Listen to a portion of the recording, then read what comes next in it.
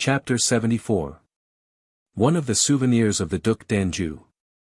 Henri, as he entered, could hear the hateful laugh of the prince, but he had not lived enough with him to know the danger that always lurked in his laugh. Besides, he could not suspect the subject of conversation, and no one dared to tell him in the duke's presence. Besides, the duke, who had already settled his plan, kept Henri near him until all the other officers were gone. He then changed the distribution of the posts. Henri had established his quarters in that house, and had intended to send the ensign to a post near the river, but the duke now took Henri's place, and sent him where the ensign was to have been. Henri was not astonished, for the river was an important point. Before going, however, he wished to speak to the ensign, and recommend to his care the two people under his protection, and whom he was forced for the time to abandon. But at the first word that Henri began to speak to him the duke interposed. "Secrets," said he, with his peculiar smile. The ensign had understood, when too late, the fault he had been guilty of. "No, Monseigneur," replied he, "Le Comte was only asking me how much powder we had left fit to use." The answer had two aims, the first to turn away the duke's suspicions, if he had any, and the second to let du Bouchage know that he could count on a friend in him. "Ah!" said the duke, forced to seem to believe what he was told. And as he turned to the door the ensign whispered to Henri, "The prince knows you are escorting someone." Henri started, but it was too late. The duke remarked the start, and, as if to assure himself that his orders were executed, proposed to Henri to accompany him to his post, which he was forced to accede to. Henri wished to warn Remy to be on his guard, but it was impossible. All he could do was to say to the ensign, "Watch well over the powder, watch it as I would myself, will you not?" "Yes, Le Comte," replied the young man. On the way the duke said to du Bouchage, "Where is this powder that you speak of?" "In the house we have just left, your highness." "Oh. Be easy, then, du Bouchage, I know too well the importance of such an article, in our situation, to neglect it. I will watch over it myself." They said no more until they arrived, when the duke, after giving Henri many charges not to quit his post, returned. He found Aurilly wrapped in an officer's cloak, sleeping on one of the seats in the dining room. The duke woke him. "Come," said he. "Yes, Monseigneur." "Do you know what I mean?" "Yes. The unknown lady, the relation of du Bouchage." "Good, I see that the Pharaoh of Brussels and the beer of Louvain have not clouded your intellects." "Oh. No, Monseigneur, I am more ingenious than ever." "Then call up all your imagination, and guess." "Well. I guess that your highness is envious." "Ah. Parbleu, I always am, but what is it about just now?" "You wish to know who is the brave creature who has followed the de Joyeuse through fire and water? You have just hit it, per mille pericula martis, as Margot would say. Apropos, have you written to her, Aurilly?" "To whom, Monseigneur?" "To my sister Margot." "Had I to write to her?" "Certainly." "About what?" "To tell her that we are beaten, ruined, and that she must look out for herself, for that Spain, disembarrassed of me in the north, will fall on her in the south." "Ah. True. You have not written." "No, Monseigneur." "You slept." "Yes, I confess it, but even if I had thought of it, with what could I have written? I have here neither pen, paper, nor ink." "Well, seek. Quare et invenies, as it is written. How in the devil's name am I to find it in the hut of a peasant, who probably did not know how to write? Seek, stupid. If you do not find that, you will find—" "What?" "Something else." "Oh. Fool that I was," cried Aurilly. "Your highness is right, I am stupid, but I am very sleepy, you see. Well, keep awake for a little while, and, since you have not written, I will write, only go and seek what is necessary. Go, Aurilly, and do not come back till you have found it." "I will remain here." "I go, Monseigneur." And if, in your researches, you discover that the house is picturesque, you know how I admire Flemish interiors, Aurilly. Yes, Monseigneur. Well. Call me. Immediately, Monseigneur, be easy. Aurilly rose, and, with a step light as a bird, went up the staircase. In 5 minutes he returned to his master. Well, asked he. Well, Monseigneur, if I may believe appearances, the house is devilishly picturesque. How so? Peste. Monseigneur, because one cannot get in to look. What do you mean? I mean that it is guarded by a dragon. What foolish joke is this? Oh. Monseigneur, it is unluckily not a foolish joke, but a sad truth. The treasure is on the first floor, in a room in which I can see light through the door. Well. Well. Before this door lies a man, wrapped in a grey cloak. Oh, oh. Du Bouchage puts a gendarme at the door of his mistress. It is not a gendarme, Monseigneur, but some attendant of the ladies or of the count's. What kind of a man? Monseigneur, it was impossible to see his face, but I could perfectly see a large Flemish knife in his belt, and his hand, on it. It is amusing, go and waken the fellow. Oh, no, Monseigneur. Why not? Why, without counting the knife, I do not wish to amuse myself with making a mortal enemy of de Joyeuse, who stands so well at court. If you had been king of this country, it might have passed, but now you must be gracious, above all with those who saved you, and Joyeuse did save you. They will say so, whether you do or not. You are right, Aurilly, and yet. I understand. Your Highness has not seen a woman's face for 15 mortal days. I do not speak of the kind of animals who live here. They are males and females, but do not deserve to be called men and women. I must see this lady, Aurilly. Well, Monseigneur, you may see her, but not through the door. So be it, then I will see her through the window. Ah! That is a good idea, and I will go and look for a ladder for you. Aurilly glided into the courtyard, and under a shed found what he wanted. He maneuvered it among horses and men so skillfully as to wake no one, and placed it in the street against the outer wall. It was necessary to be a prince, and sovereignly disdainful of vulgar scruples, to dare, in the presence of the sentinel, who walked up and down before the door, to accomplish an action so audaciously insulting to Du Bouchage. Aurilly felt this, and pointed out the sentinel, who, now observing, called out, "Que vive!" François shrugged his shoulders and walked up to him. "My friend," said he, "this place is the most elevated spot in the village, is it not?" "Yes, Monseigneur," said the man, recognizing him, "and were it not for those lime trees, we could see over a great part of the country." "I thought so, and therefore I have brought a ladder," said the Duke. "Go up, Aurilly, or rather, let me go up, I will see for myself." "Where shall I place it?" said the hypocritical follower. "Oh, anywhere, against that wall, for instance." The sentinel walked off, and the Duke mounted the ladder, Aurilly standing at the foot. The room in which Henri had placed Diana was matted, and had a large oaken bed with serge curtains, a table, and a few chairs. Diana, whose heart seemed relieved from an enormous weight since she had heard the false news of the Duke's death, had, almost for the first time since her father's death, eaten something more substantial than bread, and drunk a little wine. After this she grew sleepy, and Remy had left her, and was sleeping outside her door, not from any suspicion, but because such had been his habit ever since they had left Paris. Diana herself slept with her elbow on the table and her head leaning on her hand.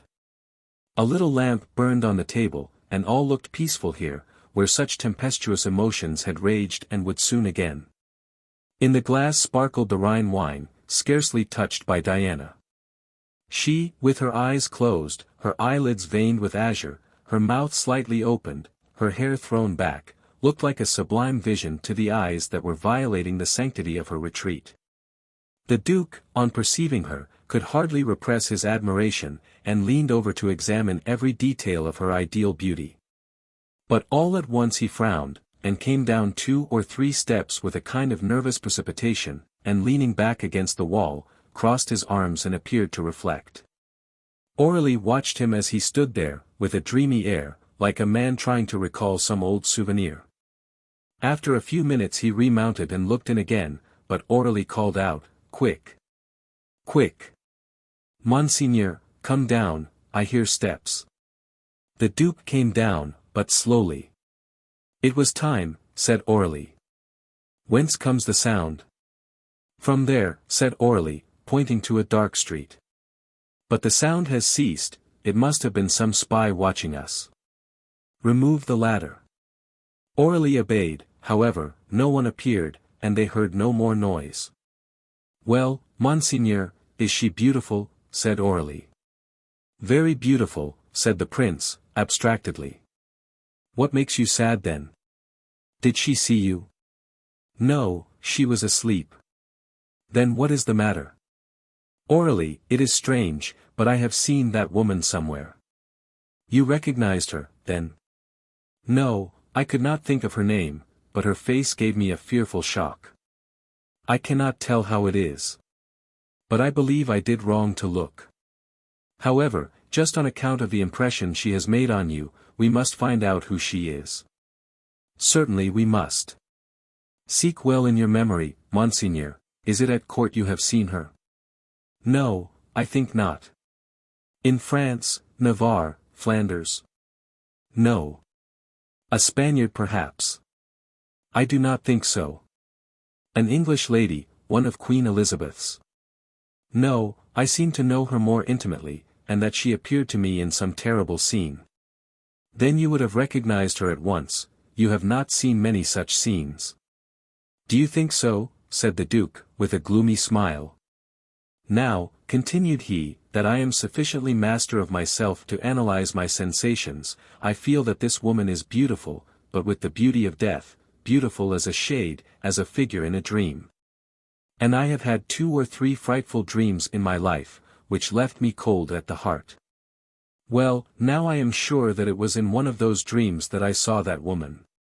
Your Highness is not generally so susceptible, and but that I believe that we are watched from that street, I would mount in my turn and look." "Ma foi. You are right, Aurilly, what does it matter whether we are watched or not? Go up and look." Aurilly made a move forward to obey, when a hasty step was heard, and Henri's voice, crying, "Monseigneur." "You here," said the Duke, while Aurilly bounded back to his side, "you here, Comte, on what pretext have you quitted your post?" "Monseigneur," replied Henri, firmly, "your Highness can punish me, if you think proper, meanwhile, my duty was to come here, and I came." The Duke glanced toward the window. "Your duty, Comte?" "Explain that to me," said he. "Monseigneur, horsemen have been seen on the Spanish side of the river, and we do not know if they are friends or enemies." "Numerous?" asked the Duke anxiously. "Very numerous, Monseigneur." "Well, Comte, no false bravery, you will do well to return. Awake the gendarmes and let us decamp, it will be the most prudent plan." "Doubtless, Monseigneur, but it will be urgent, I think, to warn my brother." "2 men will do." "Then I will go with a gendarme." "No, no, du Bouchage, you must come with us." "Peste! It is not at such a moment that I can separate from a defender like you." "When does your Highness set out?" said Henri, bowing. "At once, Comte." "Hola! Someone," cried Henri. The young ensign came out immediately from the dark street. Henri gave his orders, and soon the place was filled with gendarmes preparing for departure. Among them the Duke talked with his officers. "Gentlemen," said he, "the Prince of Orange is pursuing me, it seems, but it is not proper that a son of France should be taken prisoner. Let us, therefore, yield to numbers, and fall back upon Brussels. I shall be sure of life and liberty while I remain among you." Then, turning to Aurilly, "You remain," said he. "This woman cannot follow us. Joyeuse will not dare to bring her with him in my presence. Besides, we are not going to a ball, and the race we shall run would fatigue a lady. Where are you going, Monseigneur? To France. I think my business is over here. But to what part of France? Does Monseigneur think it prudent to return to court? No, I shall stop at one of my castles, Château-Thierry, for example. Has your Highness decided on that? Yes, Château-Thierry suits me in all respects. It is a good distance from Paris, about 28 leagues, and I can watch from thence the Guise, who are half the year at Soissons. So bring the beautiful unknown to Château-Thierry. But, Monsieur, perhaps she will not be brought. Nonsense, since Du Bouchage accompanies me, and she follows him, it will be quite natural. But she may wish to go somewhere else, if she sees that I wish to bring her to you. But I repeat that it is not to me that you are to bring her, but to the Comte. Really, one would think it was the first time you had aided me in such circumstances. Have you money? I have the 2 rouleaux of gold that you gave me when you left the camp. Well, by any and every method, bring me the lady to Château-Thierry, perhaps when I see her nearer I shall recognize her. And the man also? Yes. If he is not troublesome. But if he is? Do with him what you would do with a stone which is in your way, throw it away. Good, Monseigneur. While the 2 conspirators formed their plans, Henri went up and woke Remy. He knocked at the door in a peculiar fashion, and it was almost immediately opened by Diana. Behind Remy she perceived Henri. Good evening, Monsieur, said she, with a smile which had long been foreign to her face. Oh! Pardon me, madam, said Henri, for intruding on you, but I come to make my adieus. Your adieus, Comte, you are going. To France, madam. And you leave us? I am forced to do so, my duty is to obey the prince. The prince? Is there a prince here? Asked Remy. Yes, le Duc d'Anjou, who was believed dead, and who has been miraculously saved, has joined us.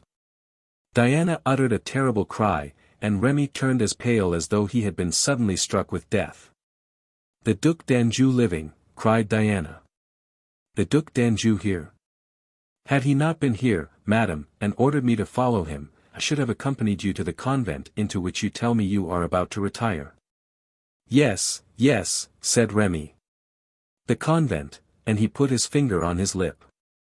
I would have accompanied you the more willingly, madam, said Henri, because I fear that you may be annoyed by the prince's people. How so? Yes. I believe that he knows there is a lady here, and he thinks that she is a friend of mine. And what makes you think so? Our young ensign saw him place a ladder against this window and look in. Oh, cried Diana, mon Dieu. Mon Dieu. Reassure yourself, madam. He heard him say that he did not know you.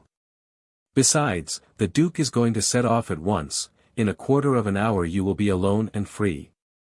Permit me to salute you with respect, and to tell you once more, that till my last sigh, my heart will beat for you and with you. Adieu, madam, adieu. And the Comte, bowing, took 2 steps back. No, no. Cried Diana, wildly, no, God cannot have done this. He cannot have brought this man to life again, no, monsieur, you must be wrong, he is dead. At this moment, as if in reply, the Duke's voice was heard calling from below. Comte, we are waiting for you. You hear him, madam, said Henri. For the last time, adieu. And pressing Remy's hand, he flew down the staircase. Diana approached the window trembling, and with a convulsive shudder, like the bird fascinated by the serpent of the Antilles. She saw the Duke on horseback, and the light of the torches held by the gendarmes fell on his face. Oh! He lives! The demon lives, murmured she, and we must live also. He is setting out for France, so be it, Remy, we also must go to France. Chapter 75. How Aurilly executed the commission of the Duc d'Anjou. To the confusion occasioned by the departure of the troops a profound silence succeeded. When Remy believed the house to be empty, he went down to prepare for his departure and that of Diana. But on opening the door of the room below, he was much surprised to see a man sitting by the fire, evidently watching him, although he pretended to look careless.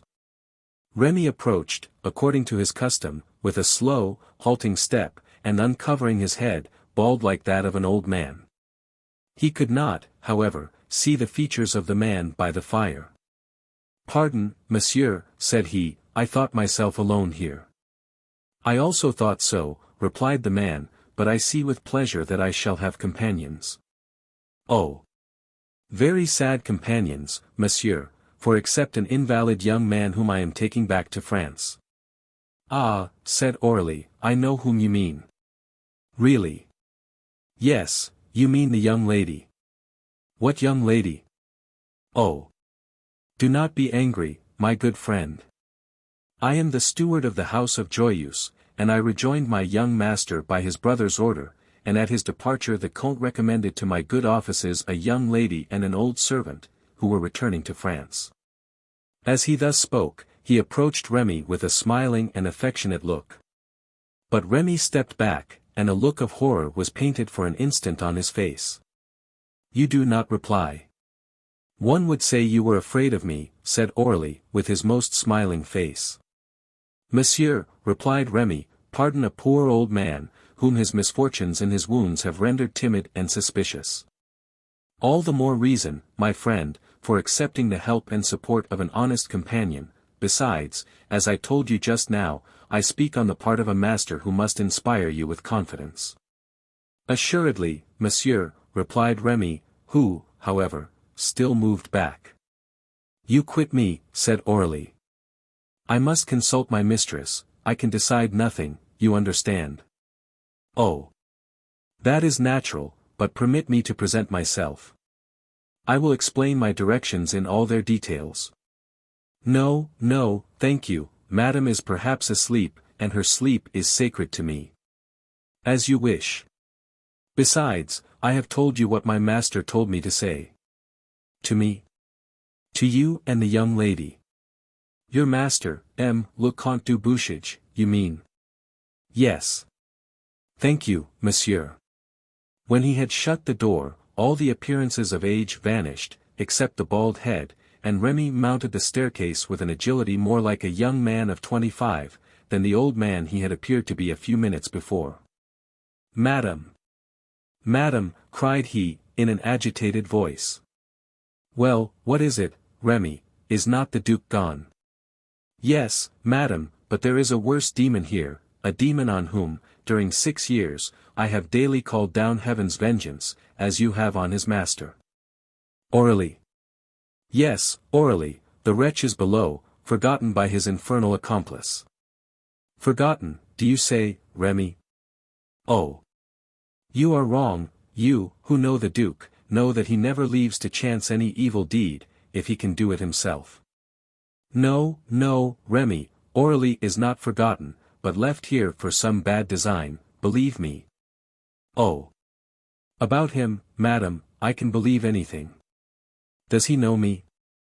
"I do not think so." "And did he recognize you?" "Oh!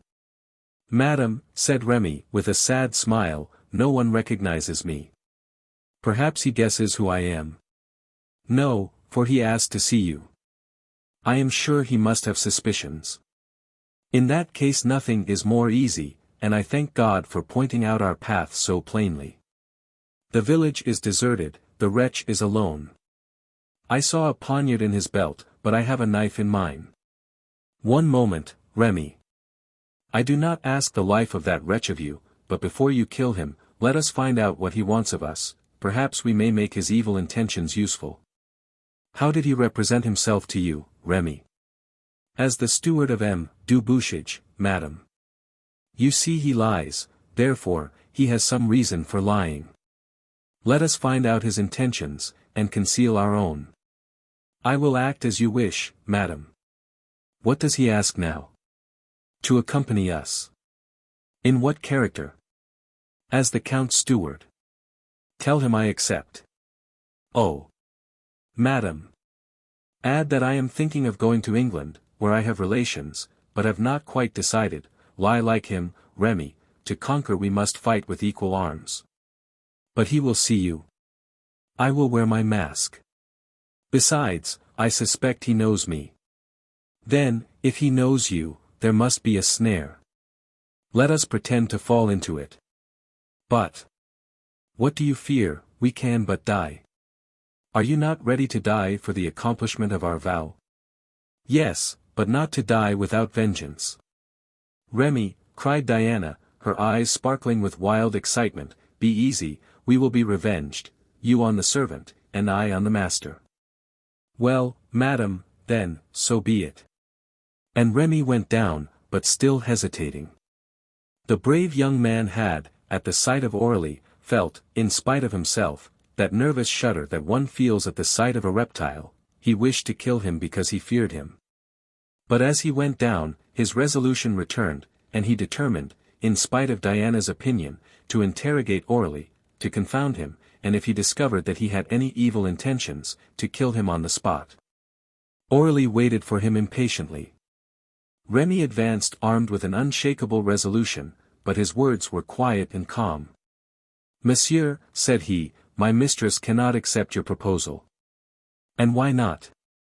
Because you are not the steward of M. du Bouchage. Aurilly grew pale. Who told you so? Said he. No one, but M. du Bouchage, when he left, recommended to my care the person whom I accompany, and never spoke of you. He only saw me after he left you. Falsehoods, monsieur, falsehoods.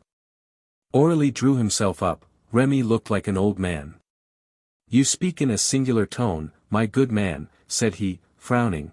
Take care, you are old, and I am young, you are feeble, and I am strong. Remy smiled, but did not reply. If I wished ill to you or your mistress, continued Aurilly, I have but to raise my hand.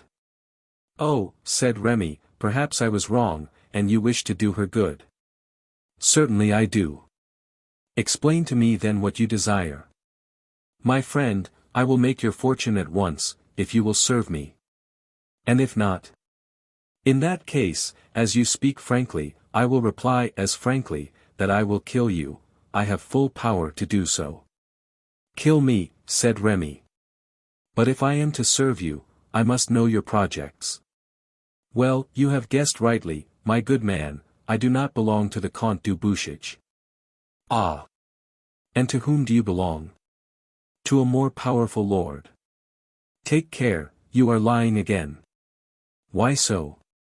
There are not many people above the house of Joyeuse. Not that of France. Oh! Oh! And see how they pay, said Aurilly, sliding into Remy's hand one of the rouleaux of gold.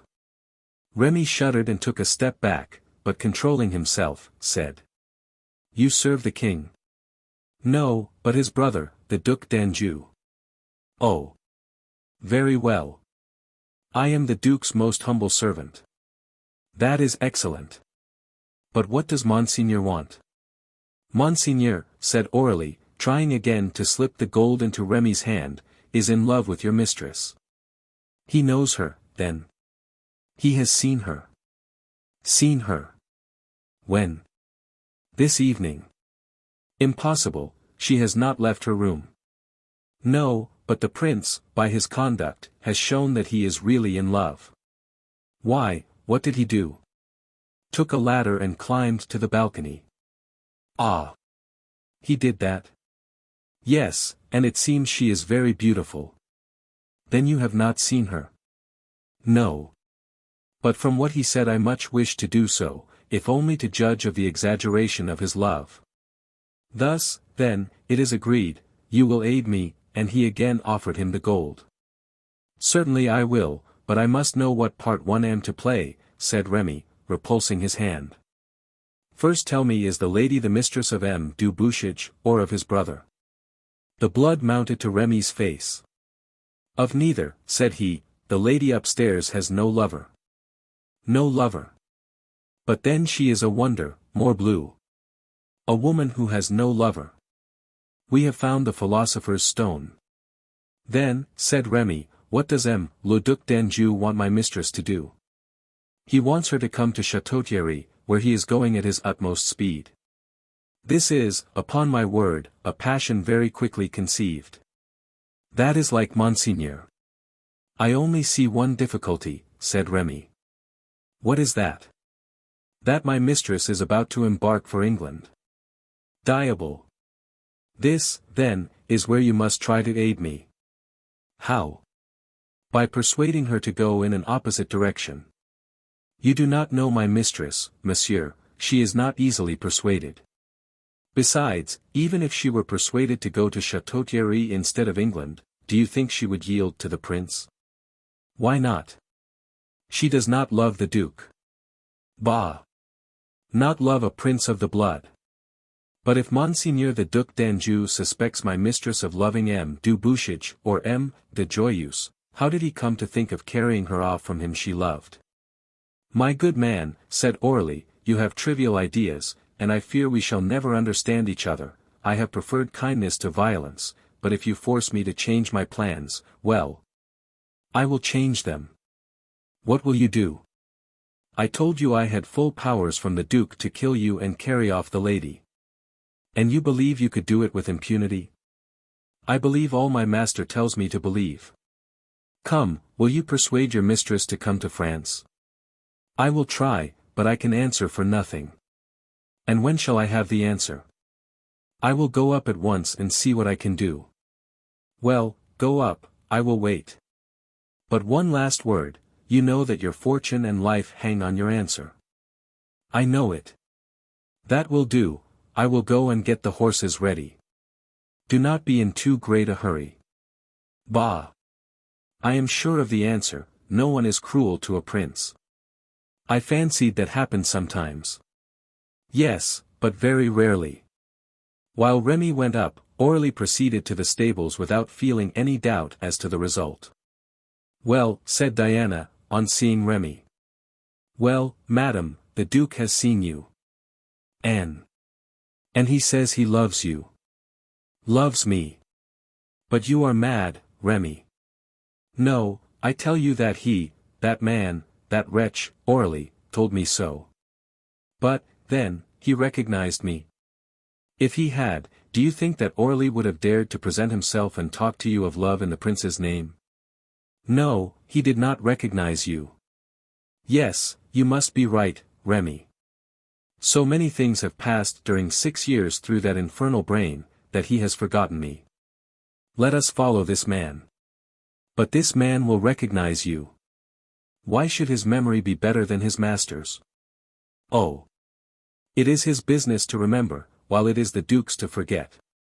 How could he live if he did not forget? But Aurilly will not have forgotten. He will recognize you, and will denounce you as an avenging shade. Remy, I thought I told you I had a mask, and that you told me you had a knife. It is true, madam, and I begin to think that God is assisting us to punish the wicked.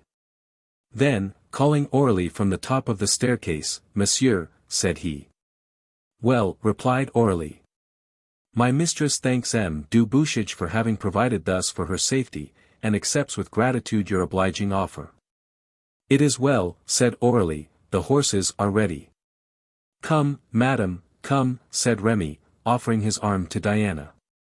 Aurilly waited at the bottom of the staircase, lantern in hand, all anxiety to see the lady. Diable, murmured he, she has a mask.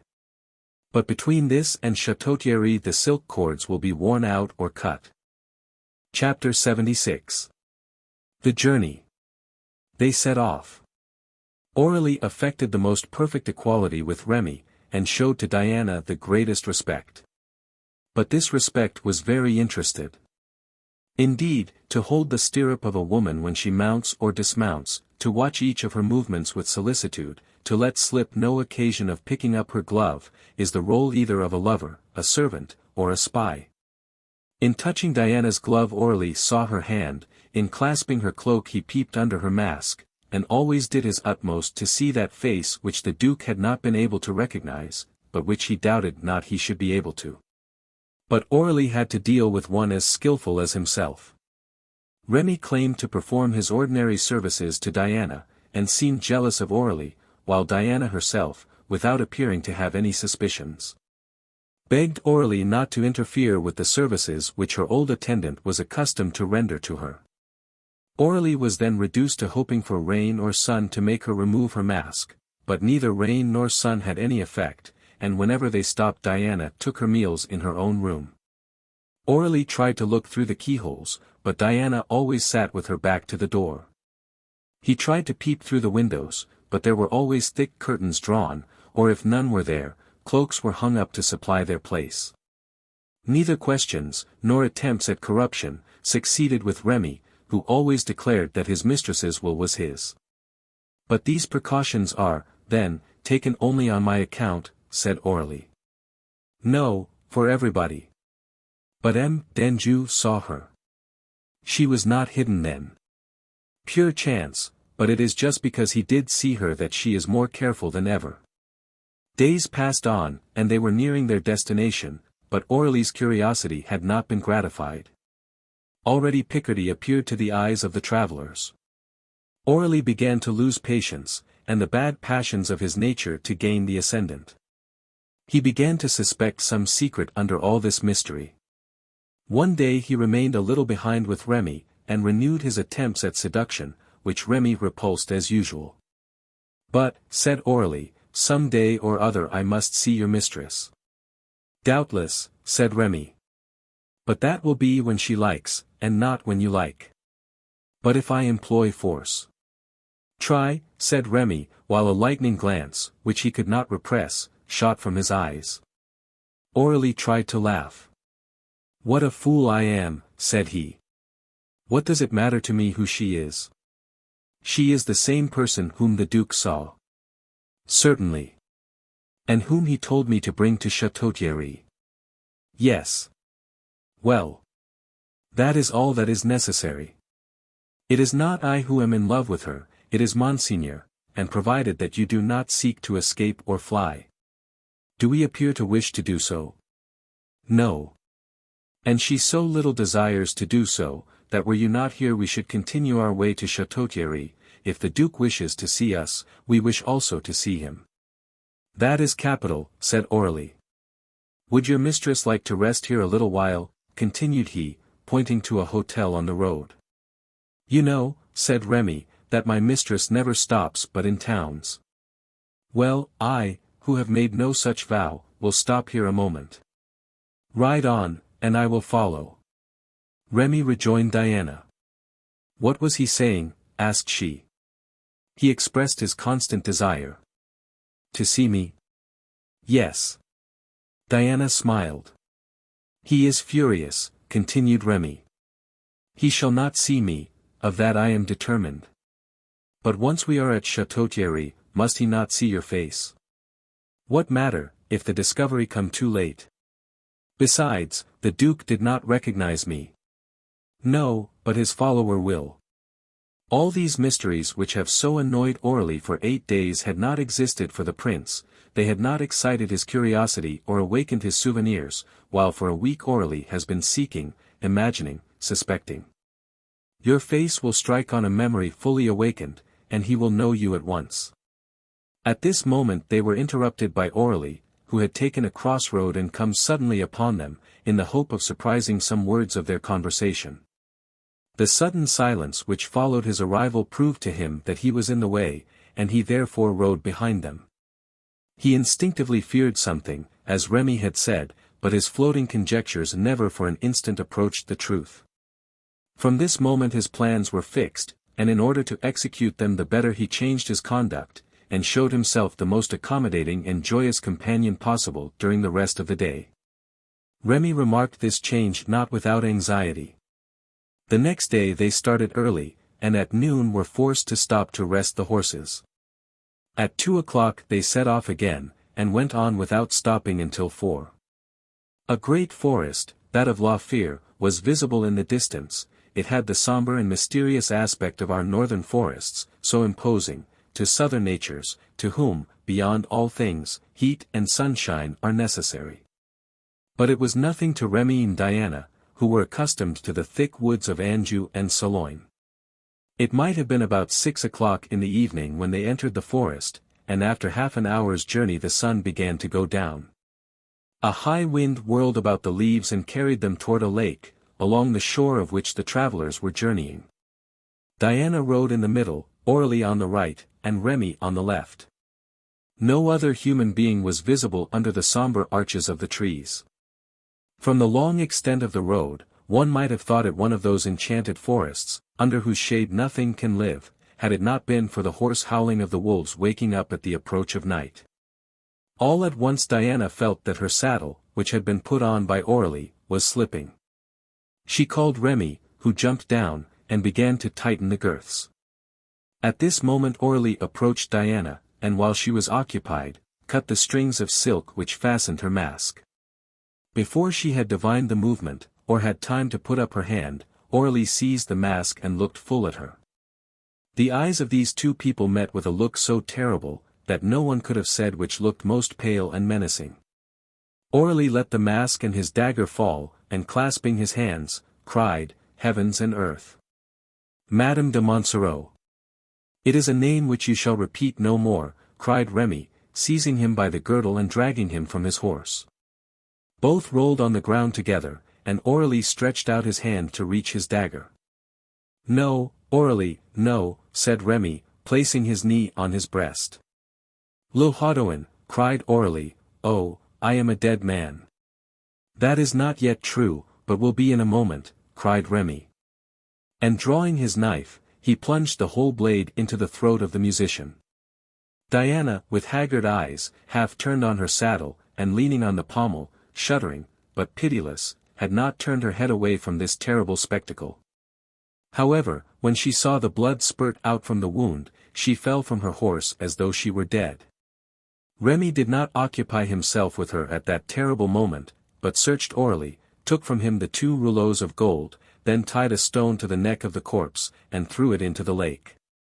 He then washed his hands in the water, took in his arms Diana, who was still unconscious, and placed her again on her horse. That of Aurilly, frightened by the howling of the wolves, which began to draw nearer, had fled into the woods. When Diana recovered herself, she and Remy, without exchanging a single word, continued their route toward Château-Thierry. Chapter 77. How King Henri III did not invite Crillon to breakfast, and how Chicot invited himself.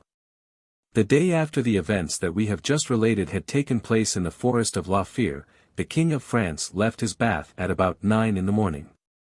His valet de chambre, after having rolled him in a blanket of fine wool, and sponged him with that thick Persian wadding which looks like the fleece of a sheep, had given him over to the barbers and dressers, who in their turn gave place to the perfumers and courtiers. When these last were gone, the king sent for his maître d'hôtel, and ordered something more than his ordinary bouillon, as he felt hungry that morning. This good news spread joy throughout the Louvre, and the smell of the viands was already beginning to be perceptible, when Crillon, colonel of the French guards, entered to take his majesty's orders. "My foi, my good Crillon," said the king, "watch as you please over my safety, but do not force me to play the king. I am quite joyful and gay this morning, and feel as if I weighed but an ounce, and could fly away. I am hungry, Crillon. Do you understand that, my friend?" "I understand it very well, sire, for I am very hungry myself." "Oh. You, Crillon," said the king, laughing, "are always hungry."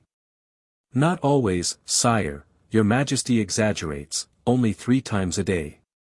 And I about once a year, when I receive good news." "Harnableau. It appears that you have received good news, sire." "So much the better, for they become every day more rare." "Not at all, Crillon, but you know the proverb." "Ah. Yes, no news are good news. I do not trust to proverbs, and above all to that one." "You have no news from Navarre, then?" "None, a proof that there is nothing to tell." "And from Flanders?" "Nothing. A proof that they are fighting." "And from Paris?" "Nothing. A proof that they are plotting." "But, Crillon, I believe I am going to have a child, for the Queen dreamed so last night." "Well. I am happy to hear that your Majesty is hungry this morning. Adieu, sire. Go, my good Crillon." "Harnableau. Sire, since your Majesty is so hungry, you ought to invite me to breakfast with you. Why so, Crillon? Because they say your majesty lives on air, and the air of the times is very bad. Now I should have been happy to be able to say, these are all pure calumnies, the king eats like everyone else. No, Crillon, no, let me believe as they do. I do not wish to eat like a simple mortal. Remember this, Crillon, a king ought always to remain poetical, and only show himself in a noble position. Thus, for example, do you remember Alexander? What Alexander? Alexander Magnus. Ah! You do not know Latin, I remember. Well, King Alexander loved to bathe before his soldiers, because he was so well made, handsome and plump that they compared him to Apollo and even to Antinous. Oh! Oh! Sire, you would be devilishly in the wrong to bathe before yours, for you are very thin, my poor king. Brave Crillon, go, said Henri, striking him on the shoulder, you are an excellent fellow, and do not flatter me. You are no courtier, my old friend. That is why you do not invite me to breakfast, replied Crillon, laughing good-humoredly, and taking his leave quite contentedly, for the tap on the shoulder consoled him for not getting the breakfast. When he was gone, the breakfast was laid at once. The maître d'hôtel had surpassed himself. A certain partridge soup, with a puree of truffles and chestnuts, attracted the king's attention, after he had eaten some fine oysters. Thus the ordinary broth, that faithful old friend of the king's, implored vainly from its golden basin, it attracted no attention. The king began to attack the partridge soup, and was at his fourth mouthful, when a light step near him made the floor creak, and a well-known voice behind him said sharply, "A plate!" The king turned. "Chicot," cried he. "Himself." And Chicot, falling at once into his old habits, sat down in a chair, took a plate and a fork, and began on the oysters, picking out the finest, without saying a word. "You here?" "You returned," cried Henri. "Hush!" said Chicot, with his mouth full, and he drew the soup toward him. "Stop, Chicot. That is my dish." Chicot divided it equally, and gave the king back half. Then he poured himself out some wine, passed from the soup to a pâté made of tunny fish, then to stuffed crab, swallowed as a finish the royal broth, then, with a great sigh, said, "I can eat no more. Par l'amour Dieu." "I hope not, Chicot." "Ah! Good morning, my king. How are you? You seem to me very gay this morning. Am I not, Chicot? You have quite a color, is it your own? Parbleu! I compliment you on it. The fact is, I feel very well this morning. I am very glad of it. But have you no little titbits left for breakfast? Here are cherries preserved by the ladies of Montmartre. They are too sweet. Nuts stuffed with raisins. Bah! They have left the stones in the raisins. You are not content with anything. Well. Really, on my word, everything degenerates, even cooking, and you begin to live very badly at your court. Do they live better at that of the King of Navarre? Well, I do not say no. Then there must be great changes. Ah! You do not know how right you are. Tell me about your journey. That will amuse me. Willingly, that is what I came for. Where shall I begin? At the beginning. How did you make your journey? Oh! Delightfully. And met with no disagreeable adventures, no bad company? Oh! Who would dream of annoying an ambassador of His Most Christian Majesty? You calumniate your subjects, my son.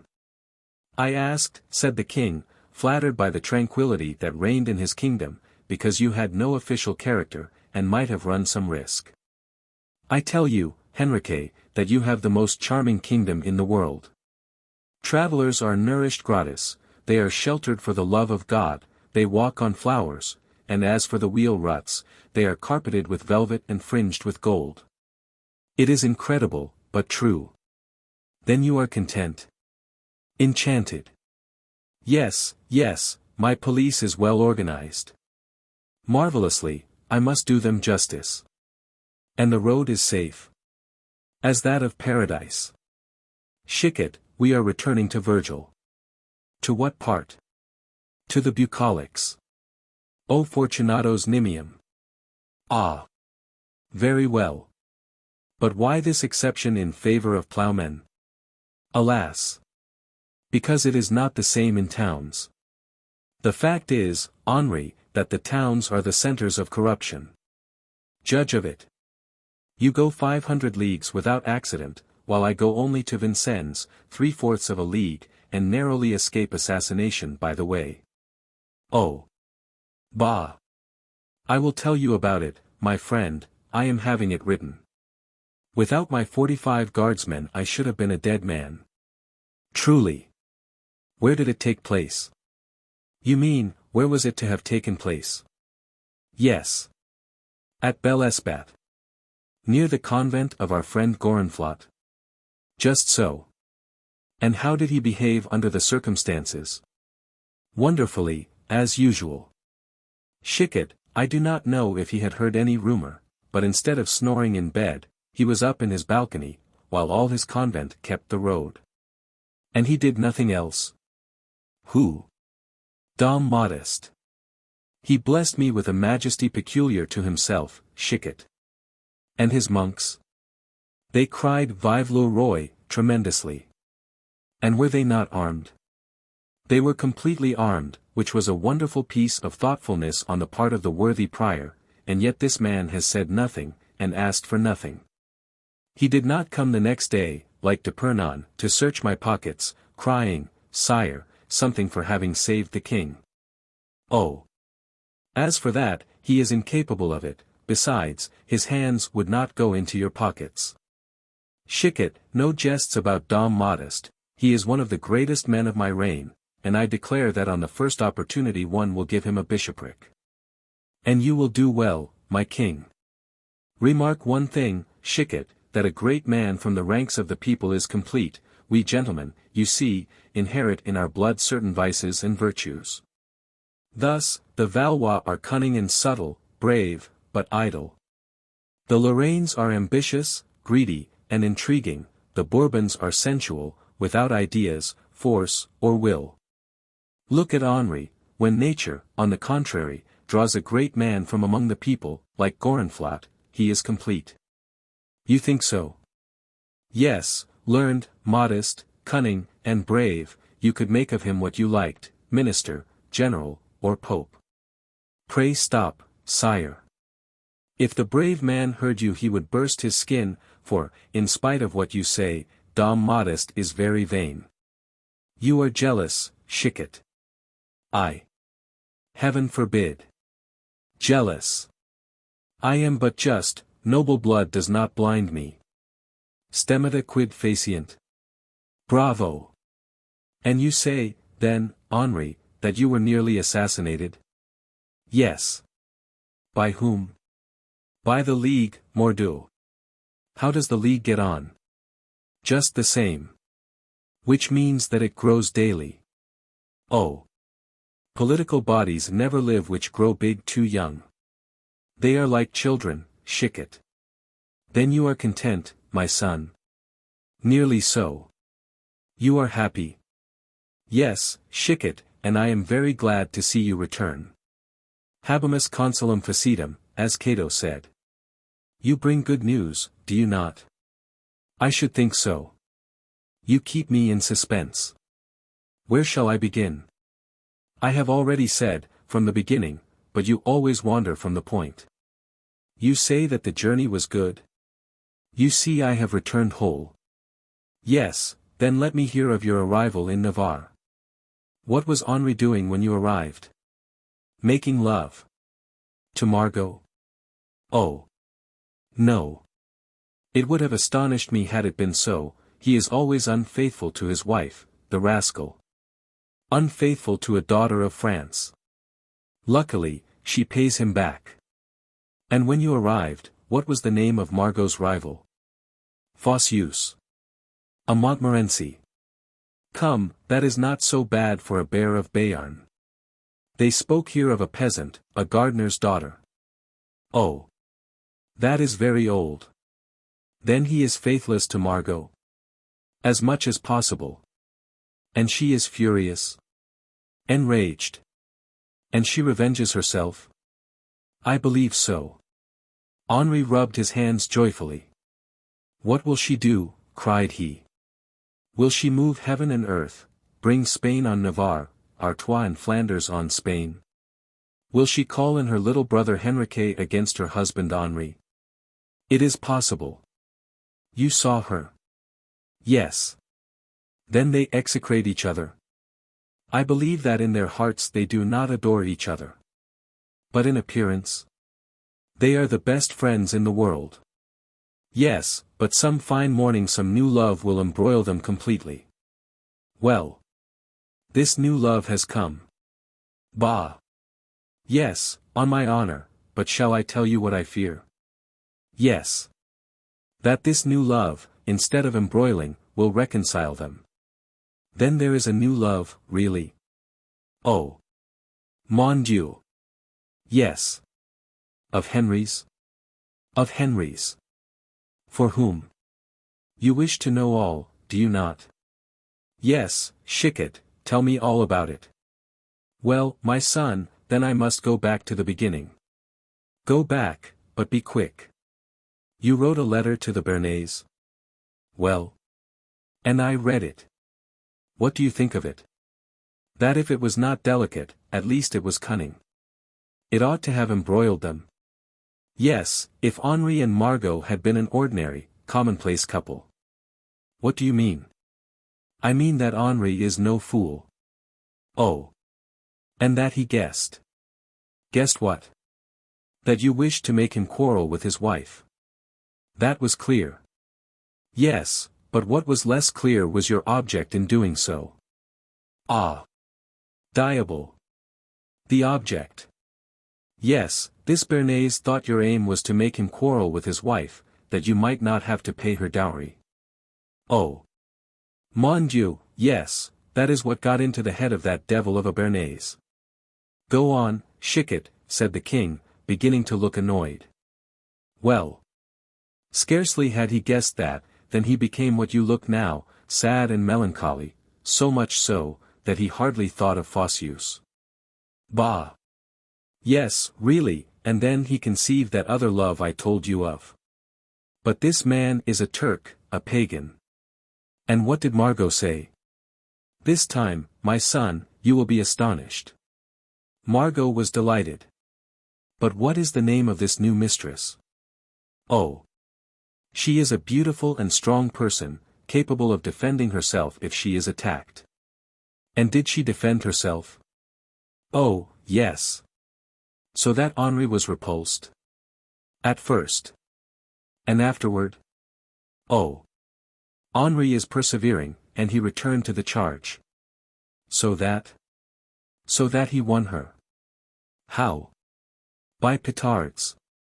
What the devil are you talking about? The truth. Petards. Who is this belle that is taken with petards? It is Mademoiselle Cour. Mademoiselle Cour. Yes, a large and beautiful girl, who has one foot on the Got, and the other on the hills, and whose guardian is, or rather was, M. de Vezin, a brave gentleman of my acquaintance. Mordieu! Cried Henri, furiously, my city. He has taken my city. Why, you see, Henri, you would not give it to him, and he was obliged to take it. But, apropos, here is a letter that he asked me to deliver into your own hand. And Chicot, drawing out a letter, gave it to the king. It was the one Henri had written after taking Cahors, and it finished with these words, Quat mihi dixisti profiut multum, cognosco meos devotos, nas tuos, Chicotus quitera expediat. Which meant, what you told me was very useful, I know my friends, know yours. Chicot will tell you the rest. Chapter 78. How, after receiving news from the south, Henri received news from the north. The king, highly exasperated, could hardly read the letter which Chicot gave to him.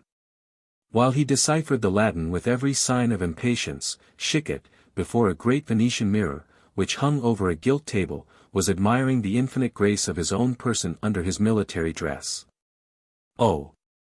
I am betrayed," cried Henri, when he had finished the letter. "The Béarnais had a plan, and I never suspected it." "My son," said Chicot, "you know the proverb, 'Still waters run deepest.' Go to the devil with your proverbs." Chicot went to the door as if to obey. "No, remain." Chicot stopped. "Cowre taken," continued Henri. "Yes, and very well done, too. Then he has generals and engineers." "No, he is too poor for that, he could not pay them. He does it all himself." "He fight," said Henri, disdainfully. "I do not say that he rushes into it with enthusiasm, no, he resembles those people who try the water before they bathe. He just dips the ends of his fingers with a little shudder, which augurs badly, then his breast. All this takes him about 10 minutes, and then he rushes into action, and through fire, like a salamander. Diable! And I assure you, Henri, the fire was hot there." The king rose and walked up and down the room. "Here is a misfortune for me," cried he, "they will laugh at it, they will sing about it. Mordieu! It is lucky I thought of sending the promised aid to Antwerp. Antwerp will compensate for Cowre, the north will blot out the south." "Amen," said Chicot, plunging his hands into the king's sweetmeat box to finish his dessert. At this moment the door opened, and the usher announced Le Comte du Bouchage. "Ah," cried Henri, "I told you so, here are news." "Enter, Comte, enter." The usher opened the door, and Henri du Bouchage entered slowly and bent a knee to the king. "Still pale and sad," said the king. "Come, friend, take a holiday air for a little while, and do not tell me good news with a doleful face. Speak quickly, du Bouchage, for I want to hear. You come from Flanders?" "Yes, sire." "And quickly?" "As quickly, sire, as a man can ride." "You are welcome. And now, what of Antwerp?" "Antwerp belongs to the Prince of Orange." "To the Prince of Orange?" "Yes, to William." "But did not my brother attack Antwerp?" "Yes, sire, but now he is traveling to Château-Thierry." "He has left the army?" "Sire, there is no longer an army." "Oh!" cried the king, sinking back in his armchair, but Joyeuse. "Sire, my brother, after having done wonders with his sailors, after having conducted the whole of the retreat, rallied the few men who escaped the disaster. And sent me home with an escort for le Duc d'Anjou." "A defeat," murmured the king. But all at once, with a strange look. "Then Flanders is lost to my brother?" "Absolutely, sire." "Without hope?" "I fear so, sire." The clouds gradually cleared from the king's brow. "That poor François," said he, smiling, "he is unlucky in his search for a crown. He missed that of Navarre, he has stretched out his hand for that of England, and has touched that of Flanders. I would wager, du Bouchage, that he will never reign, although he desires it so much." "And how many prisoners were taken?" "About 2,000. "How many killed?" "At least as many, and among them de Saint-Aignan." "What? Poor Saint-Aignan dead? Drowned? Drowned? Did you throw yourselves into the Scheldt?" "No, the Scheldt threw itself upon us." The Comte then gave the king a description of the battle, and of the inundations. Henri listened silently. When the recital was over, he rose, and kneeling down on his prie-dieu, said some prayers, and then returned with a perfectly calm face. "Well," said he, "I trust one bear things like a king. And you, Comte, since your brother is saved, like mine, thank God, and smile a little." "Sire, I am at your orders." "What do you ask as payment for your services, du Bouchage?" "Sire, I have rendered no service." "I dispute that. But at least your brother has." "Immense, sire." "He has saved the army, you say, or rather, its remnants." There is not a man left who does not say that he owes his life to my brother. Well, Du Bouchage, my will is to extend my benefits to both, and I only imitate in that him who made you both rich, brave, and handsome. Besides, I should imitate those great politicians who always rewarded the bearers of bad news. Oh, said Chicot, I have known men hung for bringing bad news. That is possible, said the king, but remember the Senate that thanked Varon.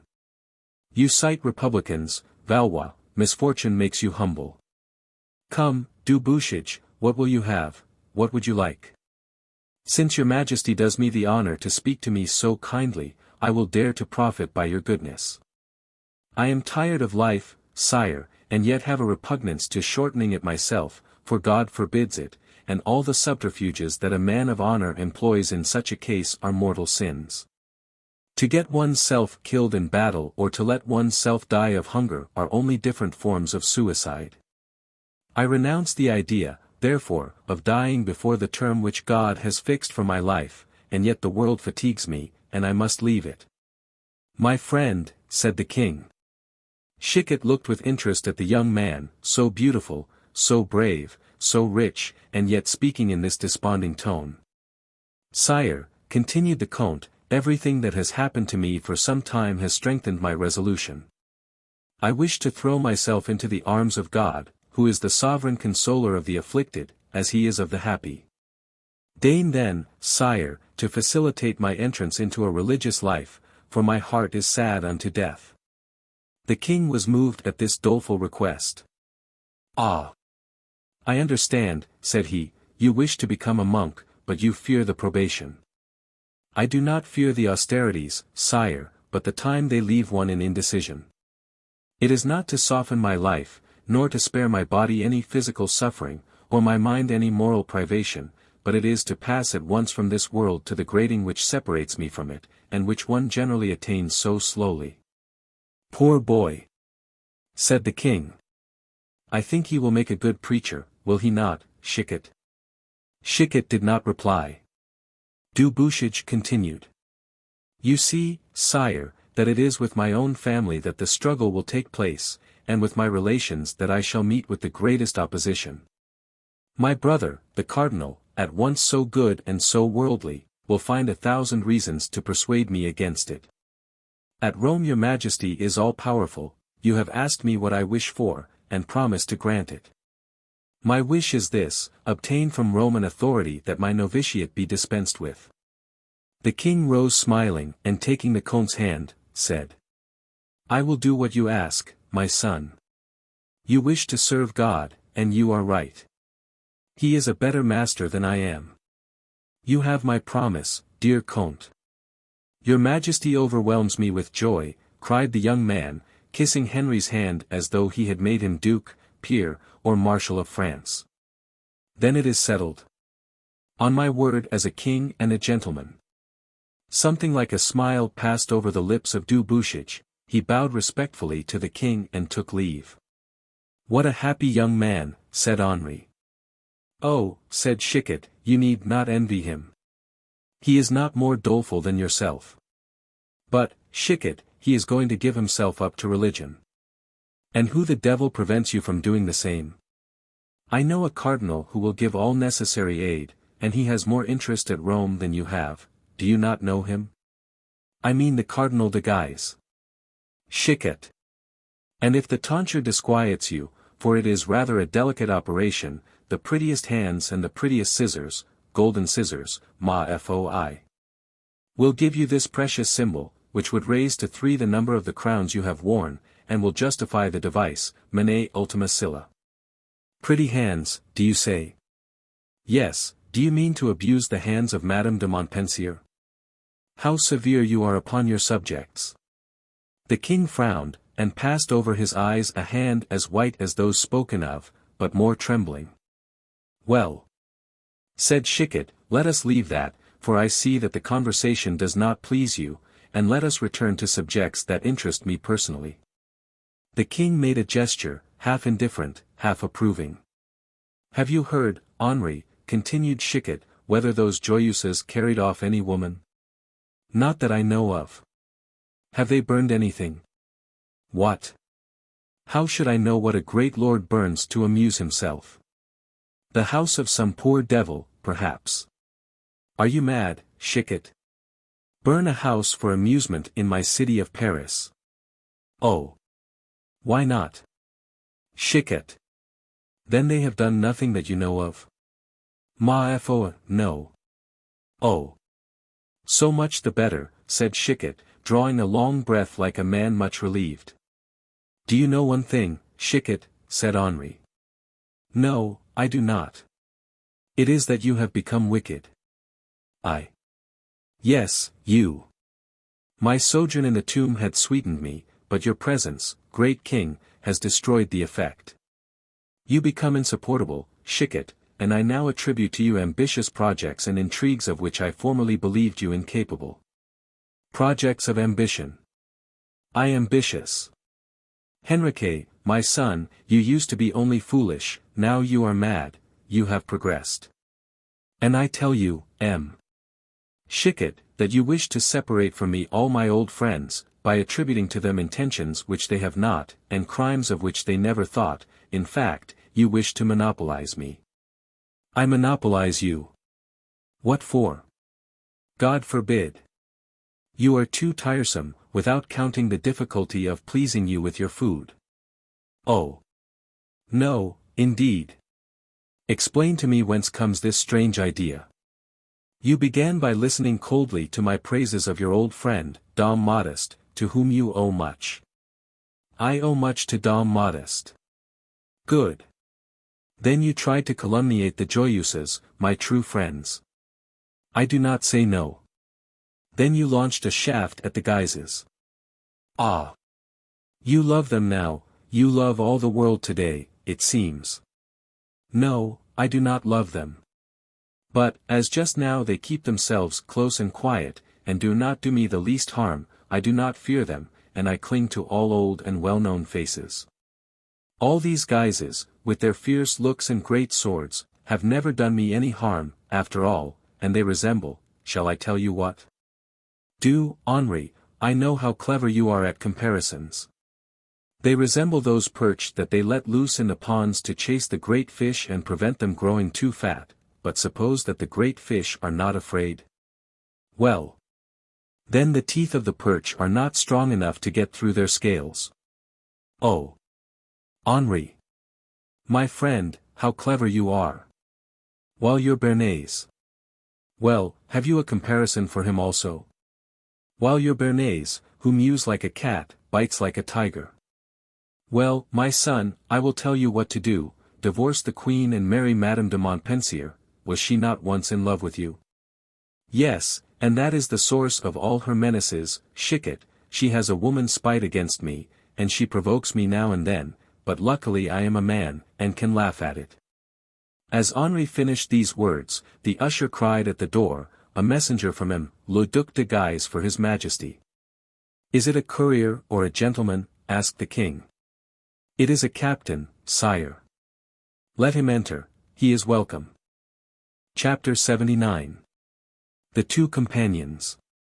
Chicot, at this announcement, sat down and turned his back to the door, but the first words pronounced by the duke's messenger made him start.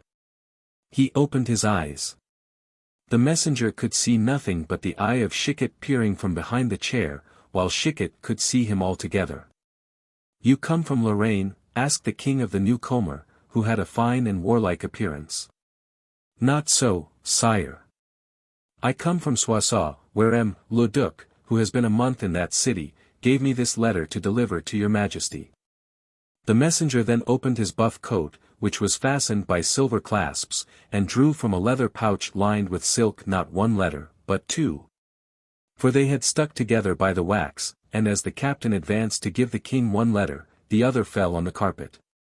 Chicot's eyes followed the messenger, and saw the color spread over his cheeks as he stooped to pick up the letter he had let fall. But Henri saw nothing, he opened his own letter and read, while the messenger watched him closely. Ah! M. Borromée, thought Chicot, so you are a captain, are you? Good, said the king, after reading the duke's letter with evident satisfaction. Go, captain, and tell de Guise that I am grateful for his offer. Your Majesty will not honor me with a written answer. No, I shall see the Duke in a month or 6 weeks, and can thank him myself. The captain bowed and went out. You see, Chicot, then said the king, that de Guise is free from all machinations. This brave duke has learned the Navarre business, and he fears that the Huguenots will raise up their heads, for he has also ascertained that the Germans are about to send reinforcements to Henri. Now, guess what he is about to do. As Chicot did not reply, Henri went on. Well. He offers me the army that he has just raised in Lorraine to watch Flanders, and says that in 6 weeks it will be at my command, with its general. What do you say to that, Chicot? No answer. Really, my dear Chicot, continued the king, you are as absurdly obstinate as a Spanish mule, and if I happen to convince you of some error, you sulk, yes, sulk. Not a sound came to contradict Henri in this frank opinion of his friend. Now silence displeased Henri more than contradiction. I believe, said he, that the fellow has had the impertinence to go to sleep. Chicot, continued he, advancing to the armchair, reply when your king speaks. But Chicot did not reply, for he was not there, and Henri found the armchair empty. He looked all round the room, but Chicot was not to be seen. The king gave a superstitious shudder. It sometimes came into his mind that Chicot was a supernatural being, a diabolic incarnation, of a good kind, it was true, but still diabolical. He called Nambu the usher, and questioned him, and he assured his Majesty that he had seen Chicot go out 5 minutes before the Duke's messenger left. Decidedly, thought Henri, Chicot was vexed at being in the wrong. How ill-natured men are, even the best of them. Nambu was right. Chicot had traversed the antechambers silently, but still he was not able to keep his spurs from sounding, which made several people turn, and bow when they saw who it was. The captain came out 5 minutes after Chicot, went down the steps across the court proudly and with a satisfied air, proud of his person, and pleased that the king had received him so well, and without any suspicions of de Guise. As he crossed the drawbridge, he heard behind him steps which seemed to be the echo of his own. He turned, thinking that the king had sent some message to him, and great was his stupefaction to see behind him the demure face of Robert Briquet. It may be remembered that the first feeling of these two men about one another had not been exactly sympathetical. Borromée opened his mouth, and paused, and in an instant was joined by Chicot. Corboeuf, said Borromée. Ventre de bitch, cried Chicot. The bourgeois. The reverend father. With that helmet. With that buff coat. I am surprised to see you. I am delighted to meet you again. And they looked fiercely at each other, but Borromée, quickly assuming an air of amiable urbanity, said, Vive Dieu, you are cunning, Robert Briquet. I, reverend father, and why do you say so? When you were at the convent of the Jacobins, you made me believe you were only a simple bourgeois. Ah, replied Chicot, and what must we say of you, Borromée? Of me? Yes, of you. And why? For making me believe you were only a monk. You must be more cunning than the Pope himself, but you took me in the snare. The snare? Yes, doubtless, a brave captain like you does not change his cuirass for a frock without grave reasons. With a soldier like you, I will have no secrets. It is true that I have certain personal interests in the convent of the Jacobins, but you? And I, also. Let us chat about it. I am quite ready. Do you like wine? Yes, when it is good. Well. I know a little inn, which I think has no rival in Paris. And I know one also. What is yours called? The Corne d'Abondance. Ah. Well, what is it? Nothing. Do you know anything against this house? Not at all. You know it? No, and that astonishes me. Shall we go there, compere? Oh. Yes, at once. Come, then. Where is it? Near the Port Bourdelle. The host appreciates well the difference between palates like yours and mine, and those of every thirsty passerby. Can we talk there? Perfectly at our ease. Oh. I see you are well known there. Ma foi, no, this time you are wrong. Bonhomet sells me wine when I want it, and I pay when I can, that is all. Bonhomet. That is a name that promises well. And keeps its promise. Come, compare. Oh. Oh, said Chicot to himself, now I must choose among my best grimaces. For if Bonhomet recognizes me at once, it is all over. Chapter 80. The Corne d'Abondance. The way along which Borromée led Chicot, never suspecting that he knew it as well as himself, recalled to our Gascon the happy days of his youth. How many times had he in those days, under the rays of the winter sun, or in the cool shade in summer, sought out this house, toward which a stranger was now conducting him. Then a few pieces of gold, or even of silver, jingling in his purse, made him happier than a king, and he gave himself up to the delightful pleasures of laziness, having no wife nor children starving, or scolding and suspicious, at home. Then Chicot used to sit down carelessly on the wooden bench, waiting for Gorenflot, who, however, was always exact to the time fixed for dinner. And then he used to study, with intelligent curiosity, Gorenflot in all his different shades of drunkenness. Soon the great street of Saint Jacques appeared to his eyes, the cloister of St. Benoit, and nearly in front of that the hotel of the Corne d'Abondance, rather dirty, and rather dilapidated, but still shaded by its planes and chestnuts, and embellished inside by its pots of shining copper, and brilliant saucepans. Looking like imitations of gold and silver, and bringing real gold and silver into the pockets of the innkeeper. Chicot bent his back until he seemed to lose 5 or 6 inches of his height, and making a most hideous grimace, prepared to meet his old friend Bonhomet. However, as Borromée walked first, it was to him that Bonhomet spoke, and he scarcely looked at Chicot, who stood behind. Time had left its traces on the face of Bonhomet, as well as on his house. Besides the wrinkles which seemed to correspond on the human face to the cracks made by time on the front of buildings, Bonhomet had assumed airs of great importance since Chicot had seen him last. These, however, he never showed much to men of a warlike appearance, for whom he had always a great respect. It seemed to Chicot that nothing was changed excepting the tint of the ceiling, which from grey had turned to black. "Come, friend," said Borromée, "I know a little nook where 2 men may talk at their ease while they drink."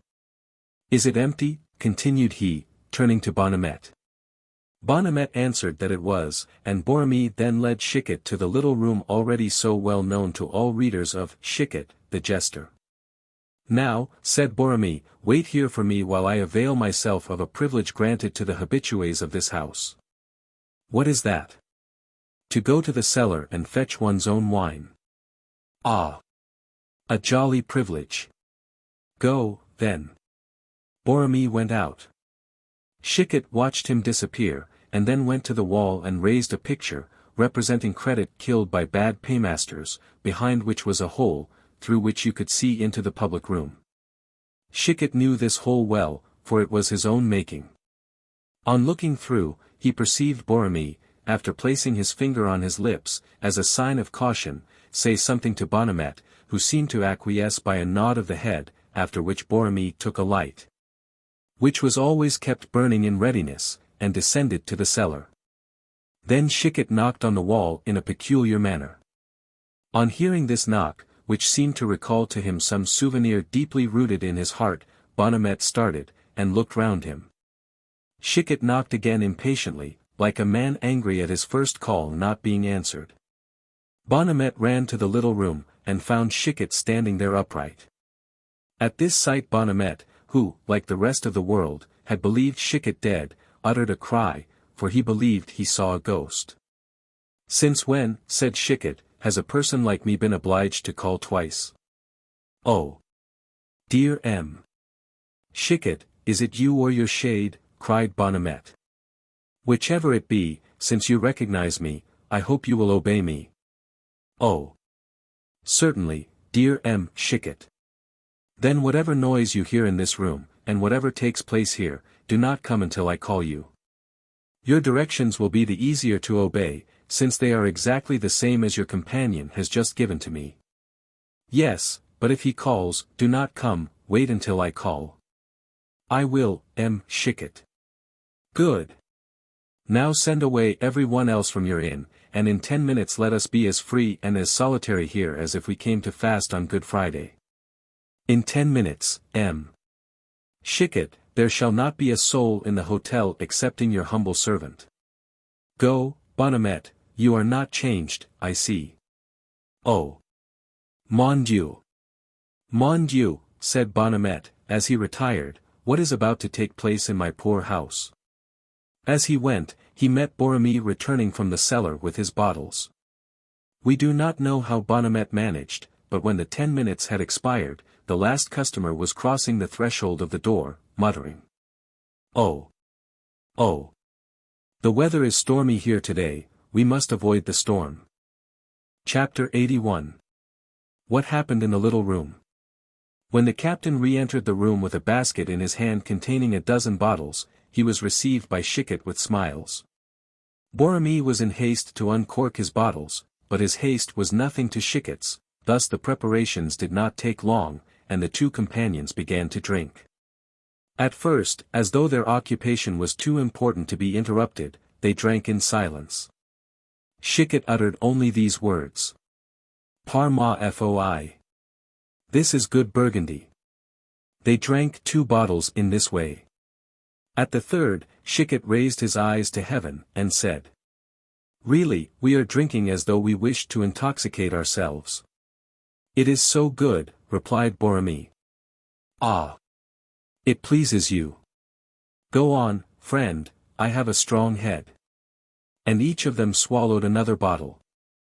The wine produced on each of them an opposite effect, it unloosened Chicot's tongue, and tied that of Borromée. Ah, murmured Chicot, you are silent, then you doubt yourself. Ah! Said Borromée to himself, you chatter, then you are getting tipsy. Then he asked Chicot, how many bottles does it take you? For what? To get lively. About 4. And to get tipsy? About 6. And dead drunk? Double. Boaster, thought Borromée, he stammers already, and has only drunk 4. Come, then, we can go on, said he, and he drew out a 5th for Chicot and 1 for himself. But Chicot remarked that of the 5 bottles ranged beside Borromée some were half full, and others 2/3, none were empty. This confirmed him in his suspicions that the captain had bad intentions with regard to him. He rose as if to fetch his 5th bottle, and staggered as he did so. Oh, said he, did you feel? What? The earth trembling. Bah! Yes, ventre de bitch. Luckily the hotel of the Corne d'Abondance is solid, although it is built on a pivot. What? Built on a pivot? Doubtless, since it turns.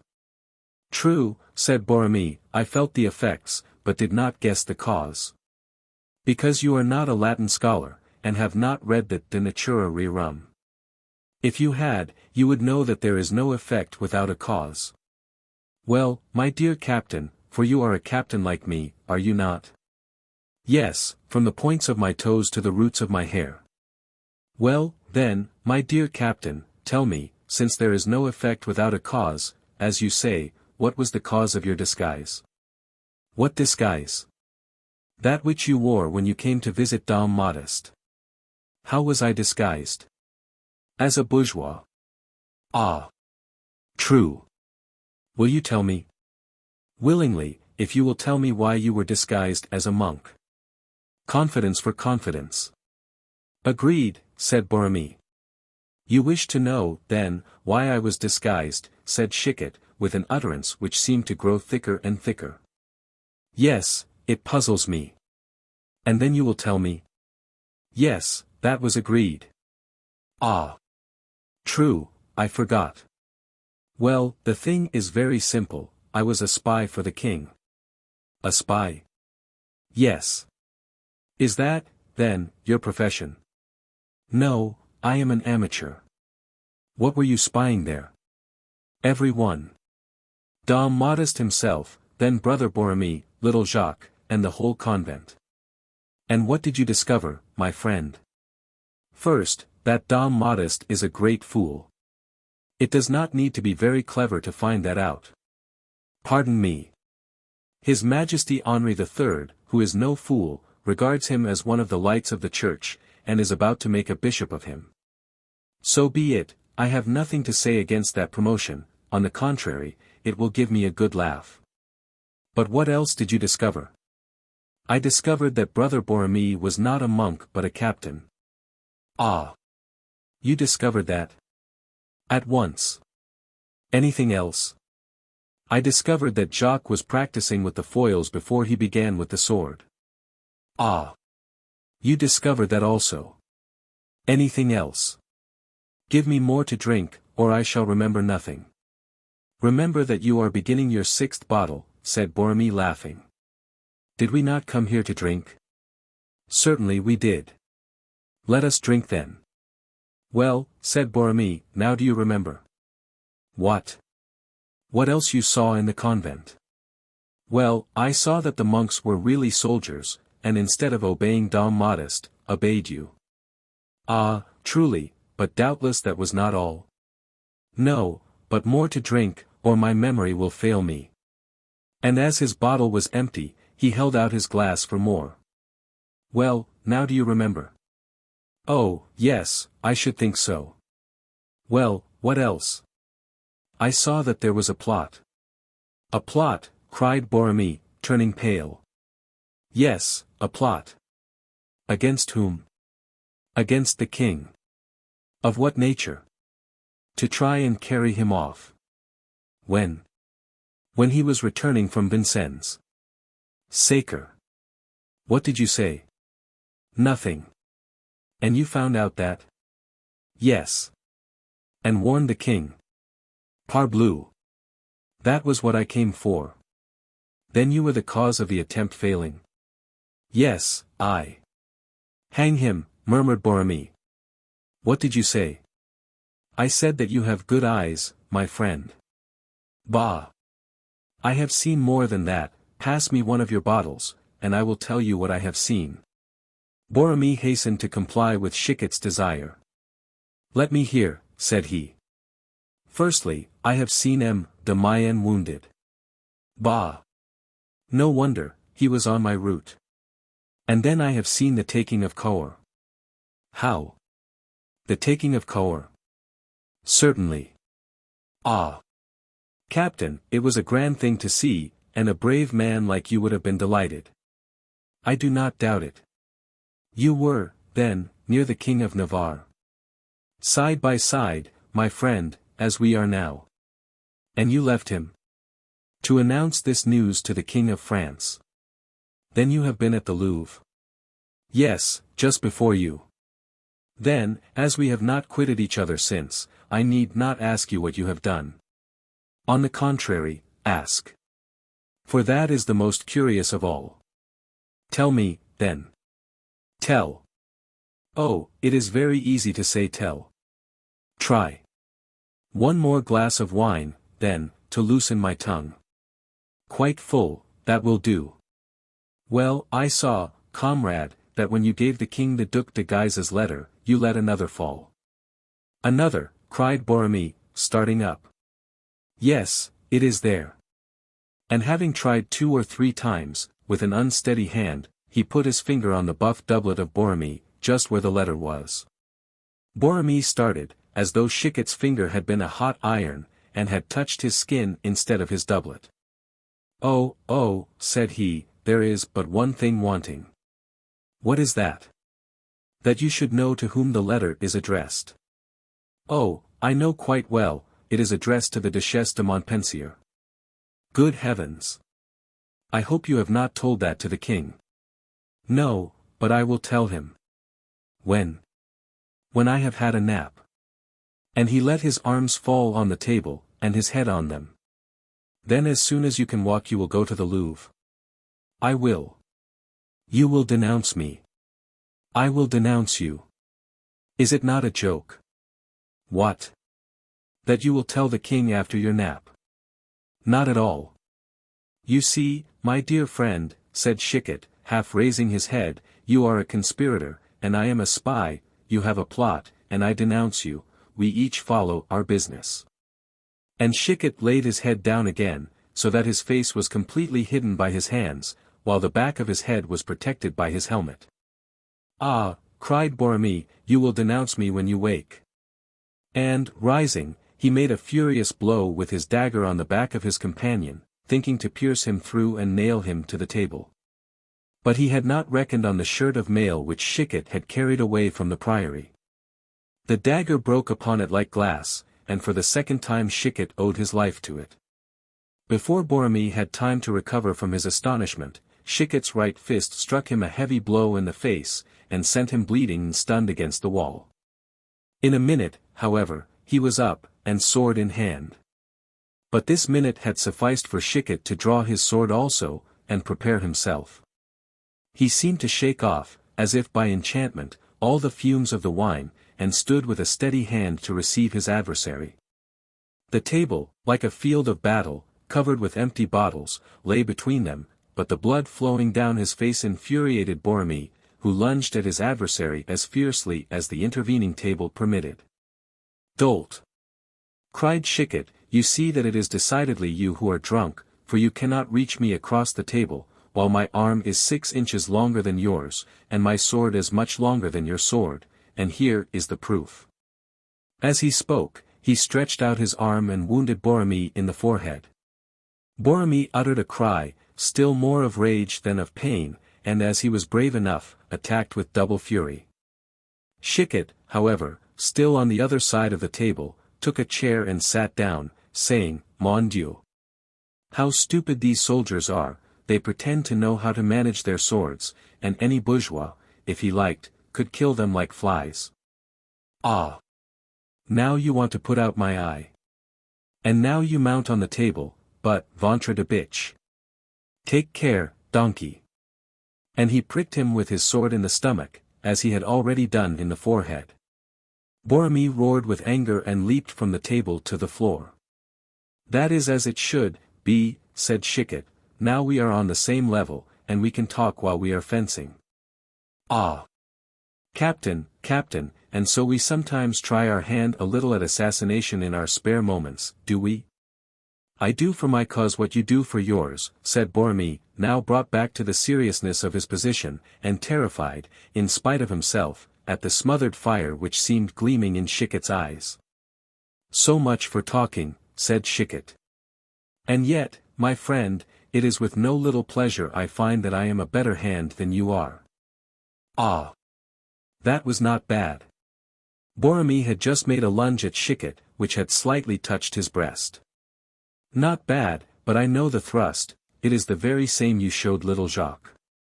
I was just saying, then, that I have the advantage of you, for I did not begin this quarrel, however anxiously disposed I might have been to do so.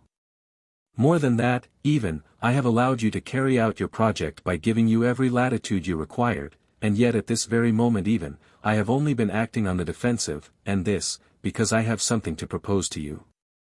Nothing, cried Borromée, exasperated at Chicot's imperturbability, nothing. And he gave a thrust which would have run the Gascon completely through the body, if the latter had not, with his long legs, sprung back a step, which placed him out of his adversary's reach. I am going to tell you what this arrangement is, all the same, so that I shall have nothing left to reproach myself for.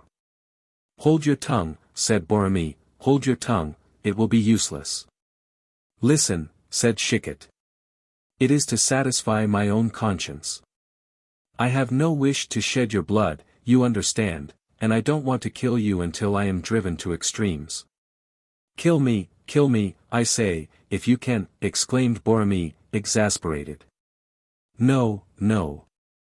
I have already once in my life killed another such swordsman as you are, I will even say a better swordsman than you. Pardieu!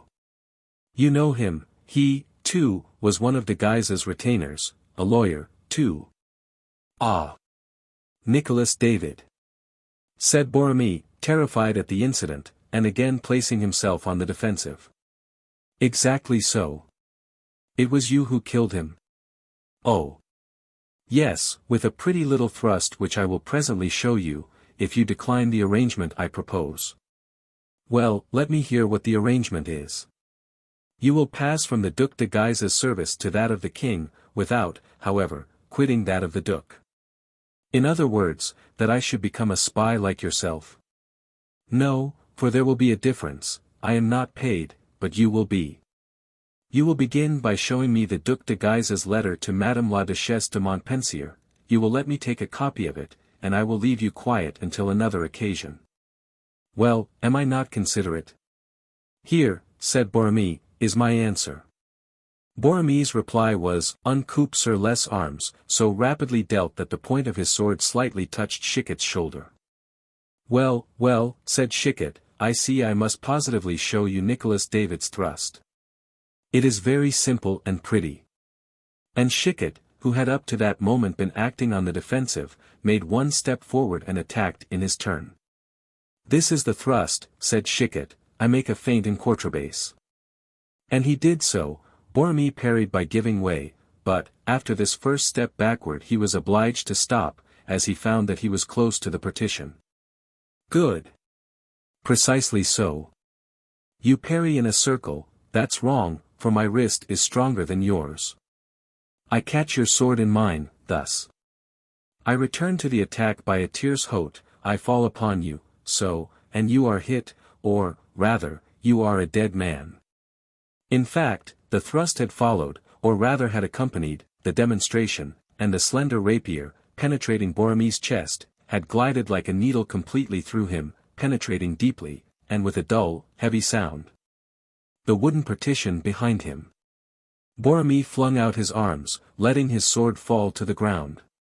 His eyes became fixed and injected with blood, his mouth opened wide, his lips were stained with a red-colored foam, his head fell on his shoulder with a sigh, which sounded like a death rattle. Then his limbs refused their support, and his body as it sunk forward enlarged the aperture of the wound, but could not free itself from the partition, supported as it was by Chicot's terrible wrist, so that the miserable wretch, like a gigantic insect, remained fastened to the wall, which his feet kicked convulsively. Chicot, cold and impassible as he always was in positions of great difficulty, especially when he had a conviction at the bottom of his heart that he had done everything his conscience could require of him, Chicot, we say, took his hand from his sword, which remained in a horizontal position, unfastened the captain's belt, searched his doublet, took the letter, and read the address. Duchesse de Montpensier.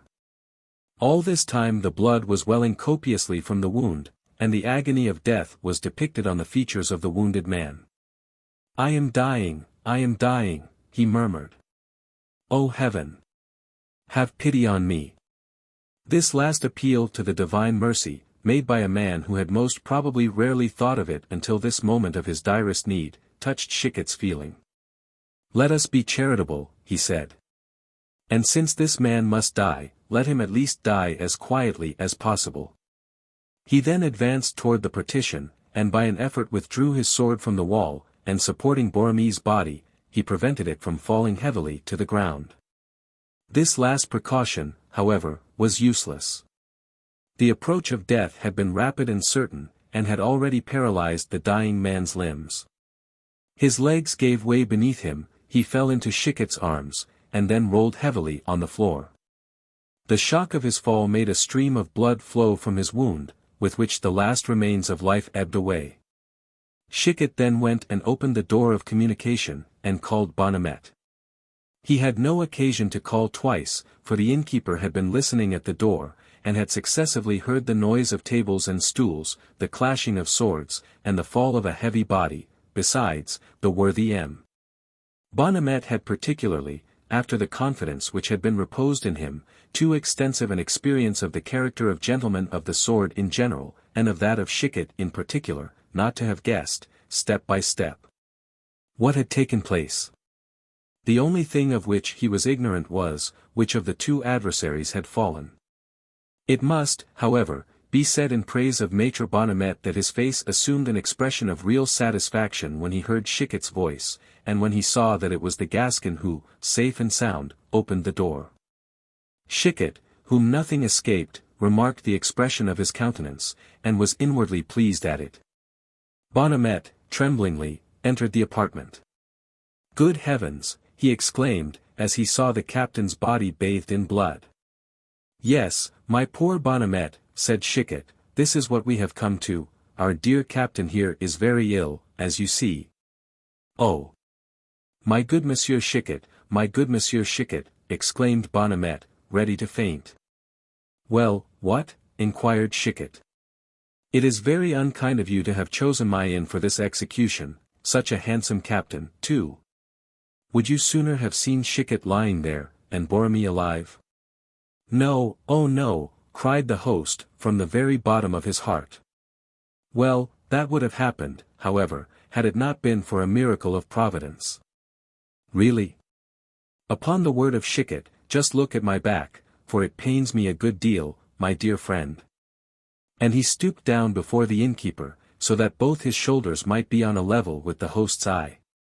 Between the two shoulders the doublet was pierced through, and a spot of blood as large and round as a silver crown piece reddened the edges of the hole.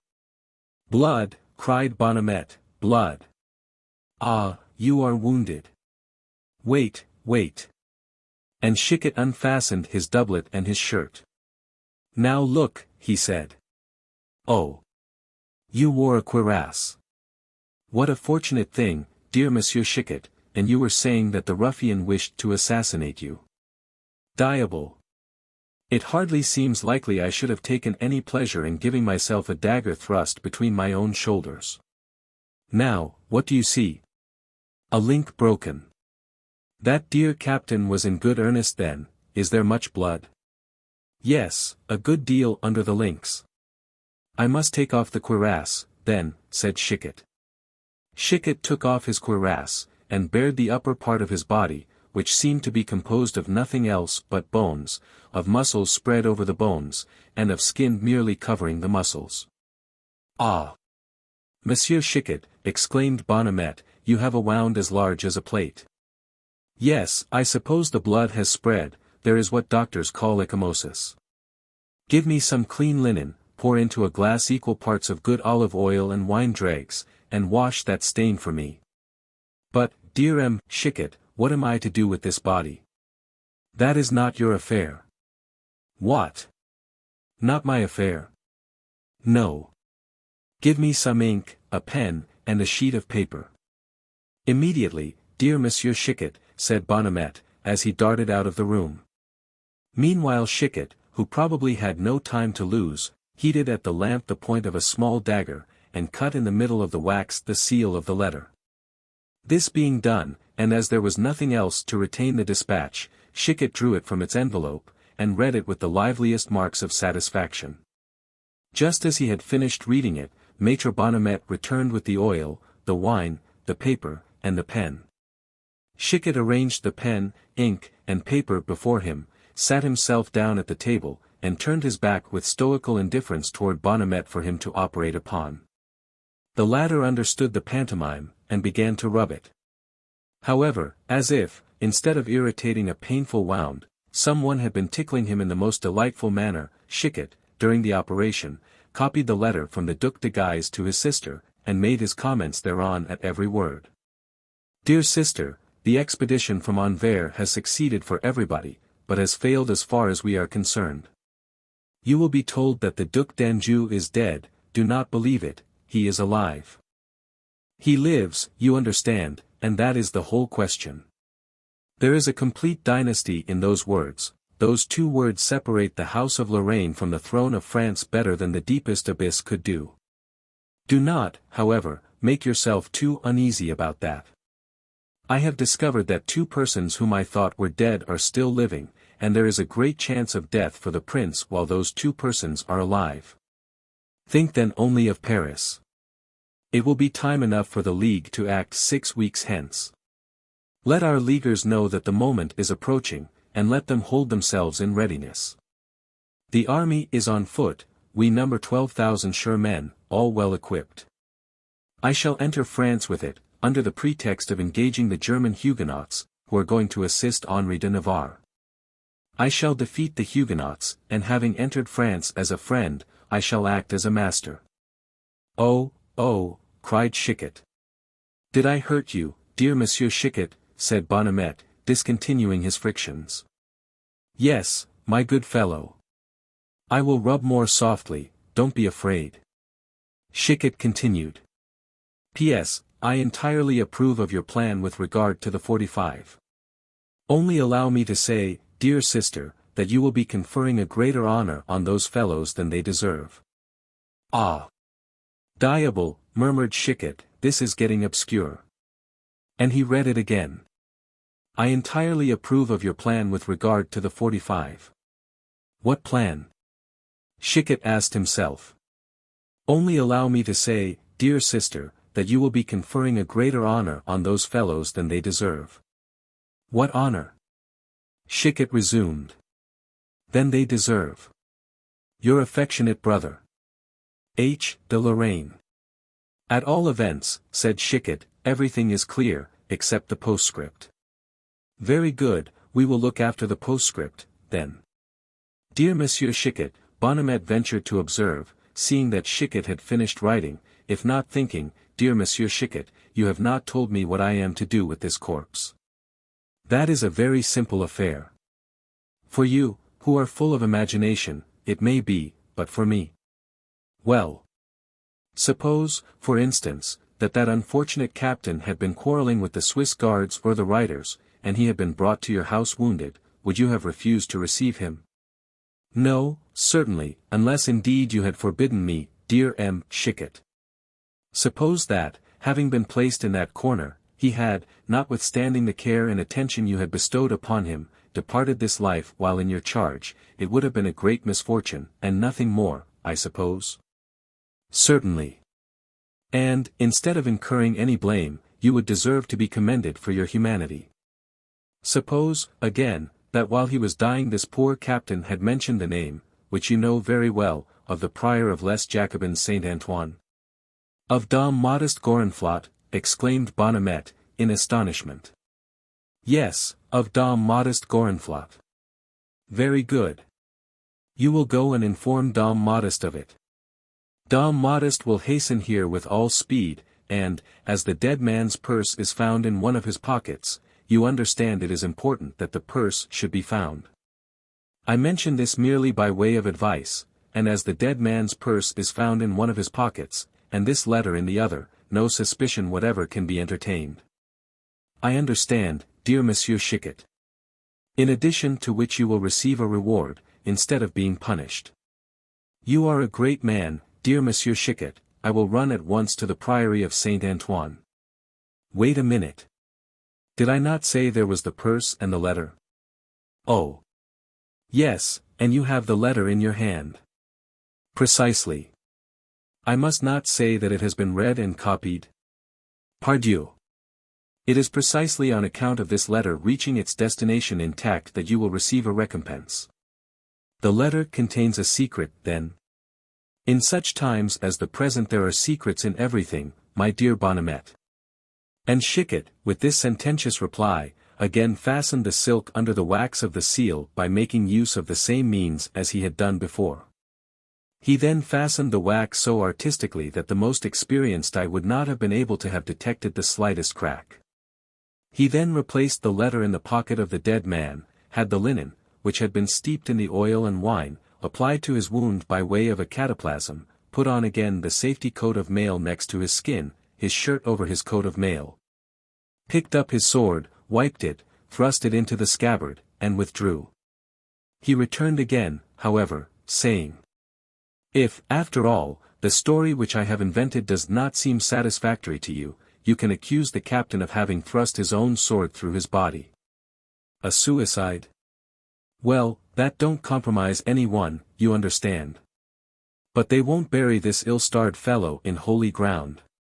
Pooh, said Chicot, will that be giving him much pleasure? Why, yes, I should think so. In that case, do as you like, my dear Bonhomet, adieu. Then, returning a second time, he said. By the by, I pay, since he is no more. And Chicot threw 3 golden crowns on the table, and then, placing his forefinger on his lips, in token of silence, he departed. Chapter 82. The Husband and the Lover. It was with no inconsiderable emotion that Chicot again recognized La Rue des Augustins, so quiet and deserted, the angle formed by the block of houses which preceded his own, and lastly, his own dear house itself. With its triangular roof, its worm-eaten balcony, and its gutters ornamented with waterspouts. He had been so terribly afraid that he should find nothing but an empty space in the place of the house, and had so strongly suspected that he should see the street blackened by the smoke of a conflagration. That the street and the house appeared to him miracles of neatness, loveliness, and splendor. Chicot had concealed the key of his beloved house in the hollow of a stone which served as the base of one of the columns by which his balcony was supported. At the period we are now writing about, any kind of key belonging to a chest or piece of furniture equaled in weight and size the very largest keys of our houses of the present day. The door keys, therefore, following the natural proportions, were equal in size to the keys of our modern cities. Chicot had consequently calculated the difficulty which his pocket would have in accommodating the heavy key, and he accordingly determined to hide it in the spot we have indicated. Chicot, therefore, it must be confessed, felt a slight shudder creeping over him as he plunged his fingers in the hollow of the stone. This shudder was succeeded by a feeling of the most unmixed delight when the cold of the iron met his hand, for the key was really and truly in the spot where he had left it. It was precisely the same with regard to the furniture in the first room he came to, the same, too, with the small board which he had nailed to the joist. And lastly, the same with the 1,000 crowns, which were still slumbering in their oaken hiding-place. Chicot was not a miser. Quite the contrary, indeed, he had very frequently thrown gold about broadcast, thereby allowing the ideal to triumph over the material, which is the philosophy of every man who is of any value.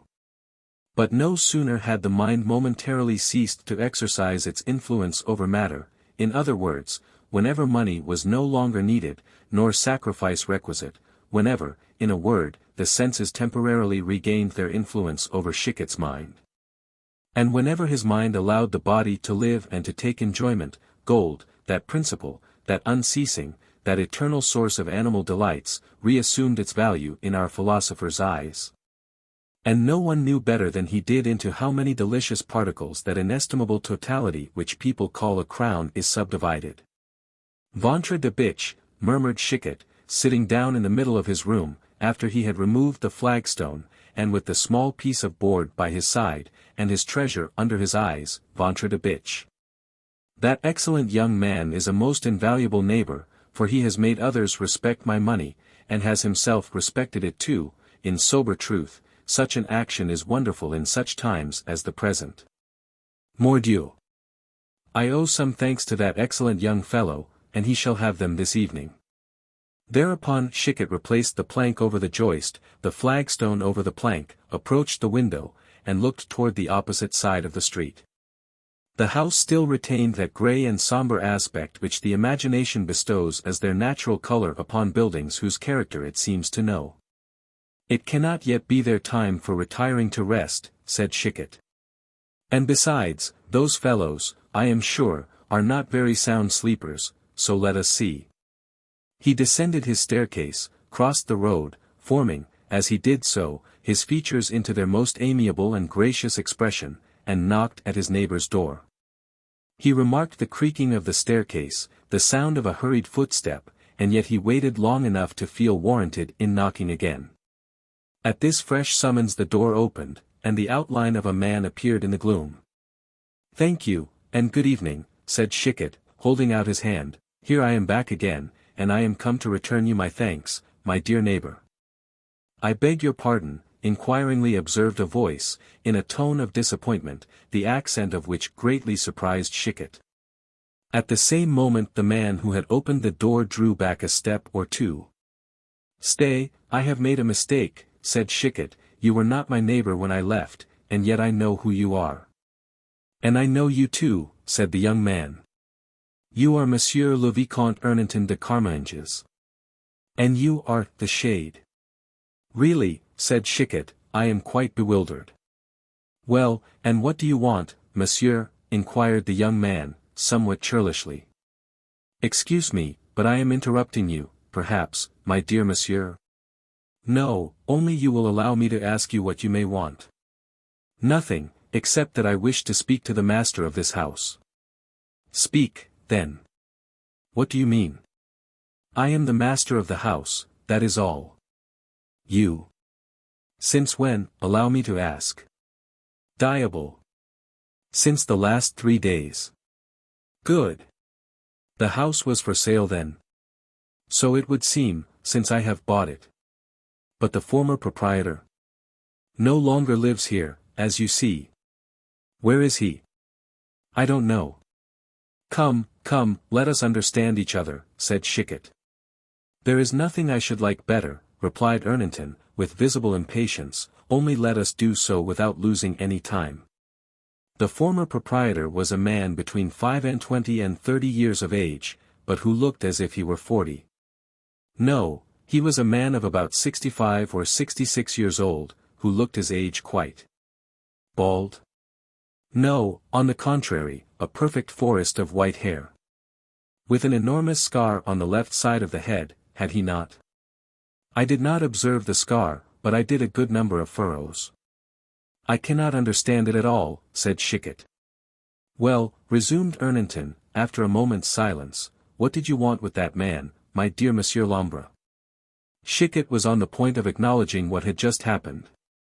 Suddenly, however, the mystery of the surprise which Ernanton had exhibited, reminded him of a certain proverb very dear to all discreet people. I wish to pay him a neighborly visit, he said, that is all. In this way, Chicot did not tell a falsehood, and yet admitted nothing. My dear monsieur, said Ernanton politely, but reducing considerably the opening of the door which he held half-closed, I regret I am unable to give you more precise information.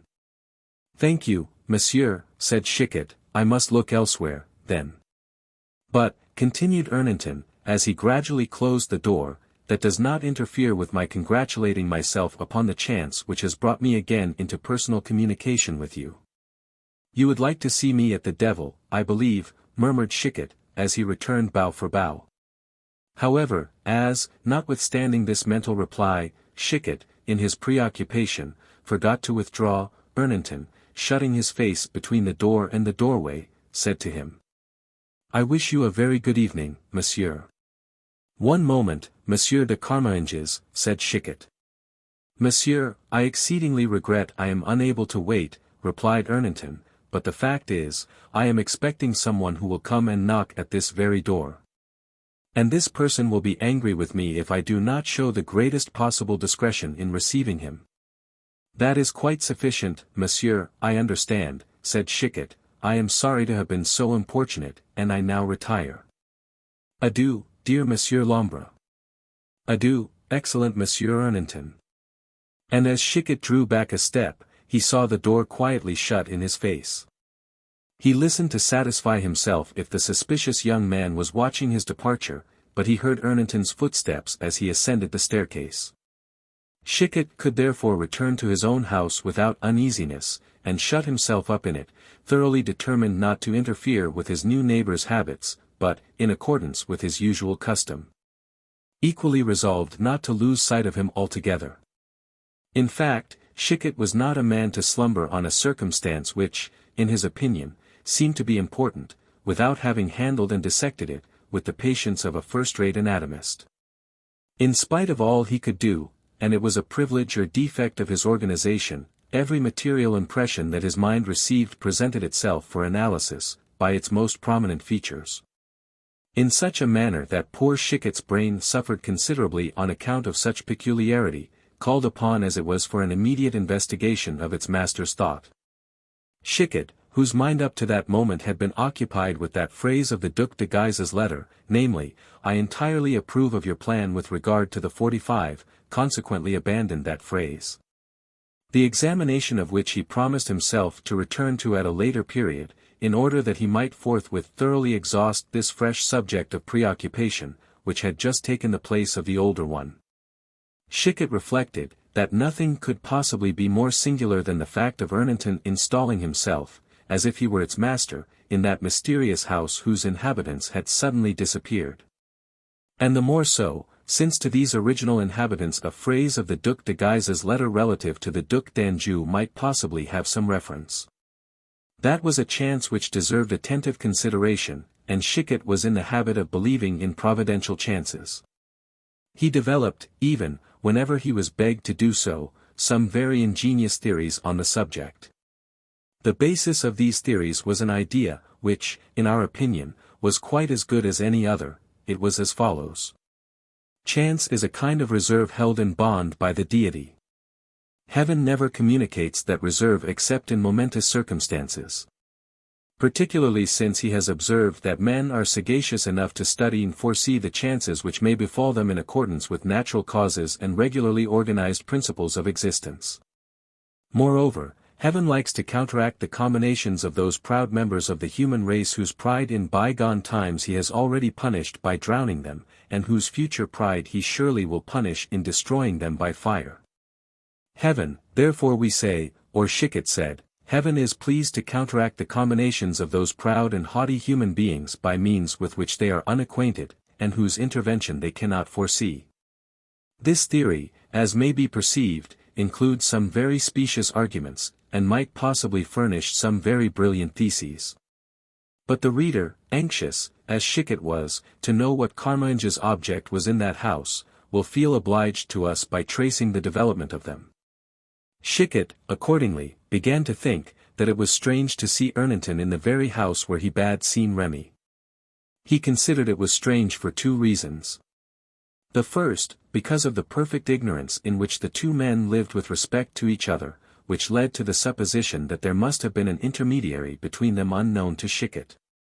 And the second reason, because the house must have been sold to Ernanton, who possessed no means of purchasing it. It is true, said Chicot, as he installed himself as comfortably as he could on his gutter, which was his usual place of observation, it is true that the young man pretends he is expecting a visit, and that the visit is from a lady. In these days, ladies are wealthy, and allow themselves an indulgence in fancies of all kinds.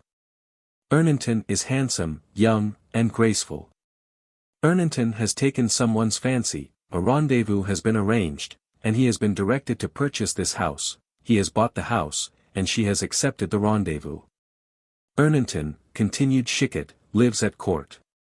It must be some lady belonging to the court, then, with whom he has this affair. Poor fellow, will he love her? Heaven preserve him from such a thing. He is going to fall headlong into that gulf of perdition. Very good. Ought I not to read him a moral lecture thereupon? A moral lecture, which would be both useless and absurd, doubly so the former, and tenfold the latter. Useless, because he won't understand it, and, even if he did understand it, would refuse to listen to it. Absurd, because I should be doing far better to go to bed, and to think a little about that poor Borromée. On this latter subject, continued Chicot, who had suddenly become thoughtful, I perceive one thing, namely, that remorse does not exist, and is only a relative feeling. The fact is, I do not feel any remorse at all for having killed Borromée, since the manner in which Monsieur de Carminge's affair occupies my mind makes me forget that I have killed the man. And if he, on his side, had nailed me to the table as I nailed him to the wainscot, he would certainly have had no more remorse than I have about it myself, at the present moment. Chicot had reached so far in his reasonings, his inductions, and his philosophy, which had consumed a good hour and a half altogether. When he was drawn from his train of thought by the arrival of a litter proceeding from the direction of the inn of the Brave Chevalier. This litter stopped at the threshold of the mysterious house. A veiled lady alighted from it, and disappeared within the door which Ernanton held half open.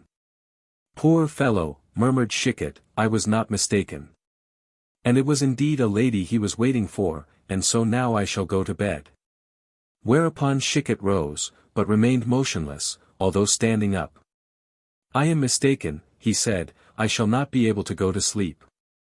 But I maintain what I was saying, that if I don't sleep it will not be remorse which will prevent me, it will be curiosity. And that is so true what I say in that respect, that if I remain here in my observatory, my mind will only be occupied about one thing, and that is to learn which of our noble ladies honors the handsome Ernanton with her affection. Far better, then, to remain where I am, since, if I went to bed, I should certainly get up again to return here. And thereupon Chicot resumed his seat. An hour had nearly passed away without our being able to state whether Chicot was engaged in thinking of the unknown lady or Borromée, or whether he was occupied by curiosity or tormented by feelings of remorse. When he fancied he heard the gallop of a horse at the end of the street. Such was indeed the case, for soon after a cavalier, wrapped in his cloak, made his appearance. The cavalier drew up in the middle of the street, and seemed to be looking about him to see where he was. The cavalier then perceived the group which was formed by the litter and its bearers. He drove his horse against them. He was armed, for the rattling of his sword against his spurs could be distinctly heard. The bearers of the litter seemed desirous of barring his passage, but he addressed a few words to them in a low tone of voice, and not only did they withdraw with every mark of respect, but one of them, as he sprang to the ground from his horse, even received the bridle from his hand. The unknown advanced toward the door and knocked loudly. "Well," said Chicot, "I was right in remaining, after all, my presentiments, which told me that something was going to take place, have not deceived me. Here is the husband, poor Ernanton. We shall presently be witness of something serious. If, however, it be the husband, he is very kind to announce his return in so riotous a manner." Notwithstanding the magisterial manner in which the unknown thundered at the door, some hesitation seemed to be shown in opening it. "Open," cried he who was knocking. "Open! Open," repeated the bearers. "There is no doubt it is the husband," resumed Chicot. "He has threatened the men that he will have them whipped or hanged, and they have declared themselves on his side. Poor Ernanton, he will be flayed alive. Oh! Oh! I shall not suffer such a thing, however," added Chicot. "For in fact," he resumed, "he assisted me, and consequently, when an opportunity presents itself, I ought to help him. And it seems to me that the opportunity has now arrived, or it never will do so." Chicot was resolute and generous, and curious into the bargain. He unfastened his long sword, placed it under his arm, and hurriedly ran down the staircase. He could open his door noiselessly, which is an indispensable piece of knowledge for any one who may wish to listen with advantage. Chicot glided under the balcony, then behind a pillar, and waited. Hardly had he installed himself there, when the door opposite was opened immediately. The unknown had whispered a word through the keyhole, and yet he did not venture beyond the threshold. A moment afterward the lady appeared within the doorway. She took hold of the cavalier's arm, who led her to the litter, closed the door of it, and then mounted his horse. "There is no doubt on the subject," said Chicot. "It is the husband, a good-natured fellow of a husband after all, since he does not think it worth his while to explore the house in order to be revenged on my friend Carmanges." The litter then moved off, the cavalier walking his horse beside the door of it. "Pardieu," said Chicot, "I must follow those people and learn who they are, and where they are going. I shall at all events draw some solid counsel from my discovery for my friend Carmanges." Chicot accordingly followed the cortege, observing the precaution, however, of keeping in the shadow of the walls, and taking care that the noise made by the footsteps of the men and of the horses should render the sound of his own inaudible. Chicot's surprise was by no means slight when he saw the litter stop at the door of the brave chevalier. Almost immediately afterward, as if someone had been on the watch, the door was opened. The lady, still veiled, alighted, entered and mounted to the turret, the window of the first story of which was lighted. The husband followed her, both being respectfully preceded by Dame Fournichon, who carried a flambeau in her hand. "Decidedly," said Chicot, crossing his arms on his chest, "I cannot understand a single thing of the whole affair." Chapter 83. Showing how Chicot began to understand the purport of Monsieur de Guise's letter. Chicot fancied that he had already certainly seen, somewhere or another, the figure of this courteous cavalier. But his memory, having become a little confused during his journey from Navarre, where he had met with so many different figures, did not, with its usual facility, furnish him with the cavalier's name on the present occasion. While, concealed in the shade, he was interrogating himself, with his eyes fixed upon the lighted window, as to the object of this lady and gentleman's tête-à-tête at the brave chevalier, our worthy Gascon. Forgetting Ernanton in the mysterious house, observed the door of the hostelry open, and in the stream of light which escaped through the opening, he perceived something resembling the dark outline of a monk's figure. The outline in question paused for a moment to look up at the same window at which Chicot had been gazing. "Oh! Oh!" he murmured, "if I am not mistaken, that is the frock of a Jacobin friar. Is Maître Gorenflot so lax, then, in his discipline as to allow his sheep to go strolling about at such an hour of the night as this, and at such a distance from the priory?" Chicot kept his eye upon the Jacobin, who was making his way along the Rue des Augustins, and something seemed instinctively to assure him that he should, through this monk, discover the solution of the problem which he had up to that moment been vainly endeavoring to ascertain.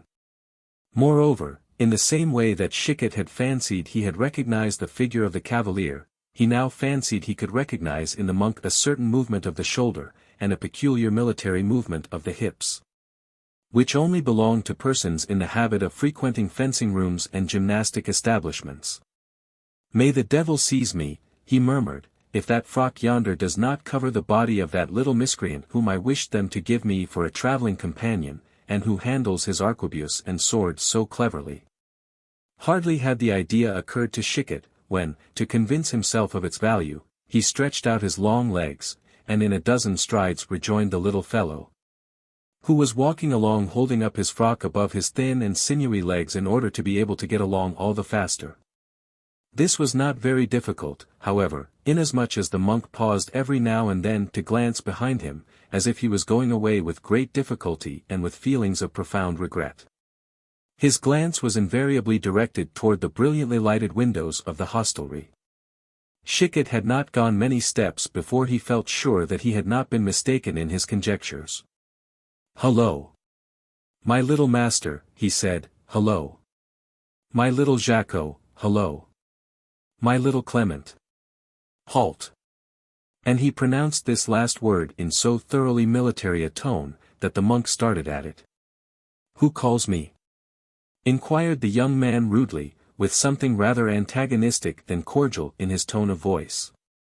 "I," replied Chicot, drawing himself up in front of the monk, "I. Don't you recognize me?" "Oh! Monsieur Robert Briquet," exclaimed the monk. "Myself, my little man. And where are you going like that, so late, darling child?" "To the priory, Monsieur Briquet." "Very good, but where do you come from?" "I. Of course, little libertine." The young man started. "I don't know what you are saying, Monsieur Briquet," he replied, "on the contrary, I have been sent with a very important commission by Dame Modeste, who will himself assure you that such is the case, if there be any occasion for it. Gently, gently, my little Saint Jerome, we take fire like a match, it seems. And not without reason, too, when one hears such things said as you were saying just now. Diable! When one sees a frock like yours leaving a tavern at such an hour." "A tavern, aye. Oh! Of course not, the house you left just now was not the brave chevalier, I suppose." "Ah! You see I have caught you. You were right in saying that I left that house, but it was not a tavern I was leaving." "What," said Chicot, "is not the hostelry of the sign of the brave chevalier a tavern?" "A tavern is a house where people drink, and as I have not been drinking in that house is not a tavern for me." "Diable! That is a subtle distinction, and I am very much mistaken if you will not some day become a very forcible theologian, but, at all events, if you did not go into that house to drink there, what did you go there for?" Clement made no reply, and Chicot could read in his face, notwithstanding the darkness of the night, a resolute determination not to say another word. This resolution annoyed our friend extremely, for it had almost grown a habit with him to become acquainted with everything. It must not be supposed that Clement showed any ill feeling in his silence. For, on the contrary, he had appeared delighted to meet, in so unexpected a manner, his learned fencing master, Maître Robert Briquet, and had given him the warmest reception that could be expected from the close and rugged character of the youth. The conversation had completely ceased. Chicot, for the purpose of starting it again, was on the point of pronouncing the name of Frère Borromée. But, although Chicot did not feel any remorse, or fancied he did not feel any, he could not summon up courage to pronounce that name. His young companion, still preserving the same unbroken silence, seemed as if he were awaiting something. It seemed, too, as if he considered it a happiness to remain as long as possible in the neighborhood of the hostelry of the brave chevalier. Robert Briquet tried to speak to him about the journey which the boy had for a moment entertained the hope of making with him. Jacques Clement's eyes glistened at the words space and liberty. Robert Briquet told him that in the countries through which he had just been traveling, the art of fencing was held greatly in honor.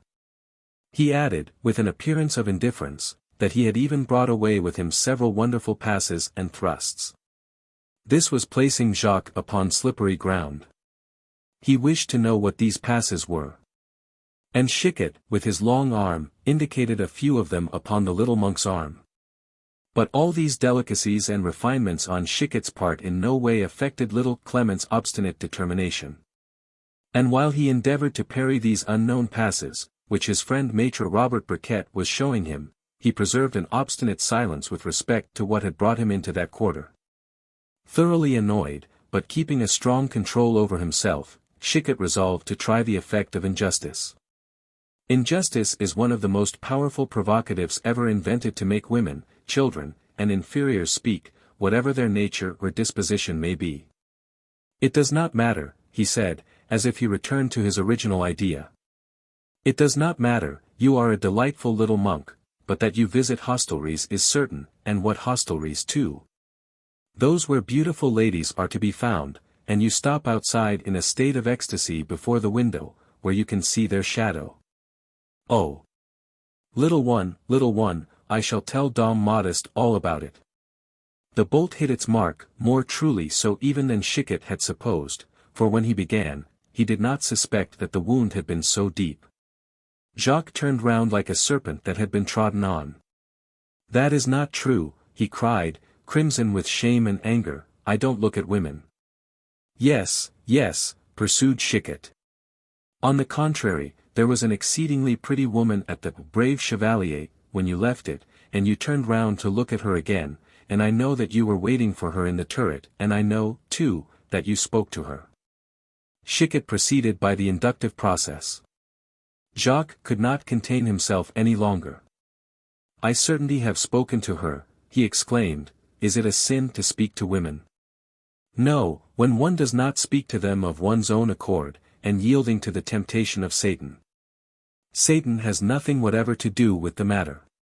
It was absolutely necessary that I should speak to that lady, since I was desired to hand her a letter. Desired by Dame Modeste, cried Chicot. Yes, go and complain to him now, if you like. Chicot, bewildered, and feeling his way as it were in the dark, perceived, at these words, a gleam of light traversing the obscurity of his brain. Ah, he said, I knew it perfectly well. What did you know? What you did not wish to tell me. I do not tell my own secrets, and, for a greater reason, the secrets of others. Yes, but to me. Why should I to you? You should tell them to me because I am a friend of Dame Modeste, and, for another reason, you should tell them to me because... Well? Because I know beforehand all you could possibly have to tell me. Jacques looked at Chicot and shook his head with an incredulous smile. Very good, said Chicot, would you like me to tell you what you do not wish to tell me? I should indeed. Chicot made an effort. In the first place, he said, that poor Borromée.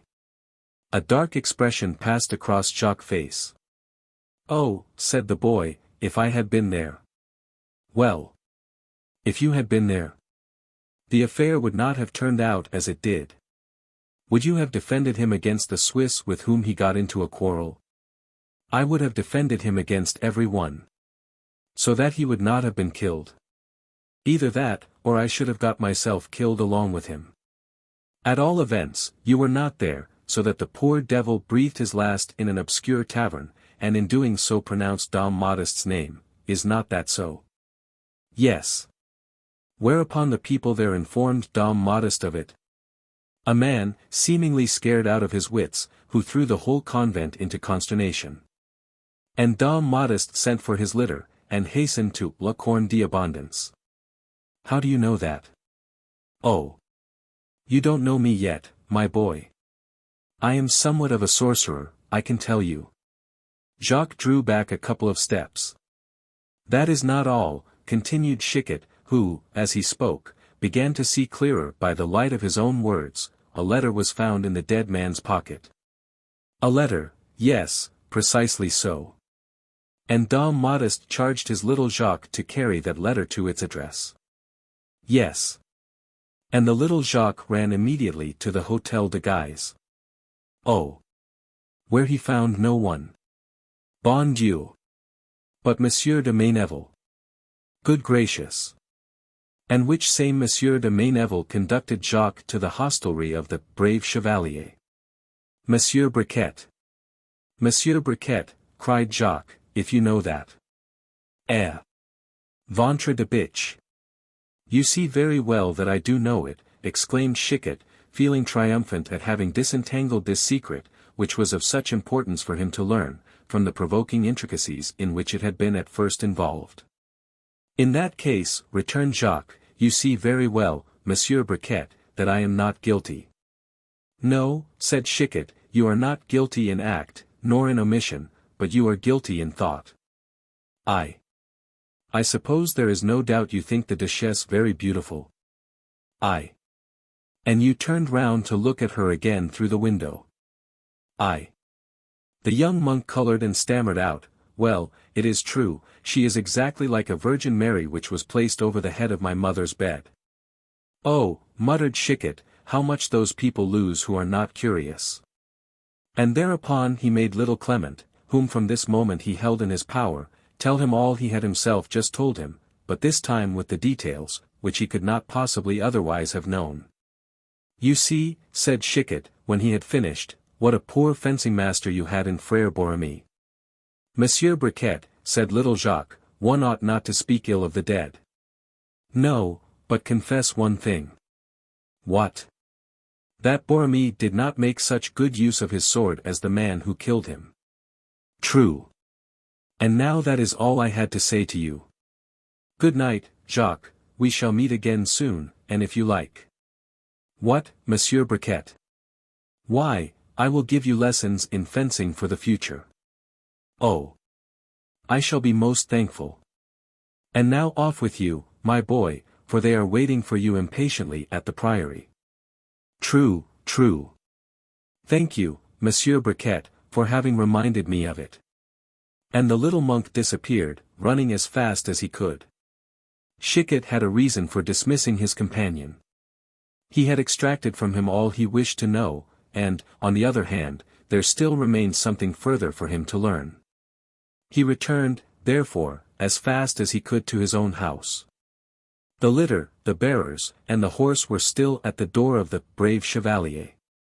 He regained his gutter without making a noise.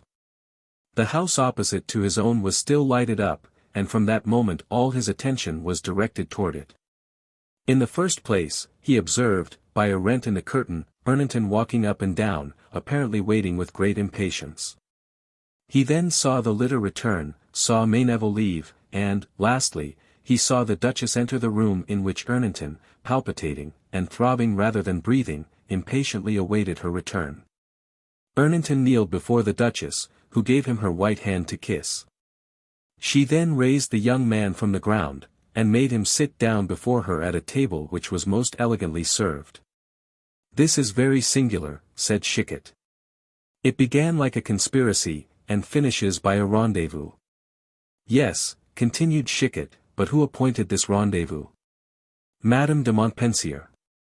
And then, as a fresh light flashed through his brain, he murmured, I entirely approve of your plan with regard to the 45, only allow me to say, dear sister, that you will be conferring a greater honor on those fellows than they deserve.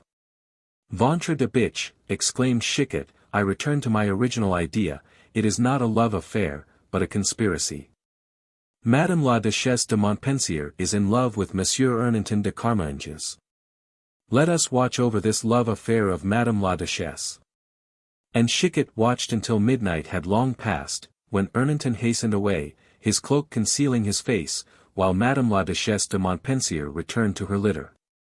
Now, murmured Chicot, as he descended his own staircase, what is that chance of death which is to deliver the Duc de Guise from the presumptive heir of the crown? Who are those defunct persons who were thought to be dead, but are still living? Mordieux. I shall trace them before long. Chapter 84. Le Cardinal de Joyeuse. Youth has its obstinate resolutions, both as regards good and evil in the world, which are by no means inferior to the inflexibility of purpose of maturer years. When directed toward good purposes, instances of this dogged obstinacy of character produce what are termed the great actions of life, and impress on the man who enters life an impulse which bears him onward, by a natural course, toward a heroism of character of some kind or another. In this way Bayard and Du Guesclin became great captains, from having been the most ill-tempered and most intractable children that ever existed.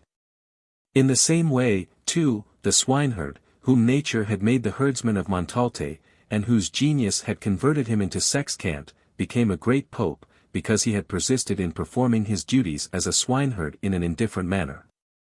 Again, in the same way were the worst Spartan natures displayed in a heroic sense, after they had commenced life by a persistence in dissimulation and cruelty. All we have now to sketch is the portrait of a man of an ordinary stamp. And yet, more than one biographer would have found in Henri du Bouchage, at 20 years of age, the materials for a great man. Henri obstinately persisted in his affection and in his seclusion from the world. As his brother had begged and as the king had required him to do, he remained for some days closeted alone with his one enduring thought.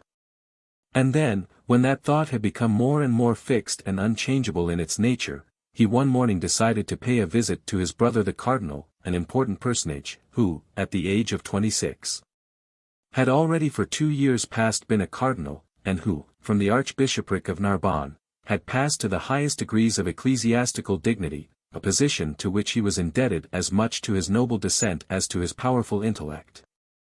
François de Joyeuse, whom we have already introduced with the object of enlightening Henri de Valois respecting the doubt he had entertained with regard to Sylla, François de Joyeuse, young and worldly-minded, handsome and witty, was one of the most remarkable men of the period. Ambitious by nature, but circumspect by calculation and position, François de Joyeuse could assume as his device, nothing is too much, and justify his device. The only one, perhaps, of all those who belonged to the court, and François de Joyeuse was attached to the court in a very especial manner, he had been able to create for himself two means of support out of the religious and lay thrones to which he in some measure approximated as a French gentleman, and as a prince of the church. Sixtus protected him against Henri III, Henri III protected him against Sixtus. He was an Italian at Paris, a Parisian at Rome, magnificent and able everywhere. The sword alone of Joyeuse, the High Admiral, gave the latter more weight in the balance. But it might be noticed from certain smiles of the cardinal, that if those temporal arms failed him, which the hand of his brother, refined and admired as he was, wielded so successfully, he himself knew not only how to use, but also how to abuse the spiritual weapons which had been entrusted to him by the sovereign head of the Church. The Cardinal François de Joyeuse had very rapidly become a wealthy man, wealthy in the first place from his own patrimony, and then from his different benefices. At that period the Church was richly endowed, very richly endowed even, and when its treasures were exhausted, it knew the sources, which at the present day are exhausted, where and whence to renew them. François de Joyeuse, therefore, lived in the most magnificent manner. Leaving to his brother all the pageantry and glitter of a military household, he crowded his salons with priests, bishops and archbishops. He gratified his own individual peculiar fancies. On his attaining the dignity of cardinal, as he was a prince of the church, and consequently superior to his brother, he had added to his household pages according to the Italian fashion, and guards according to that which prevailed at the French court. But these guards and pages were used by him as a still greater means of enjoying liberty of action. He frequently ranged his guards and pages round a huge litter, through the curtains of which his secretary passed his gloved hand, while he himself on horseback, his sword by his side, rode through the town disguised with a wig, an enormous ruff round his neck, and horseman's boots, the sound of which delighted him beyond measure.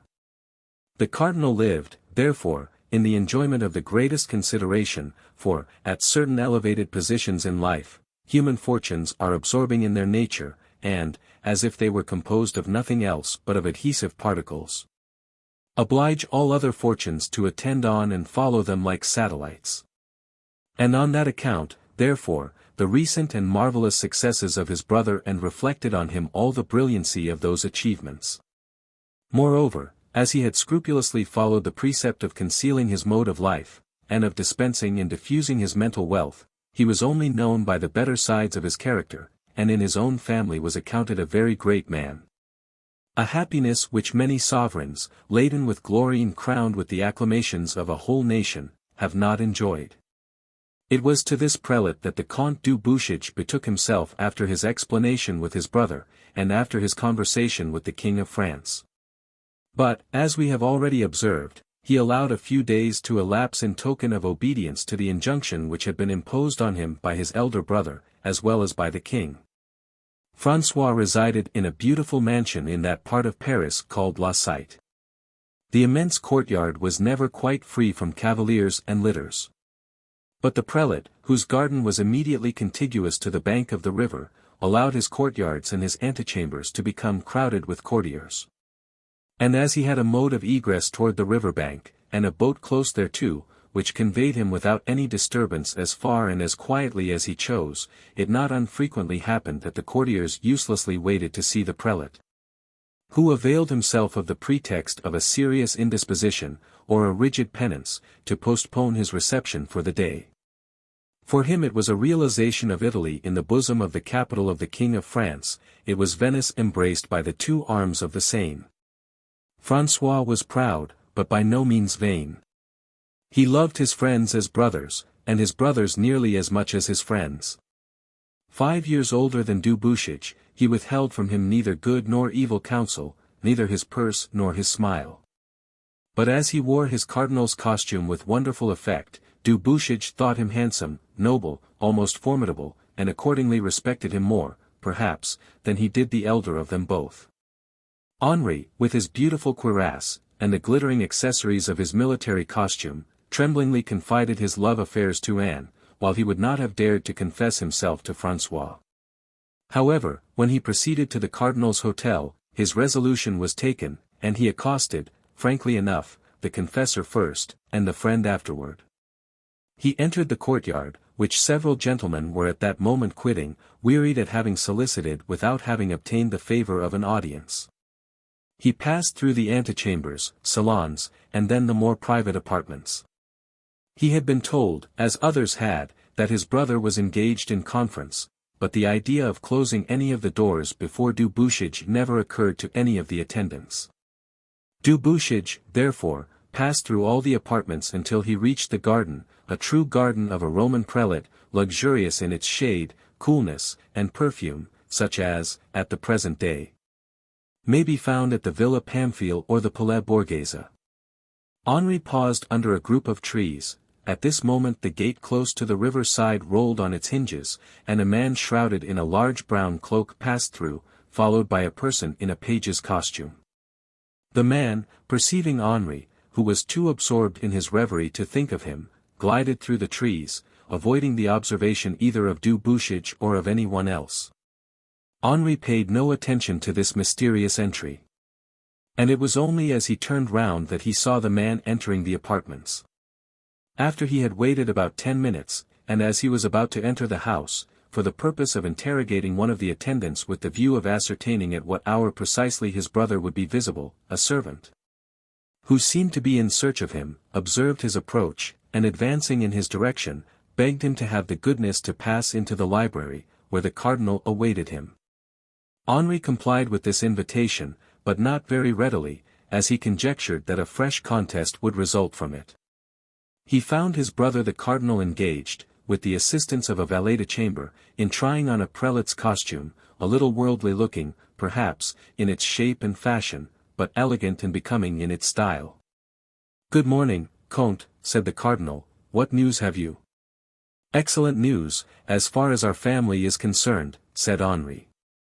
"Anne, you know, has covered himself with glory in that retreat from Anvers, and is alive. Heaven be praised. And are you too, Henri, safe and sound?" "Yes, my brother." "You see," said the cardinal, "that heaven holds us in its keeping. I am so full of gratitude to heaven, my brother, that I have formed the project of dedicating myself to its service. I am come to talk seriously to you upon this project, which is now well matured, and about which I have already spoken to you. Do you still keep to that idea, Dubuchage?" said the cardinal, allowing a slight exclamation to escape him, which was indicative that Joyeuse would have a struggle to encounter. "I do." "But it is impossible, Henri," returned the cardinal, "have you not been told so already?" "I have not listened to what others have said to me, my brother, because a voice stronger than mine, which speaks within me, prevents me from listening to anything which would turn me aside from my purpose." "You cannot be so ignorant of the things of this world, Henri," said the cardinal, in his most serious tone of voice, "to believe that the voice you allude to was really that of heaven. On the contrary, I assert it positively, too, it is altogether a feeling of a worldly nature which addresses you. Heaven has nothing to do in this affair. Do not abuse that holy name, therefore, and, above all, do not confound the voice of heaven with that of earth." "I do not confound, my brother, I only mean to say that something irresistible in its nature hurries me toward retreat and solitude." "So far, so good, Henri, we are now making use of proper expressions. Well, my dear brother, I will tell you what is to be done. Taking what you say for granted, I am going to render you the happiest of men." "Thank you, oh. Thank you, my brother. Listen to me, Henri. You must take money, a couple of attendants, and travel through the whole of Europe, in a manner befitting a son of the house to which we belong. You will see foreign countries. Tartary, Russia, even the Laplanders, those fabulous nations whom the sun never visits. You will become absorbed in your thoughts, until the devouring germ which is at work in you becomes either extinct or satiated. And, after that, you will return to us again." Henri, who had been seated, now rose, more serious than his brother had been. "You have not understood me, Monseigneur," he said. "I beg your pardon, Henri. You made use of the words retreat and solitude." "Yes, I did so, but by retreat and solitude, I meant a cloister, and not traveling. To travel is to enjoy life still. I wish almost to suffer death, and if I do not suffer it, at least to feel it. That is an absurd thought, allow me to say, Henri, for whoever, in point of fact, wishes to isolate himself, is alone everywhere. But the cloister, let it be. Well, then, I understand that you have come to talk to me about this project. I know of some very learned Benedictines, and some very clever Augustines, whose houses are cheerful, adorned with flowers, attractive, and agreeable in every respect. Amid the works of science and art you will pass a delightful year, in excellent society, which is of no slight importance, for one should avoid lowering one's self in this world. And if at the end of the year you persist in your project, well, then, my dear Henri, I will not oppose you any further, and will myself open the door which will peacefully conduct you to everlasting rest." "Most certainly you still misunderstand me, my brother," replied Dubuchage, shaking his head, "or I should rather say your generous intelligence will not comprehend me. I do not wish for a cheerful residence or a delightful retreat, but a rigorously strict seclusion, as gloomy as the grave itself. I intend to pronounce my vows, vows which will leave me no other thought or occupation than a grave to dig for myself, or constant prayer." The cardinal frowned, and rose from his seat. "Yes," he said, I did perfectly understand you. And I endeavored by opposition, without set phrases or discussion, to combat the folly of your resolutions, but you oblige me to do so, and now listen to me. Ah, said Henri, despondently, do not try to convince me, it is impossible. Brother, I will speak to you in the name of heaven, in the first place, of heaven, which you offend in saying that this wild resolution is of its inspiration. Heaven does not accept sacrifices hastily made. You are weak, since you allow yourself to be conquered by a first disappointment. How can heaven be pleased to accept a victim as unworthy as that you offer? Henri started at his brother's remark. Oh! I shall no longer spare you. Henri, you, who never consider any of us, returned the cardinal. You, who forget the grief which you will cause our elder brother, and will cause me too. Forgive me, interrupted Henri, whose cheeks were dyed with crimson, forgive me, Monseigneur. But is the service of heaven then so gloomy and so dishonorable a career that all the members of a family are to be thrown into distress by it? You, for instance, my brother, whose portrait I observe suspended in this room, with all this gold, and diamonds, and purple around you, are you not both the delight and honor of our house, although you have chosen the service of heaven? As my eldest brother has chosen that of the kings of the earth? Boy, exclaimed the cardinal impatiently, you will make me believe your brain is turned. What? Will you venture to compare my residence to a cloister? My 100 attendants, my outriders, the gentlemen of my suite, and my guards, to a cell and a broom, which are the only arms and the sole wealth of a cloister. Are you mad? Did you not just now say that you repudiate these superfluities, these pictures, precious vases, pomp and distinction, which I cannot do without? Have you, as I have, the desire and hope of placing on your brow the tiara of St. Peter? That, indeed, is a career, Henri, one presses onward toward it, struggles for it, lives in it. But as for you, it is the miner's pick, the trappist's spade, the gravedigger's tomb, that you desire, utter abandonment of life, of pleasure, of hope. And all that, I blush with shame for you, a man, all that, I say, because you love a woman who loves you not. You do foul injustice to your race, Henri, most truly. Brother! Exclaimed the young man, pale as death, while his eyes blazed with kindling fire, would you sooner have me blow out my brains, or plunge in my heart the sword I have the honor to wear by my side? Pardieu, Monseigneur, if you, who are cardinal and prince besides, will give me absolution for so mortal a sin. The affair will be so quickly done that you shall have no time to complete your odious and unworthy thought that I am capable of dishonoring my race, which, heaven be praised, a Joyeuse will never do. Come, Henri, said the cardinal, drawing his brother toward him, and pressing him in his arms, come, forget what has passed, and think of those who love you. I have personal motives for entreating you. Listen to me. A rare occurrence in this world of ours, we are all happy, some from feelings of gratified ambition, the others from blessings of every kind with which heaven has bedecked our existence. Do not, I implore you, Henri, cast the mortal poison of the retreat you speak of upon our family happiness. Think how our father would be grieved at it.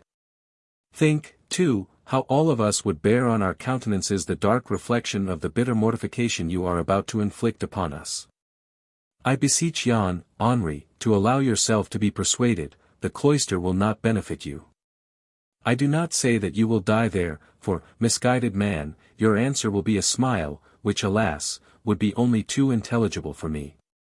No, believe me that the cloister is more fatal to you than the tomb. The tomb annihilates but life itself, the cloister annihilates intelligence, the cloister bows the head, instead of raising it to heaven.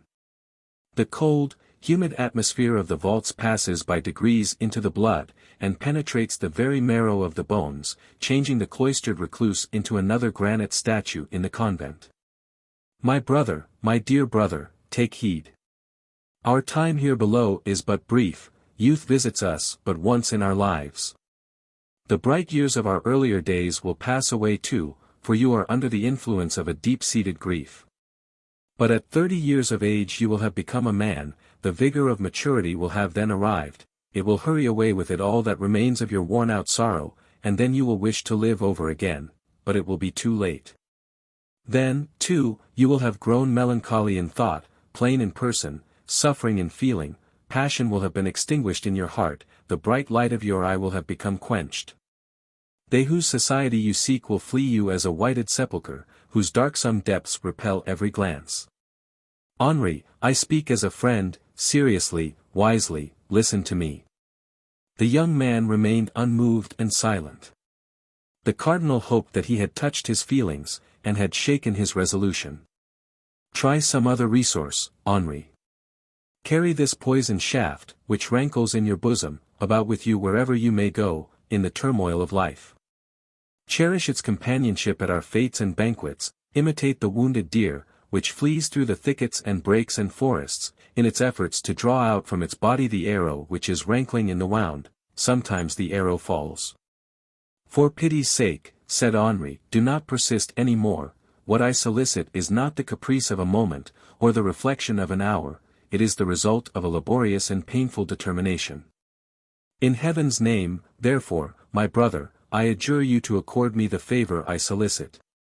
And what is the favor you ask? A dispensation, Monseigneur. For what purpose? To shorten my novitiate. Ah! I knew it, du Bouchage. You are worldly minded even in your rigorousness, my poor boy. Oh! I know very well what reason you are going to give me. Yes, you are, indeed, a man of the world. You resemble those young men who offer themselves as volunteers, and are eagerly desirous for fire, balls, and blows, but care not for working in the trenches, or for sweeping out the tents. There is some resource left yet, Henri. So much the better, so much the better. Give me the dispensation I ask, I entreat you on my knees. I promise it to you, I will write to Rome for it. It will be a month before the answer arrives, but, in exchange, promise me one thing. Name it. That you will not, during this month's postponement, reject any pleasure or amusement which may be offered to you. And if, in a month hence, you still entertain the same projects, Henri, I will give you this dispensation with my own hand. Are you satisfied now, and have you nothing further to ask me? No. I thank you.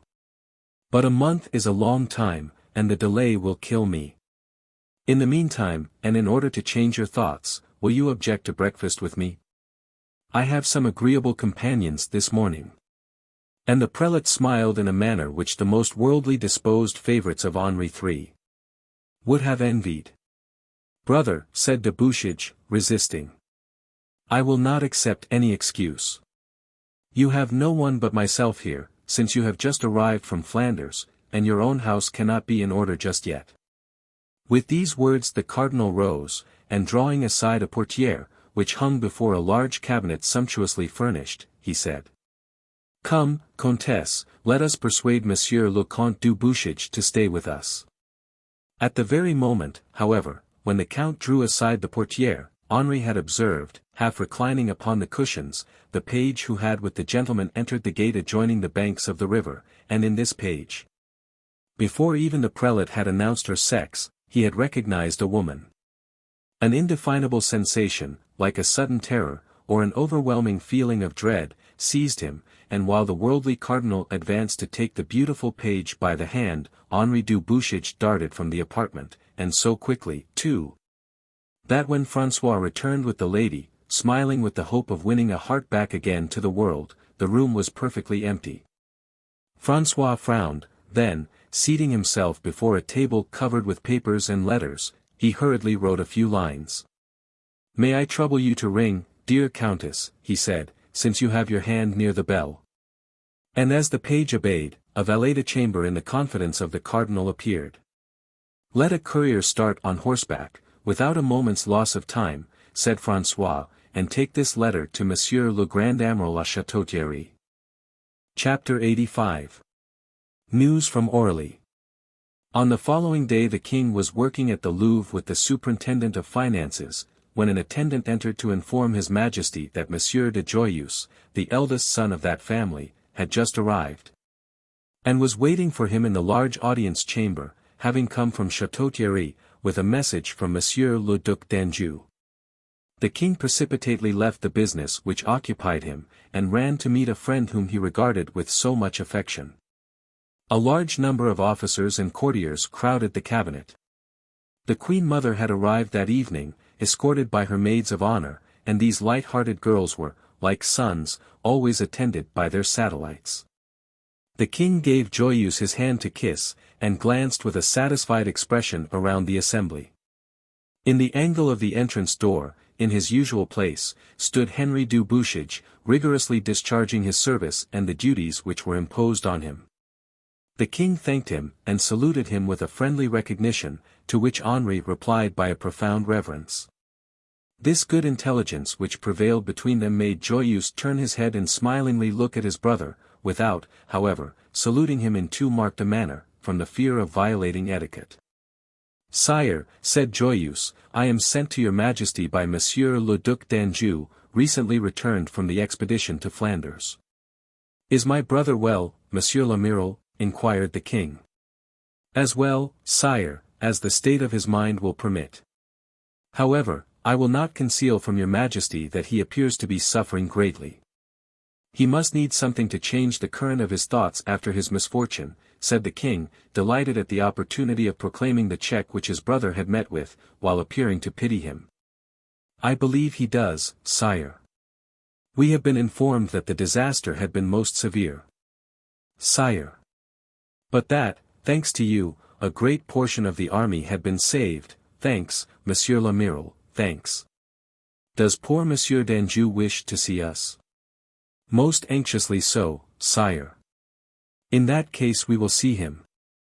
"Are not you of that opinion, madam?" said Henri, turning toward Catherine, whose heart was wrung with feelings, the expression of which her face determinately concealed. "Sire," she replied, "I should have gone alone to meet my son, but since your majesty condescends to join with me in this mark of kind consideration, the journey will be a party of pleasure for me."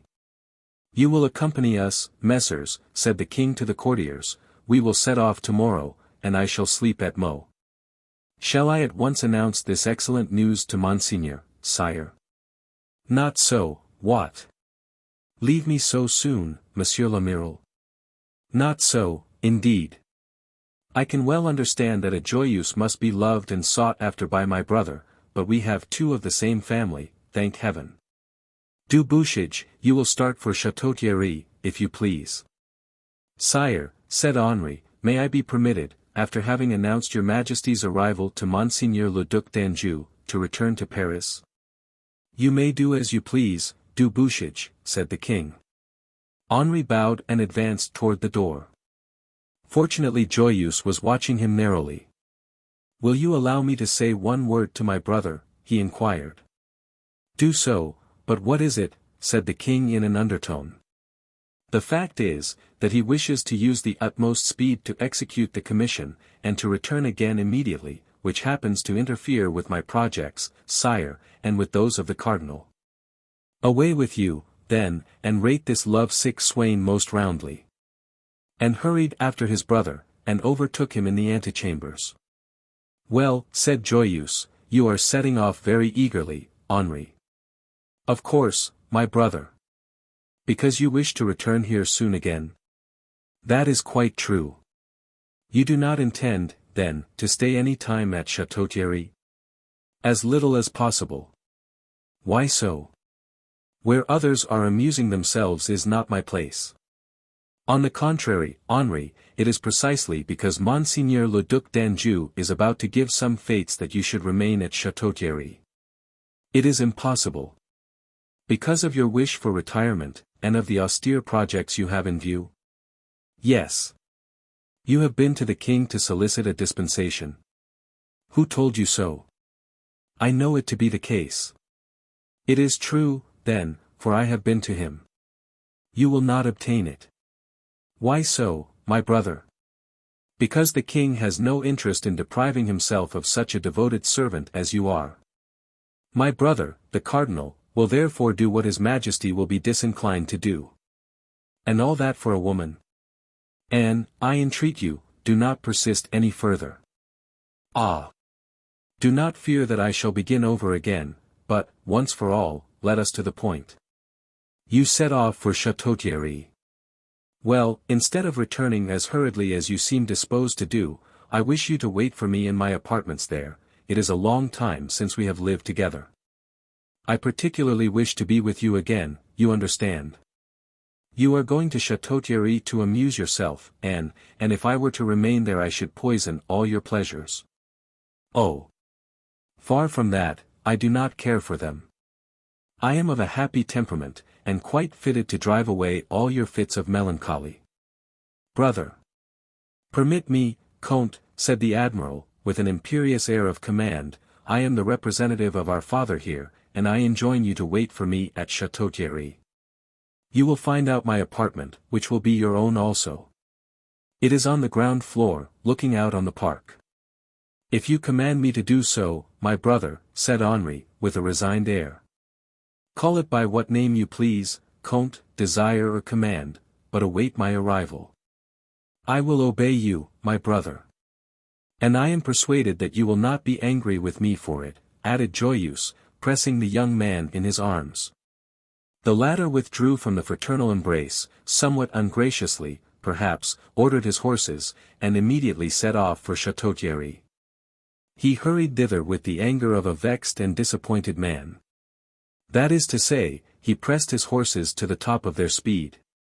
The same evening, he was slowly ascending, before nightfall, the hill on which Château-Thierry is situated, with the river Marne flowing at its feet. At his name, the doors of the chateau flew open before him, but, as far as an audience was concerned, he was more than an hour before he could obtain it.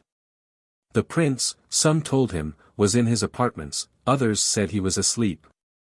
He was practicing music, the valet de chambre supposed. No one, however, among the attendants could give a positive reply.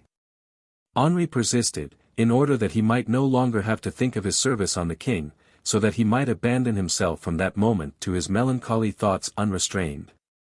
Won over by his perseverance, it being well known too that he and his brother were on the most intimate terms with the duke, Henri was ushered into one of the salons on the first floor, where the prince at last consented to receive him.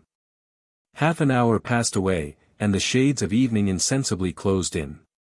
The heavy and measured footsteps of the Duc d'Anjou resounded in the gallery, and Henri, on recognizing them, prepared to discharge his mission with the accustomed formal ceremonies. But the prince, who seemed very much pressed, quickly dispensed with these formalities on the part of his ambassador, by taking him by the hand and embracing him. "Good day, Comte," he said. "Why should they have given you the trouble to come and see a poor defeated general? The king has sent me, Monseigneur, to inform you that he is exceedingly desirous of seeing your highness, and that in order to enable you to recover from your fatigue, his majesty will himself come and pay a visit to Château-Thierry. Tomorrow at the latest." "The king will be here tomorrow," exclaimed François, with a gesture of impatience, but recovering himself immediately afterward. Tomorrow, he resumed. "Why, the truth is, that nothing will be in readiness, either here or in the town, to receive his majesty." Henri bowed, as one whose duty it had been to transmit an order, but whose province it was not to comment upon it. "The extreme haste which their majesties have to see your royal highness has not allowed them to think of the embarrassment they may be the means of occasioning." Well, said the prince, hurriedly, "it is for me to make the best use of the time I have at my disposal. I leave you, therefore, Henri, thanks for the alacrity you have shown, for you have travelled fast, I perceive. Go and take some rest. Your highness has no other orders to communicate to me?" Henri inquired, respectfully. "None. Go and lie down. You shall dine in your own apartment. I hold no reception this evening, I am suffering and ill at ease. I have lost my appetite and cannot sleep, which makes my life a sad, dreary one, and which, you understand, I do not choose to inflict upon any one else. By the by, you have heard the news?" "No, Monseigneur, what news?" "Aurilly has been eaten up by the wolves." "Aurilly!" exclaimed Henri, with surprise. Yes, devoured. It is singular how every one who comes near me dies a violent death. Good night, Count, may you sleep well. And the prince hurried away rapidly. Chapter 86. Doubt. Henri descended the staircase, and as he passed through the antechambers, observed many officers of his acquaintance, who ran forward to meet him, and, with many marks of friendship, offered to show him the way to his brother's apartments, which were situated at one of the angles of the chateau. It was the library that the Duke had given Joyeuse to reside in during his residence at Château-Thierry. Two salons, furnished in the style of François I, communicated with each other, and terminated in the library, the latter apartment looking out on the gardens. His bed had been put up in the library. Joyeuse was of an indolent, yet of a cultivated turn of mind. If he stretched out his arm he laid his hand on science, if he opened the windows he could enjoy the beauties of nature. Finer and superior organizations require more satisfying enjoyments, and the morning breeze, the song of birds, or the perfumes of flowers, added fresh delight to the triplets of Clement Marot, or to the odes of Rousard. Henri determined to leave everything as it was, not because he was influenced by the poetic sybaritism of his brother, but, on the contrary, from indifference, and because it mattered little to him whether he was there or elsewhere. But as the Count, in whatever frame of mind he might be, had been brought up never to neglect his duty or respect toward the king or the princes of the royal family of France. He inquired particularly in what part of the chateau the prince had resided since his return. By mere accident, in this respect, Henri met with an excellent cicerone in the person of the young ensign, who, by some act of indiscretion or another, had, in the little village in Flanders where we represented the personages in this tale as having halted for a moment, communicated the Count's secret to the prince. This ensign had not quitted the prince's side since his return, and could inform Henri very accurately on the subject. On his arrival at Château-Thierry, the prince had at first entered upon a course of reckless dissipation. At that time he occupied the state apartments of the chateau, had receptions morning and evening, and was engaged during the day stag hunting in the forest. But since the intelligence of Aurilly's death, which had reached the prince without its being known from what source, the prince had retired to a pavilion situated in the middle of the park. This pavilion, which was an almost inaccessible retreat except to the intimate associates of the prince, was hidden from view by the dense foliage of the surrounding trees, and could hardly be perceived above their lofty summits, or through the thick foliage of the hedges. It was to this pavilion that the prince had retired during the last few days. Those who did not know him well said that it was Aurilly's death which had made him betake himself to this solitude, while those who were well acquainted with his character pretended that he was carrying out in this pavilion some base or infamous plot, which some day or another would be revealed to light. A circumstance which rendered either of these suppositions much more probable was, that the prince seemed greatly annoyed whenever a matter of business or a visit summoned him to the chateau. And so decidedly was this the case, that no sooner had the visit been received, or the matter of business been dispatched, than he returned to his solitude, where he was waited upon only by the two old valets de chamber who had been present at his birth. Since this is the case, observed Henri, the fates will not be very gay if the prince continue in this humor. Certainly, replied the ensign, for every one will know how to sympathize with the prince's grief, whose pride as well as whose affections had been so smitten. Henri continued his interrogatories without intending it, and took a strange interest in doing so. The circumstance of Aurilly's death, whom he had known at the court, and whom he had again met in Flanders. The kind of indifference with which the prince had announced the loss he had met with. The strict seclusion in which it was said the prince had lived since his death, all this seemed to him, without his being able to assign a reason for his belief, as part of that mysterious and darkened web wherein, for some time past, the events of his life had been woven. And, inquired he of the ensign, it is not known, you say, how the prince became acquainted with the news of the death of Aurilly. No. But surely, he insisted, people must talk about it. Oh. Of course, said the ensign. True or false, you know, people always will talk. Well, then, tell me what it is. It is said that the prince was hunting under the willows close beside the river, and that he had wandered away from the others who were hunting also, for everything he does is by fits and starts, and he becomes as excited in the field as at play. Or under fire, or under the influence of grief, when suddenly he was seen returning with a face scared and as pale as death. The courtiers questioned him, thinking that it was nothing more than a mere incident of the hunting field. He held 2 rouleaux of gold in his hand.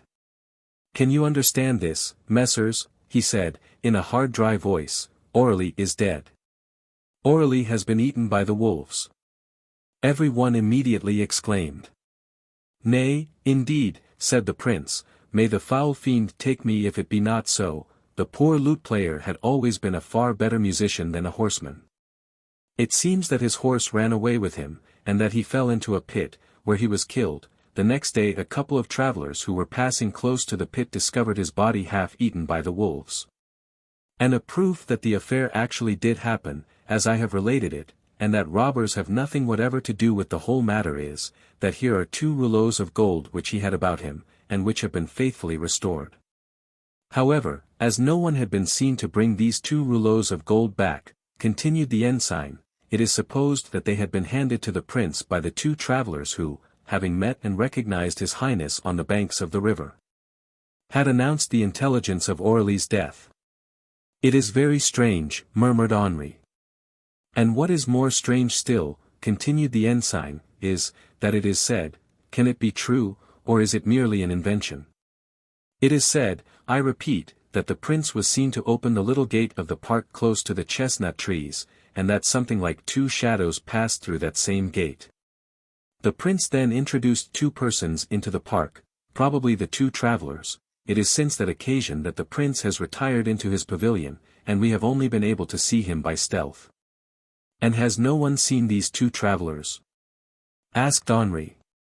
"As I was proceeding to ask the prince the password for the night, for the sentinels on duty at the chateau, I met a man who did not seem to me to belong to his highness's household, but I was unable to observe his face.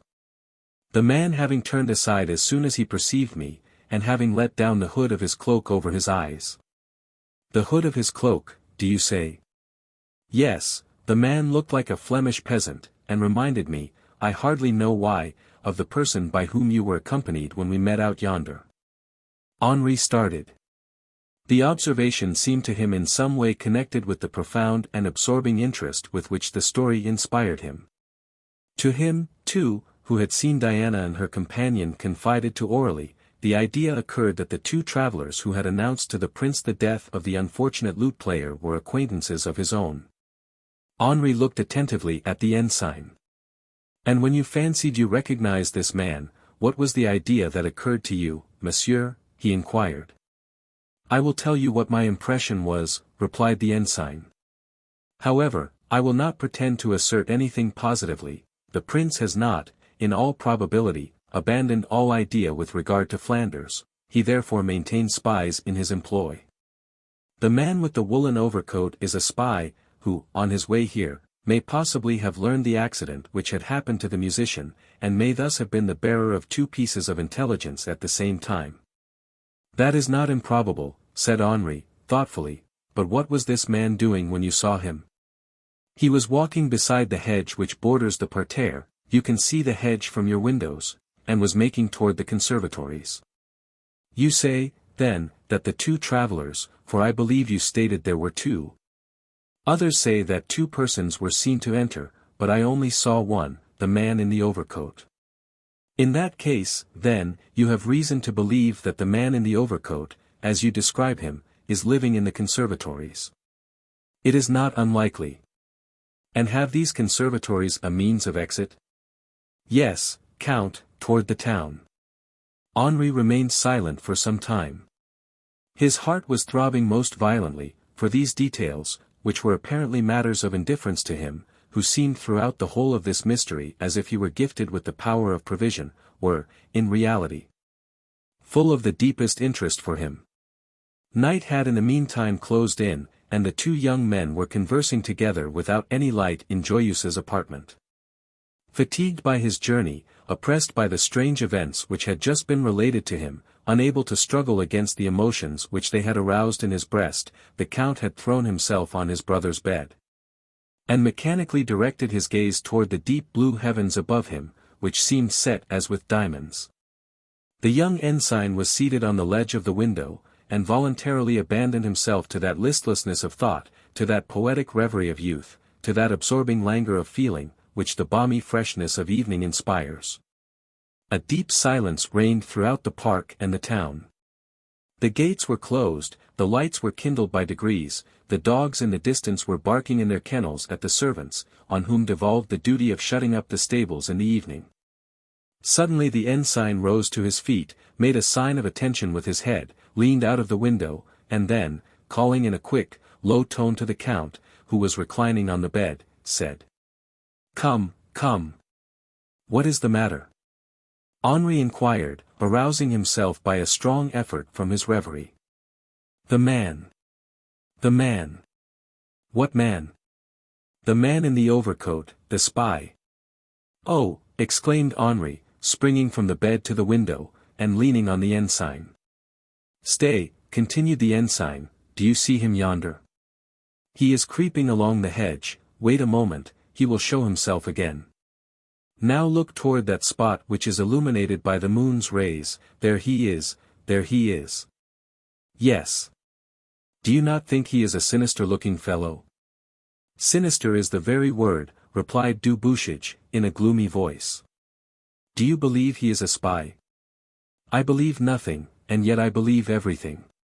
See, he is going from the prince's pavilion to the conservatories." "The prince's pavilion is in that direction, then?" inquired Du Bouchage, indicating with his finger the direction from which the stranger appeared to be proceeding. "Do you see that light whose rays are trembling through the leaves of the trees? Well, that is the dining room." "Ah," exclaimed Henri, "see, he makes his appearance again. Yes, he is no doubt going to the conservatories to join his companion. Did you hear that?"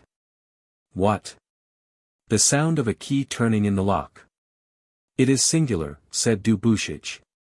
"There is nothing unusual in all this, and yet. And yet you are trembling, you were going to say?" "Yes," said the Count, "but what is that?" The sound of a bell was heard. "It is the signal for the supper of the prince's household. Are you going to join us at supper, Count?" "No, I thank you, I do not require anything, and, if I should feel hungry, I will call for what I may need." "Do not wait for that, monsieur, but come and amuse yourself in our society." "Nay, nay, it is impossible." "Why so?" "His Royal Highness almost directed me to have what I should need served to me in my own apartment, but do not let me delay you." "Thank you, Count, good evening, do not lose sight of our phantom." "Oh! Rely upon me for that, unless," added Henri, who feared he might have said too much, "unless, indeed, I should be overtaken by sleep, which seems more than probable, and a far more healthy occupation than that of watching shadows and spies." "Certainly," said the ensign, laughingly, as he took leave of Henri Du Bouchage. Hardly had he quitted the library than Henri darted into the garden. "Oh," he murmured, "it is Remy. It is Remy. I should know him again in the darkness of hell itself." And the young man, as he felt his knees tremble beneath him, buried his burning forehead in his cold damp hands. "Great heaven!" he cried, "is not this rather a fantasy of my poor fevered brain, and is it not written that in my slumbering and in my waking moments, day and night, I should ever see those two figures who have made so deep and dark a furrow in my life? Why," he continued, like a man aware of the need that exists of convincing himself, "why, indeed, should Remy be here in this chateau, while the Duc d'Anjou is here? What is his motive in coming here? What can the Duc d'Anjou possibly have to do with Remy? And why should he have quitted Diana, he, who is her eternal companion? No, it is not he." Then, again, a moment afterward, a conviction, thorough, profound, almost instinctive in its nature, seemed to overcome all the doubts he had entertained. "It is he. It is he," he murmured, in utter despair, and leaning against the wall to save himself from falling. As he finished giving utterance to this overwhelming thought, which seemed to crush all others in his mind, the sharp sound of the lock was again heard, and, although the sound was almost imperceptible, his overexcited senses detected it instantly. An indefinable shudder ran through the young man's whole frame. Again he listened with eager attention. So profound a silence reigned around him on every side that he could hear the throbbings of his own heart. A few minutes passed away without anything he expected making its appearance. In default of his eyes, however, his ears told him that someone was approaching, for he heard the sound of the gravel under the advancing footsteps. Suddenly the straight black line of the hedge seemed broken. He imagined he saw upon this dark background a group still darker moving along. "It is he returning again," murmured Henri. "Is he alone, or is someone with him?" The objects advanced from the side where the silver light of the moon had illuminated a space of open ground. It was at the very moment when, advancing in the opposite direction, the man in the overcoat crossed this open space, that Henri fancied he recognized Remy. This time Henri observed two shadows very distinctly. It was impossible he could be mistaken. A death-like chill struck to his heart, and seemed to have turned it to marble. The two shadows walked quickly along, although with a firm step. The former was dressed in a woolen overcoat, and at the appearance of the second apparition, as at that of the first, the Count fancied he recognized Remy. The second, who was completely enveloped in a large man's cloak, seemed to defy every attempt at recognition. And yet, beneath that cloak, Henri fancied he could detect what no human eye could have possibly seen. He could not control a deep bitter groan of despair, and no sooner had the two mysterious personages disappeared behind the hedge than the young man darted after them, and stealthily glided from one group of trees to another, in the wake of those whom he was so anxious to discover. "Oh," he murmured, as he stole along, "do I not indeed deceive myself? Oh! Heaven, can it really be possible?" Chapter 87. Certainty. Henri glided along the hedge on the side which was thrown into deep shade, taking care to make no noise either on the gravel or against the trees.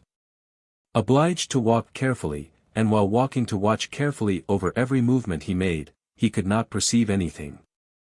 And yet, by his style, his dress, his walk, he still fancied he recognized Remy in the man who wore the overcoat. Mere conjectures, more terrifying for him than realities, arose in his mind with regard to this man's companion. The road which they were following, and which was bounded by a row of elms, terminated in a high hawthorn hedge, which separated from the rest of the park the pavilion of the Duc d'Anjou, and enveloped it as with a curtain of verdure. In the midst of which, as has been already observed, it entirely disappeared in a remote corner of the grounds of the chateau. There were several beautiful sheets of water, dark underwood, through which winding paths had been cut, and venerable trees, over the summits of which the moon was shedding its streams of silver light, while underneath the gloom was thick, dark, and impenetrable. As he approached this hedge, Henri felt that his heart was on the point of failing him. In fact, to transgress so boldly the prince's orders, and to abandon himself to a course of conduct as indiscreet as it was rash, was the act, not of a loyal and honorable man, but of a mean and cowardly spy, or of a jealous man driven to extremities. But as, while opening the gate, which separated the greater from the smaller park, the man he followed moved in such a way that his features were revealed, and as he perceived that these features were indeed those of Remy, the Count's scruples vanished, and he resolutely advanced at all hazards. Henri found the gate again closed, he leaped over the railings, and then continued his pursuit of the prince's two strange visitors, who still seemed to be hurrying onward. Another cause of terror was soon added. For the Duke, on hearing the footsteps of Remy and his companion upon the gravel walk, made his appearance from the pavilion. Henri threw himself behind the largest of the trees, and waited. He could not see anything, except that he observed that Remy made a very low salutation, that Remy's companion courtesied like a woman, instead of bowing like a man, and that the Duke, seemingly transported with delight, offered his arm to the latter, in the same way as he would have done to a woman. Then all three advanced toward the pavilion, disappeared under the vestibule, and the door closed behind them. "This must end," said Henri, "and I must seek a more convenient place, where I can see everything that may pass without being seen." He decided in favor of a clump of trees situated between the pavilion and the wall, from the center of which the waters of a fountain gushed forth, thus forming an impenetrable place of concealment. For it was not likely that in the night time, with the freshness and humidity which would naturally be found near this fountain, the prince would seek the vicinity of the water and the thickets. Hidden behind the statue with which the fountain was ornamented, and standing at his full height behind the pedestal, Henri was enabled to see what was taking place in the pavilion, the principal window of which was quite open before him. As no one could, or rather, as no one would, venture to penetrate so far, no precautions had been taken. A table was laid, sumptuously served with the richest viands, and with rare wines in bottles of costly Venetian glass. 2 seats only at this table seemed to be awaiting 2 guests. The duke approached one of the chairs. Then, leaving the arm of Remy's companion, and pointing to the other seat, he seemed to request that the cloak might be thrown aside, as, although it might be very serviceable for an evening stroll, it became very inconvenient when the object of the stroll was attained, and when that object was a supper. Thereupon the individual to whom the invitation had been addressed threw the cloak upon a chair, and the dazzling blaze of the flambeaux lighted up, without a shadow on their loveliness, the pale and majestically beautiful features of a woman whom the terrified eyes of Henri immediately recognized.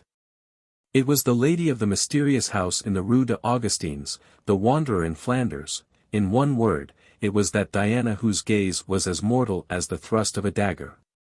On this occasion she wore the apparel of her own sex, and was richly dressed in brocaded silk. Diamonds blazed on her neck, in her hair, and on her wrists, and thereby made the extreme pallor of her face more remarkable than ever, and in the light which shone from her eyes, it almost seemed as if the duke had, by the employment of some magical means, evoked the ghost of this woman, rather than the woman herself.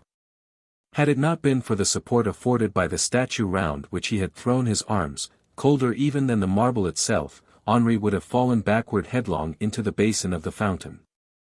The duke seemed intoxicated with delight. He fixed his passionate gaze upon this beautiful creature, who had seated herself opposite to him, and who hardly touched the dishes which had been placed before her. From time to time François leaned across the table to kiss one of the hands of his silent guest, who, as pale as death, seemed as insensible to his kisses as if her hand had been sculptured in alabaster, which, for transparency and perfect whiteness, it so much resembled. From time to time Henri started, raised his hand to his forehead, and with it wiped away the death-like sweat which rose on it, and asked himself, "Is she alive, or dead?" The duke tried his utmost efforts and displayed all his powers of eloquence to unbend the rigid beauty of her face. Remy, the only attendant, for the duke had sent everyone away, waited on them both, and, occasionally, lightly touching his mistress with his elbow as he passed behind her chair, seemed to revive her by the contact, and to recall her to life. Or rather to the position in which she was placed. Thereupon, a bright flush spread over her whole face, her eyes sparkled, she smiled as if some magician had touched a spring unknown to this automaton-like figure, seemingly endowed with intelligence, and the mechanism of which had drawn the lightning glance from her eyes, the glowing flush on her cheek, and the sparkling smile to her lips. The moment after, she again subsided into her calm and statue-like stillness. The prince, however, approached her, and by the passionate tone of his conversation, seemed as if he had succeeded in warming into animation his new conquest.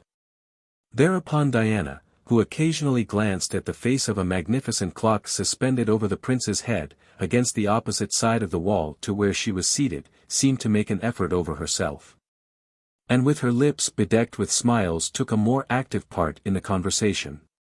Henri, concealed in his leafy covert, wrung his hands in despair, and cursed the whole creation in the utter wretchedness of his sore distress. It seemed to him monstrous, almost iniquitous, that this woman, so pure and rigidly inflexible, should yield herself so unresistingly to the prince, because he was a prince, and abandon herself to love because it was offered within the precincts of a palace. His horror at Remy was so extreme that he could have slain him without remorse, in order to see whether so great a monster had the blood and heart of a man in him. In such paroxysms of rage and contempt did Henri pass the time during the supper, which to the Duc d'Anjou was so full of rapture and delight. Diana sang. The prince, inflamed by wine, and by his passionate discourse, rose from the table for the purpose of embracing Diana. Every drop of blood seemed to curdle in Henri's veins. He put his hand to his side to see if his sword were there, and then thrust it into his breast in search of a dagger. Diana, with a strange smile, which most assuredly had never, until that moment, had its counterpart on any face, stopped the Duke as he was approaching her. "Will you allow me, Monseigneur," she said, "before I rise from the table, to share with your Royal Highness one of those tempting-looking peaches?" And with these words she stretched out her hand toward a basket of gold filigree work, in which 20 peaches were tastefully arranged, and took one. Then, taking from her girdle a beautiful little dagger, with a silver blade and a handle of malachite, she divided the peach into 2 portions, and offered one of them to the prince, who seized it and carried it eagerly to his lips, as though he would thus have kissed Diana's. This impassioned action produced so deep an impression on himself, that a cloud seemed to obscure his sight at the very moment he bit into the fruit. Diana looked at him with her clear steady gaze, and her fixed immovable smile. Remy, leaning his back against a pillar of carved wood, also looked on with a gloomy expression of countenance. The prince passed one of his hands across his forehead, wiped away the perspiration which had gathered there, and swallowed the piece that he had bitten. This perspiration was most probably the symptom of a sudden indisposition. For while Diana ate the other half of the peach, the prince let fall on his plate what remained of the portion he had taken, and with difficulty rising from his seat, seemed to invite his beautiful companion to accompany him into the garden in order to enjoy the cool night air. Diana rose, and without pronouncing a single word, took the Duke's arm, which he offered her. Remy gazed after them, particularly after the prince, whom the air seemed completely to revive. As she walked along, Diana wiped the small blade of her knife on a handkerchief embroidered with gold, and restored it to its shagreen sheath. In this manner they approached the clump of trees where Henri was concealed. The prince, with a passionate gesture, pressed his companion's arm against his heart. "I feel better," he said, "and yet I hardly know what heavy weight seems to press down on my brain. I love too deeply, madam, I perceive." Diana plucked several sprigs of jasmine and of clematis, and 2 beautiful roses which bordered the whole of one side of the pedestal of the statue behind which Henri was shrinking terrified. "What are you doing, madam?" inquired the prince. "I have always understood, Monseigneur," she said, "that the perfume of flowers was the best remedy for attacks of giddiness. I am gathering a bouquet with the hope that this bouquet, if presented by me, will have the magical influence which I wish it to possess." But, while she was arranging the flowers, she let a rose fall from her hand, which the prince eagerly hastened to pick up. The movement that François made was rapid, but not so rapid, however, but that it gave Diana sufficient time to pour upon the other rose a few drops of a liquid contained in a small gold bottle which she drew from her bosom. She then took from his hand the rose which the prince had picked up, and placing it in her girdle, said, "That one is for me, let us change." And in exchange for the rose which she received from the prince's hand, she held out the bouquet to him. The prince seized it eagerly, inhaled its perfume with delight, and passed his arm around Diana's waist. But this latter action, in all probability, completely overwhelmed the already troubled senses of the prince, for his knees trembled under him, and he was obliged to seat himself on a bank of green turf, beside which he happened to be standing. Henri did not lose sight of these 2 persons, and yet he had a look for Remy also, who in the pavilion awaited the termination of this scene, or rather seemed to devour every minute incident of it. When he saw the prince totter, he advanced toward the threshold of the pavilion. Diana, on her side, perceiving François stagger, sat herself down beside him on the bank. The giddiness from which François suffered continued on this occasion longer than on the former. The prince's head was resting on his chest. He seemed to have lost all connection in his ideas, and almost the perception of his own existence. And yet the convulsive movement of his fingers on Diana's hand seemed to indicate that he was instinctively pursuing his wild dream of love. At last he slowly raised his head, and his lips being almost on a level with Diana's face, he made an effort to touch those of his lovely guest, but as if unobservant of the movement, she rose from her seat. "You are suffering, Monseigneur," she said. "It would be better if we were to go in." "Oh! Yes, let us go in," exclaimed the prince in a transport of joy. And he arose, staggering, to his feet. Then, instead of Diana leaning on his arm, it was he who leaned on Diana's arm. And thanks to this support, walking with less difficulty, he seemed to forget fever and giddiness too, for suddenly drawing himself up, he, in an unexpected manner, pressed his lips on her neck. She started as if, instead of a kiss, she had received the impression of a red-hot iron. "Remy," she exclaimed, "a flambeau, a flambeau." Remy immediately returned to the salle-à-manger, and lighted, by the candle on the table, a flambeau which he took from a small round table, and then, hurrying to the entrance to the pavilion, and holding the torch in his hand, he cried out, "Here is one, madam." "Where is your highness going to?" inquired Diana, seizing hold of the flambeau and turning her head aside. "Oh! We will return to my own room, and you will lead me, I venture to hope, madam," replied the prince, in a frenzy of passion. "Willingly, Monseigneur," replied Diana, and she raised the torch in the air, and walked before the prince. Remy opened, at the end of the pavilion, a window through which the fresh air rushed inward, in such a manner that the flame and smoke of the flambeau, which Diana held, were carried back toward François' face, which happened to be in the very current of the air. The two lovers, as Henri considered them to be, proceeded in this manner, first crossing a gallery to the duke's own room, and disappeared behind the fleur-de-lis hangings, which served the purpose of a portière. Henri had observed everything that had passed with increasing fury, and yet this fury was such that it almost deprived him of life. It seemed as if he had no strength left except to curse the fate which had imposed so cruel a trial upon him. He had quitted his place of concealment, and in utter despair, his arms hanging by his side, and with a haggard gaze, he was on the point of returning, with life ebbing fast, to his apartment in the chateau. When suddenly the hangings behind which he had seen Diana and the prince disappear were thrown aside, and Diana herself rushed into the supper-room, and seized hold of Remy, standing motionless and erect, seemed only to be waiting her return. "Quick! Quick!" she said to him, "all is finished." And they both darted into the garden as if they had been drunk, or mad, or raging with passion. No sooner did Henri observe them, however, than he seemed to have recovered all his strength. He hastened to place himself in their way, and they came upon him suddenly in the middle of the path, standing erect, his arms crossed, and more terrible in his silence than any one could ever have been in his loudest menaces. Henri's feelings had indeed arrived at such a pitch of exasperation, that he would readily have slain any man who would have ventured to maintain that women were not monsters sent from hell to corrupt the world. He seized Diana by the arm, and stopped her suddenly, notwithstanding the cry of terror which she uttered, and notwithstanding the dagger which Remy put to his breast, and which even grazed his flesh. "Oh! Doubtless you do not recognize me," he said furiously, gnashing his teeth. "I am that simple-hearted young man who loved you, and whose love you would not return, because for you there was no future, but merely the past. Ah! Beautiful hypocrite that you are, and you, foul liar, I know you at last, I know and curse you. To the one I say, I despise and contemn you, to the other, I shrink from you with horror." "Make way," cried Remy, in a strangled voice. "Make way, young fool, or if not."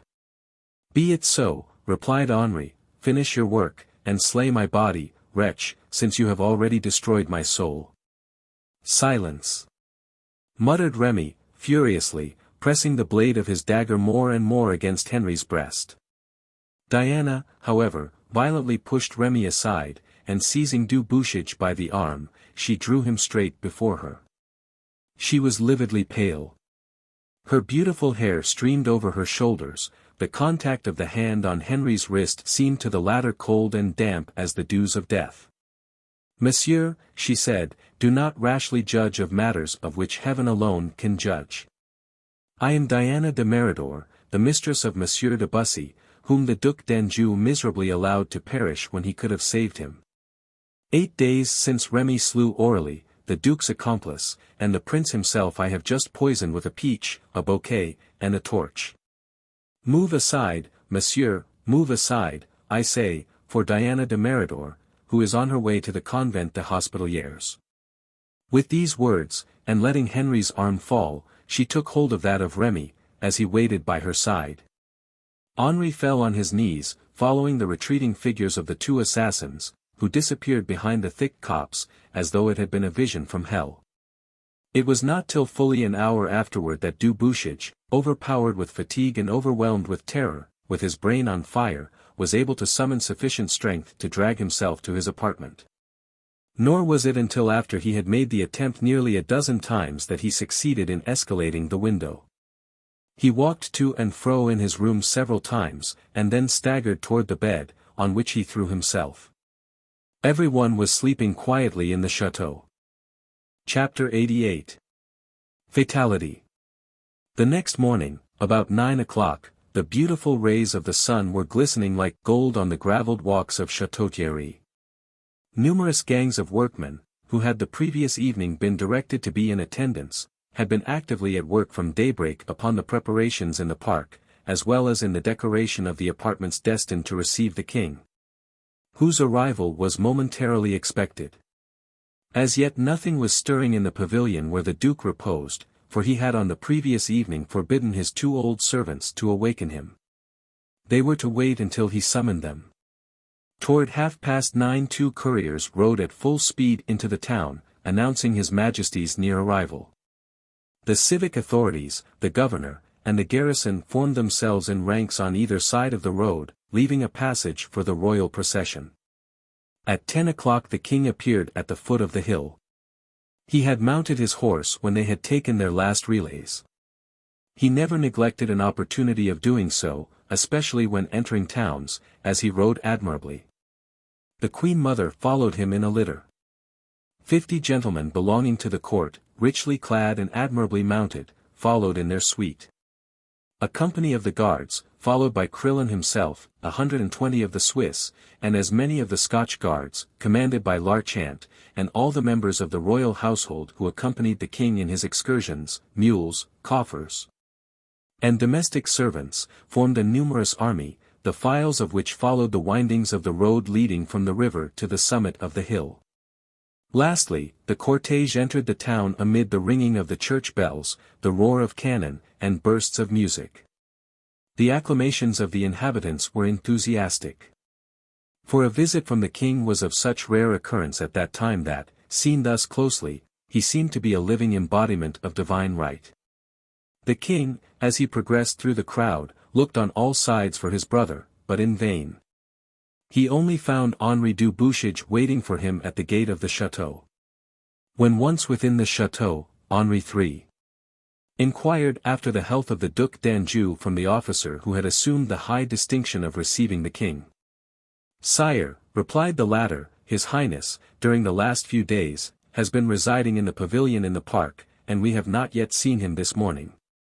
It is most probable, however, that as he was well yesterday, he is well also today." "This pavilion is in a very retired part of the park, it seems," said Henri, in a tone of displeasure, "since the sound of the cannon does not seem to have been heard." "Sire," one of the Duke's 2 aged attendants ventured to remark, "His Highness did not, perhaps, expect your Majesty so soon." "Old fool," growled Henri, "do you think, then, that a king presents himself in this way at other people's residences without informing them of it? Monsieur le Duc d'Anjou has been aware of my intended arrival since yesterday."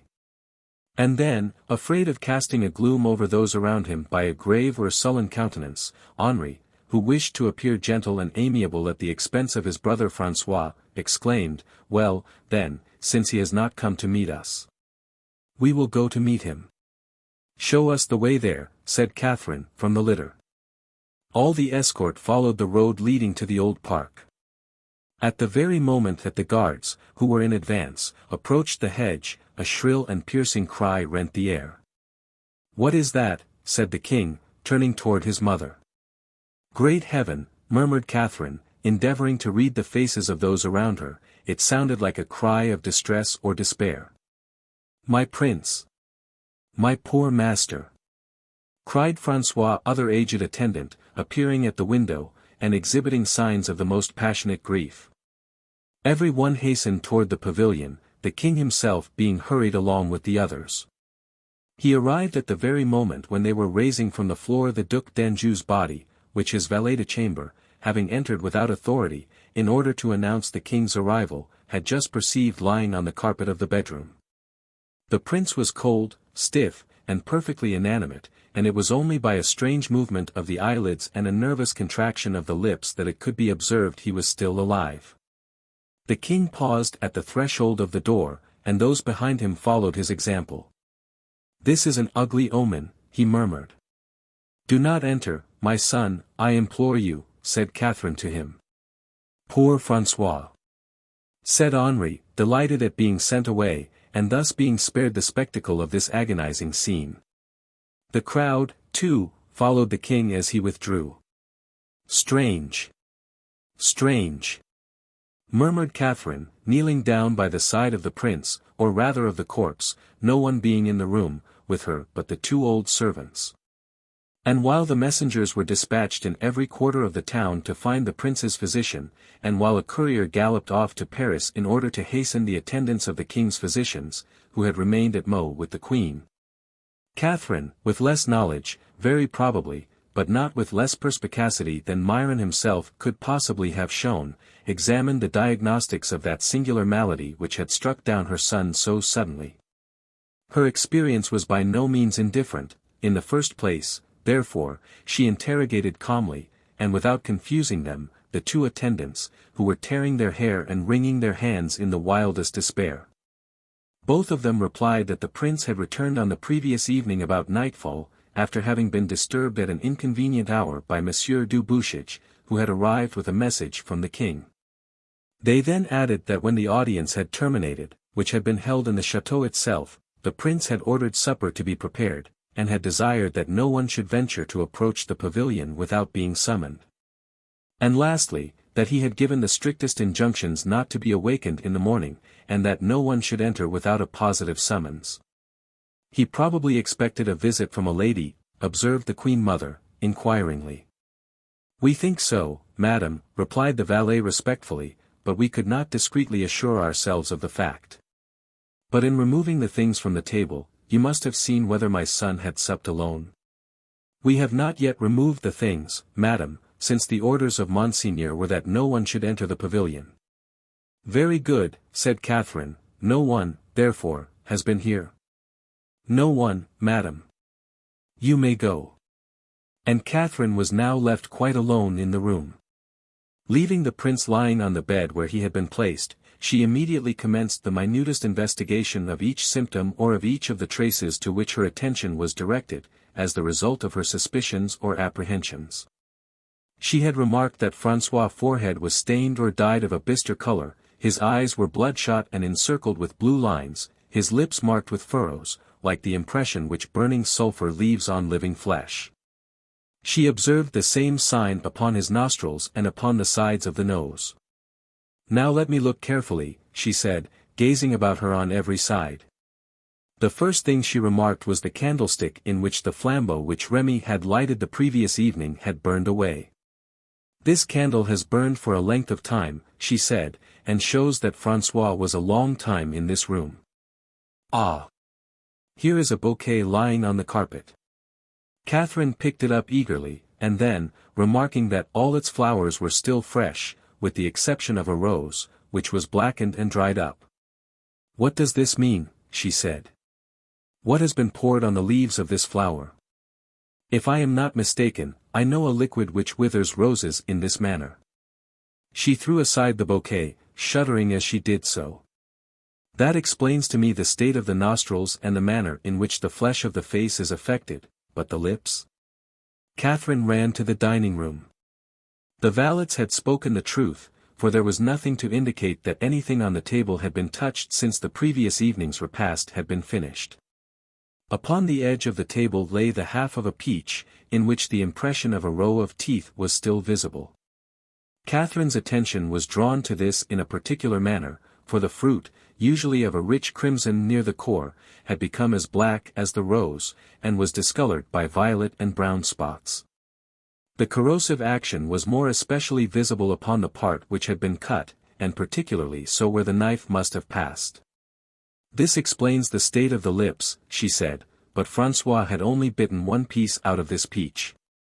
He did not keep the bouquet long in his hand, for the flowers are still fresh, the evil may yet be repaired, for the poison cannot have penetrated very deeply.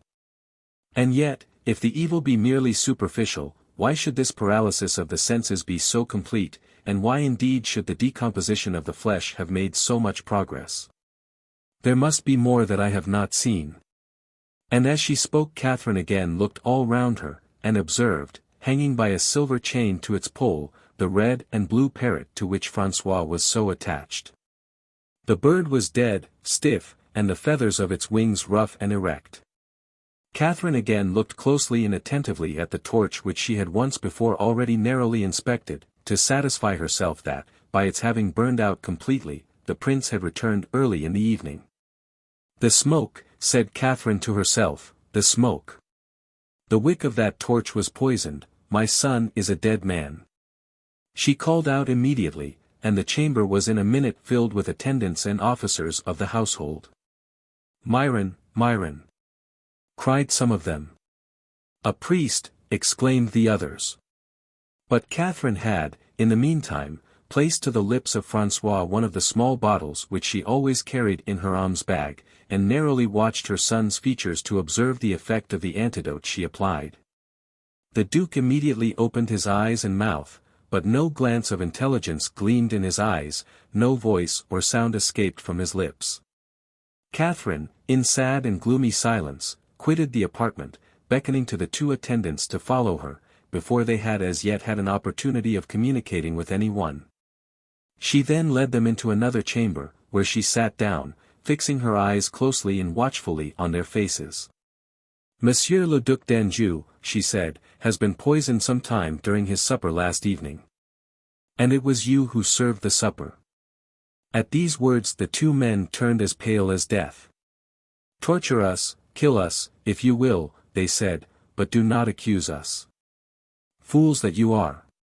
Do you suppose that if I suspected you, that would have already been done? You have not yourselves, I know, assassinated your master, but others have killed him, and I must know who the murderers are. Who has entered the pavilion?"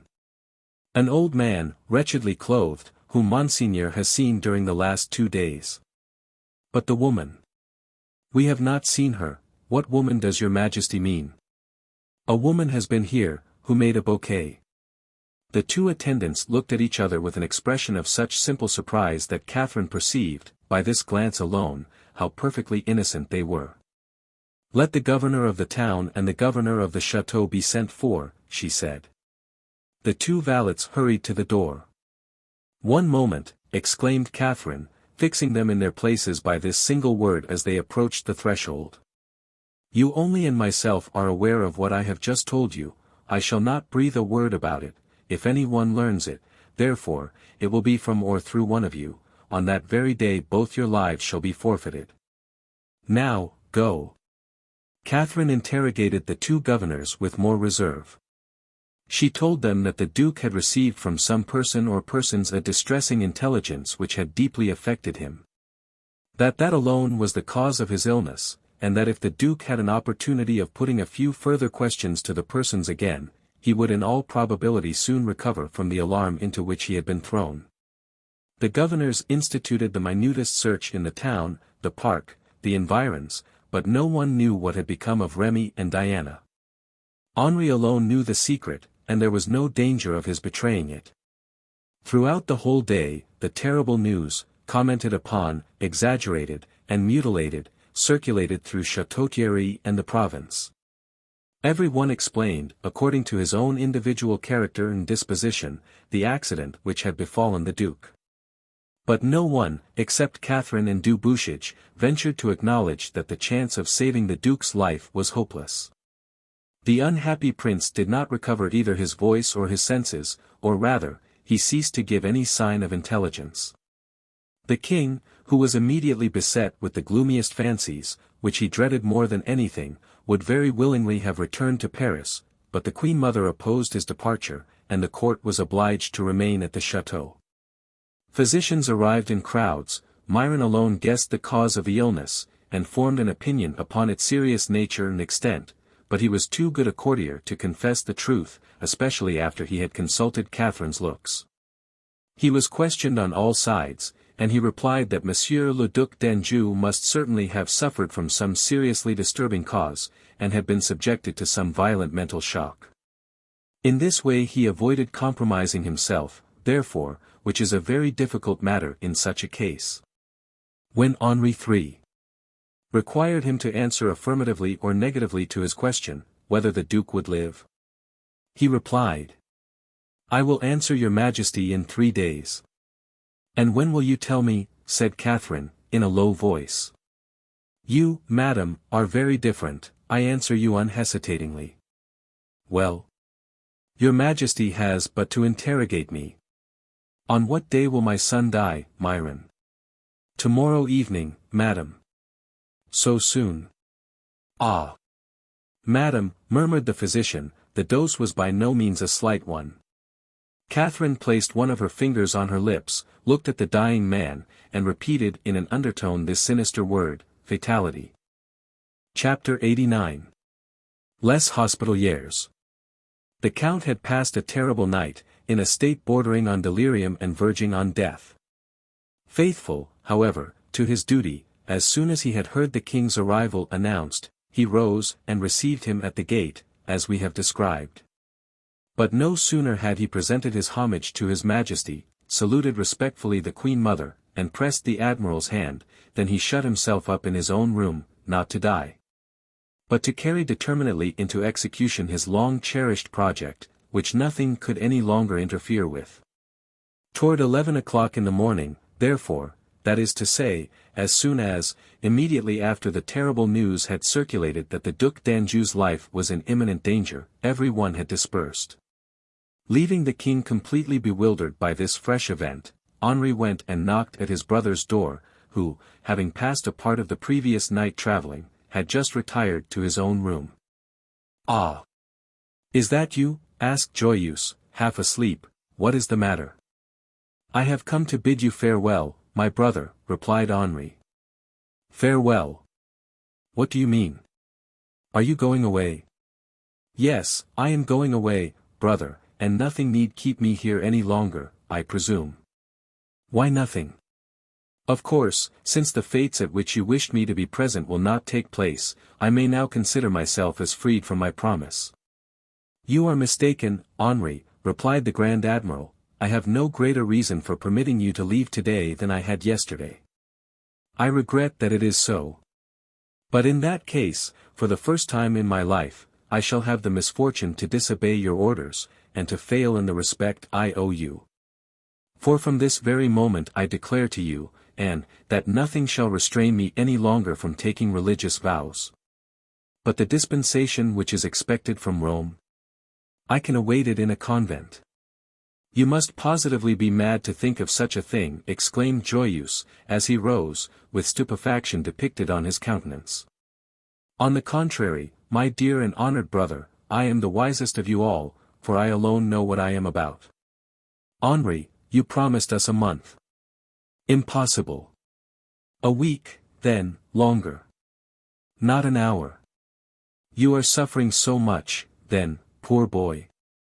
"On the contrary, I have ceased to suffer, and that is why the evil is without a remedy. But, at all events, this woman is not made of bronze, her feelings can be worked upon, I will undertake to persuade her." "You cannot do impossibilities, Anne. Besides, even were she to allow herself to be persuaded now, it is I who could no longer consent to love her." "Well, that is quite another matter." "Such is the case, however, my brother." "What? If she were now willing, would you be indifferent?" Why, this is sheer madness. Oh! No! No, exclaimed Henri, with a shudder of horror, nothing can any longer exist between that woman and myself. What does this mean? Inquired Joyeuse, with marked surprise, and who can this woman really be?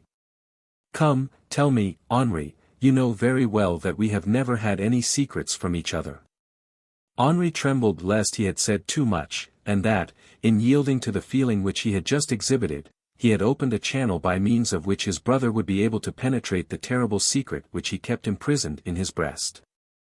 He therefore fell into an opposite extreme, and, as it happens in such cases, and in order to recall the imprudent words which had escaped him, he pronounced others which were more imprudent still.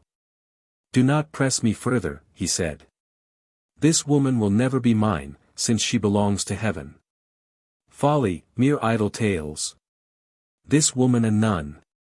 She has deceived you. No, no, this woman has not spoken falsely, she is now an Hospitaliere.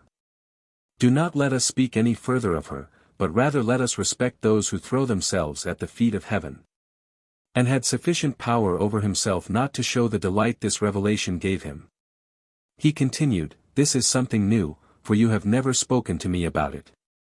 It is indeed quite new, for she has only recently taken the veil, but I am sure that her resolution, like my own, is irrevocable. Do not therefore seek to detain me any longer, but embrace me, as you love me.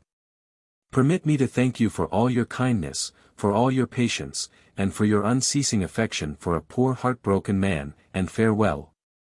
Joyeuse looked his brother full and steadily in the face. He looked at him like one whose feelings had overcome him, and who relied upon a display of feeling to work upon the feelings of others. But Henri remained unmoved at this exhibition of emotion on his brother's part, and replied in no other way but by the same mournful smile. Joyeuse embraced his brother, and allowed him to depart. Go, he said to himself, all is not yet finished, and, however great your hurry may be, I shall not be long before I shall have overtaken you. He went to the king, who was taking his breakfast in bed, with Chicot sitting by his side. Good day. Good day, said the king to Joyeuse. I am very glad to see you, and, I was afraid you would lie in bed all day, you indolent fellow. How is my brother? Alas! Sire, I do not know, I am come to speak to you about mine. Which one? Henri. Does he still wish to become a monk? More so than ever. And will he take the vows? Yes, sire. He is quite right, too. How so, sire? Because men go straight to heaven that way. Oh! Said Chicot to the king, men go much faster still by the way your brother is taking. Will your majesty permit me to ask a question? 20, Joyeuse, 20. I am as melancholy as I can possibly be at Château Thierry, and your questions will distract my attention a little. You know all the religious houses in the kingdom, sire, I believe. As well as I do a coat of arms. Is there one which goes by the name of Les Hospitalieres, sire? It is a very small, highly distinguished, excessively strict, and severe order, composed of 20 ladies, canonesses of Saint Joseph. Do they take the vows there? Yes, as a matter of favor, and upon a presentation from the Queen. Should I be indiscreet if I were to ask your majesty where this order is situated? Not at all. It is situated in the Rue de Chevet Saint-Laudry, in the site, behind Le Cloître Notre Dame. At Paris? Yes. Thank you, sire. But what the devil do you ask me that for? Has your brother changed his mind, and, instead of turning a Capuchin friar, does he now wish to become one of the Hospitalieres? No, sire, I should not think he would be so mad, after what your majesty has done me the honor to tell me. But I suspect he has had his head turned by some one belonging to that order, and I should consequently like to discover who this person is, and speak to her. Par l'amour Dieu, said the king, with a self-satisfied expression. Some 7 years ago I knew the superior of that convent, who was an exceedingly beautiful woman. Well, sire, it may perhaps be the very one. I cannot say. Since that time, I too, Joyeuse, have assumed religious vows myself, or nearly so, indeed. Sire, said Joyeuse, I entreat you to give me, at any rate, a letter to this lady, and my leave of absence for a couple of days. You are going to leave me, exclaimed the king, to leave me all alone here. Oh! Ungrateful king, said Chicot, shrugging his shoulders, am I not here? My letter, if you please, sire, said Joyeuse. The king sighed, but wrote it notwithstanding. But you cannot have anything to do at Paris, said Henri, handing the note to Joyeuse. I beg your pardon, sire, I ought to escort, or at least, to watch over, my brothers. You are right. Away with you, but return as quickly as you can. Joyeuse did not wait for this permission to be repeated.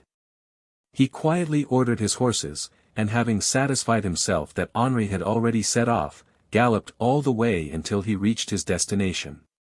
Without even changing his dress, the young man went straight to the Rue de Chevet-Saint-Laudry.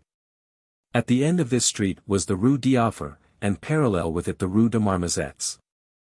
A dark and venerable-looking house, behind whose walls the lofty summits of a few trees could be distinguished, the windows of which were few, bad, barred, and a wicket at the side, completed the exterior appearance of the Convent des Hospitalieres. Upon the keystone of the arch of the porch an artisan had rudely engraved these Latin words with a chisel. Matroni Hospites. Time had partially destroyed both the inscription and the stone. Joyeuse knocked at the wicket, and had his horses led away to the Rue de Marmozets, fearing that their presence in the street might attract too much attention. Then, knocking at the entrance gate, he said, will you be good enough to go and inform Madame la Supérieure that Monsieur le Duc de Joyeuse, Grand Amiral de France, is desirous of speaking to her on behalf of the king. The face of the nun who had made her appearance behind the gate blushed beneath her veil, and she shut the gate. 5 minutes afterward a door was opened, and Joyeuse entered a room, set apart for the reception of visitors. A beautiful woman, of lofty stature, made Joyeuse a profound reverence, which the admiral returned gracefully and respectfully. Madam, said he, the king is aware that you are about to admit, or that you have already admitted, among the number of the inmates here, a person with whom I require to speak. Will you be good enough to place me in communication with that person? Will you tell me the name of the lady you wish to see, monsieur? I am not aware of it. In that case, then, how can I possibly accede to your request? Nothing is easier. Whom have you admitted during the last month? You either tell me too precisely, or with not sufficient precision, who this person is, said the superior, and I am unable to comply with your wish. Why so? Because, during the last month I have received no one here until this morning. This morning? Yes, Monsieur le Duc, and you can understand that your own arrival, 2 hours after hers, has too much the appearance of a pursuit to enable me to grant you permission to speak to her. I implore you, madam. Impossible, monsieur. Will you merely let me see this lady? Impossible, I repeat. Although your name was sufficient for the doors of this house to be thrown open before you, yet in order to speak to any one here, except indeed to myself, a written order from the king is necessary. Here is the order you require, madam, replied Joyeuse, producing the letter that Henri had signed. The superior read it and bowed. His Majesty's will shall be obeyed, she said, even when it is contrary to the will of heaven. And she advanced toward the courtyard of the convent. You now perceive, madam, said Joyeuse, courteously stopping her, that I have right on my side. But I fear I may be under a mistake, and therefore may be abusing the permission I have received from the king. Perhaps the lady may not be the one I am in search of.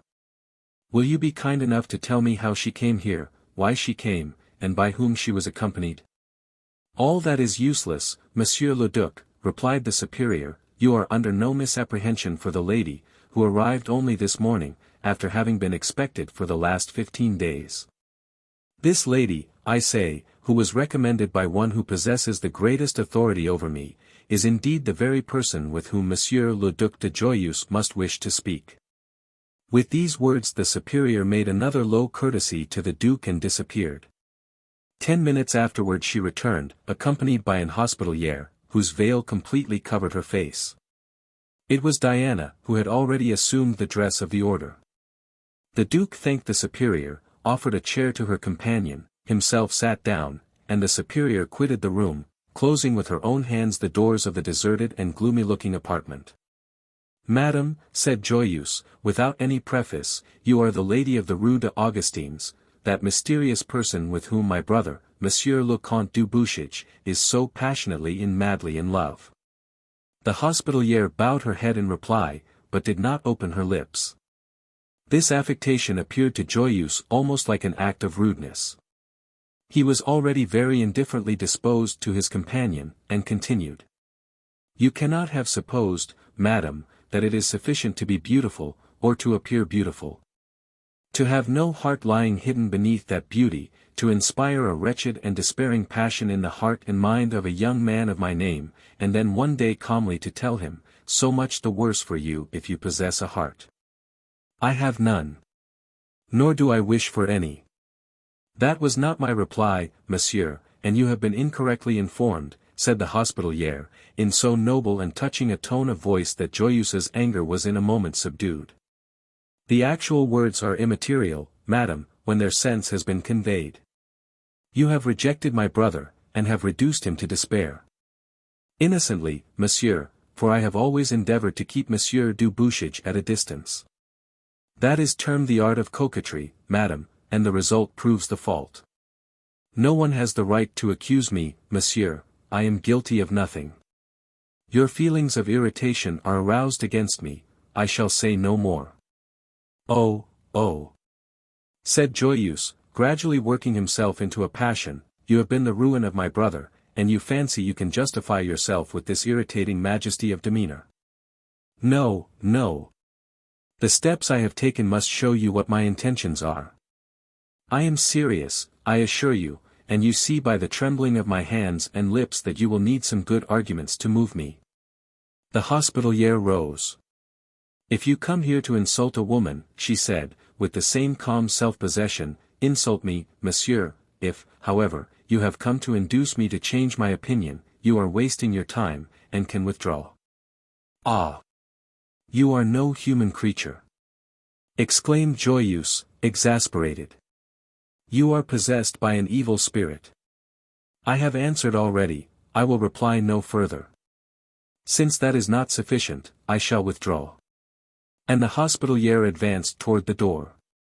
Joyeuse stopped her. "One moment. I have sought you for too long a period to allow you to leave me in this manner. And, since I have succeeded in meeting with you, since your insensibility has confirmed me in the idea which had already occurred to me, that you are possessed by the foul fiend himself. Sent hither by the enemy of mankind to destroy my brother, I wish to see that face whereon the bottomless pit has written its blackest traces. I wish to behold the fire of that fatal gaze which bewilders men's minds. Avaunt thee, Satan!" And Joyeuse, making the sign of the cross with one hand, as if he were exorcising her, with the other tore aside the veil which covered the face of the hospitaliere. The latter, silent and impassible, free from anger or ill feeling, fixed her sweet and gentle gaze upon him who had so cruelly outraged her, and said, "Oh! Monsieur le Duc, what you have just done is unworthy a gentleman." Joyeuse's heart was smitten by her reply. "Oh! Madam," he murmured after a long silence, "you are indeed beautiful, and truly must Henri have loved you. Surely heaven can only have bestowed upon you loveliness such as you possess to cast it like perfume upon an existence devoted to your own. Monsieur, have you not conversed with your brother? Or, if you have done so, he cannot have thought it expedient to make you his confidant. Had not that been the case, he would have told you that I have done what you say, I have loved, I shall never love again, I have lived and must die." Joyeuse had never taken his eyes from Diana's face, and the soft and gentle expression of her gaze penetrated the inmost recesses of his being. Her look had destroyed all the baser material in the Admiral's heart, the pure metal was alone left, and his heart seemed rent asunder, like a crucible which had been riven by the fusion of metal. Yes, yes, he repeated, in a still lower voice, and continuing to fix upon her a gaze from which the fire of his fierce anger had disappeared. Yes, yes, Henri must have loved you. Oh! Madam, for pity's sake, on my knees I implore you to love my brother. Diana remained cold and silent. Do not reduce a family to despair, do not sacrifice the future prospects of our race. Be not the cause of the death of one from despair, of the others from regret. Diana, still silent, continued to look sorrowfully on the suppliant bending before her. Oh! Exclaimed Joyeuse, madly pressing his hand against his heart, have mercy on my brother, have mercy on me. He sprung to his feet like a man bereft of his senses, unfastened, or rather tore open the door of the room where they had been conversing, and, bewildered and almost beside himself, fled from the house toward his attendants, who were awaiting him at the corner of the Rue d'Offre. Chapter 90. His Highness Monseigneur le Duc de Guise. On Sunday the 10th of June, toward 11 o'clock in the day, the whole court were assembled in the apartment leading to the cabinet in which, since his meeting with Diane de Méridor, the Duc d'Anjou was dying by slow but sure degrees.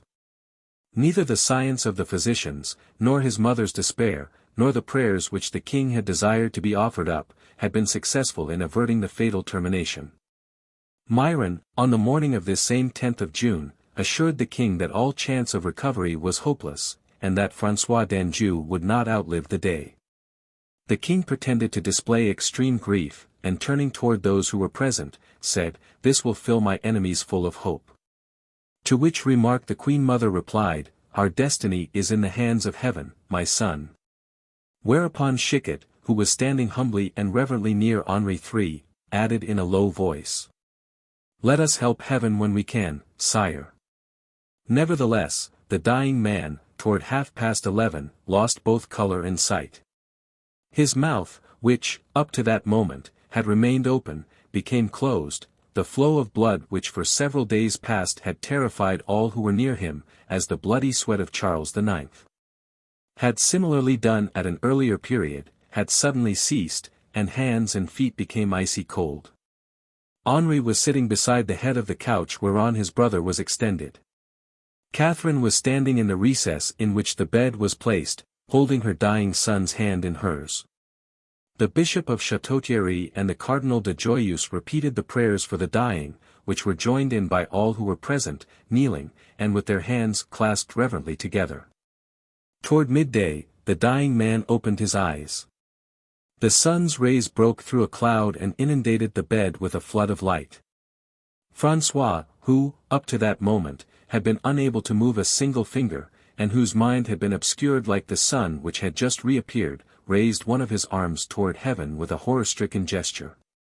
He looked all round the room, heard the murmuring of the prayers, grew conscious of his illness as well as of his weakness, became aware of his critical position, perhaps because he already caught a glimpse of that unseen and terrible future, the abode of certain souls after they have quitted their earthly prison.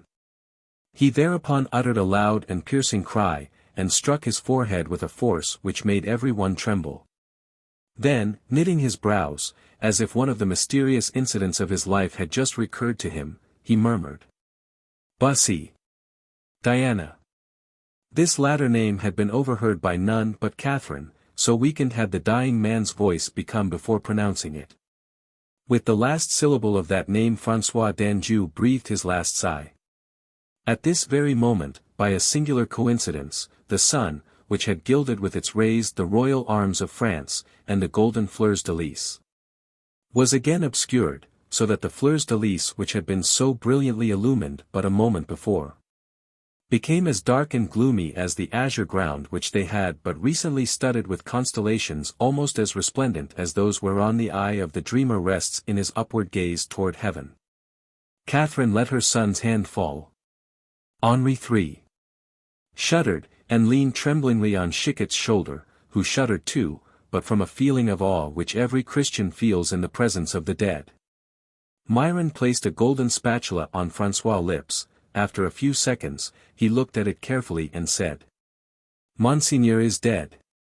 Whereupon a deep prolonged groan arose from the antechamber, like an accompaniment to the psalm which the cardinal murmured, sed ant iniquitates me ad vocem deprecationis me. Dead, repeated the king, making the sign of the cross as he sat in his fauteuil, my brother, my brother.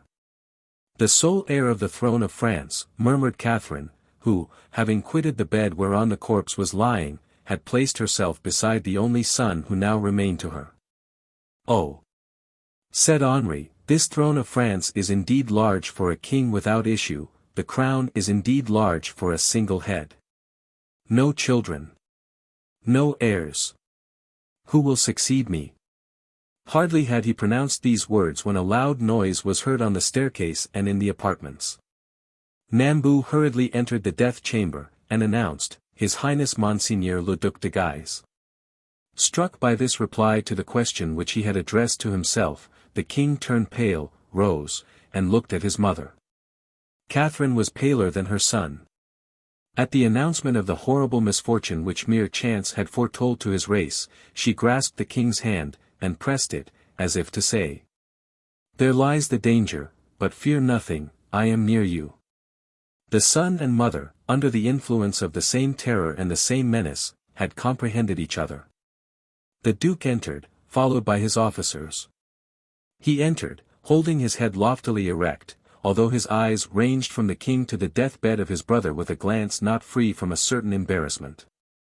Henri III stood up, and with that supreme majesty of carriage which, on certain occasions, his singularly poetic nature enabled him to assume, checked the duke's further progress by a kingly gesture, and pointed to the royal corpse upon the bed, the covering of which was in disorder from his brother's dying agonies.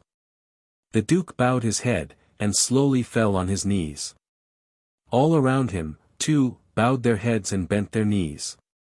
Henri III, together with his mother, alone remained standing, and bent a last look, full of pride, upon those around him. Chicot observed this look, and murmured in a low tone of voice, Digiciat potentis decide et exaltabit humiles, he hath put down the mighty from their seat, and hath exalted the humble and meek. Postscript. A few words with reference to the principal characters in the novel of the 45 Guardsmen are necessary to complete the story.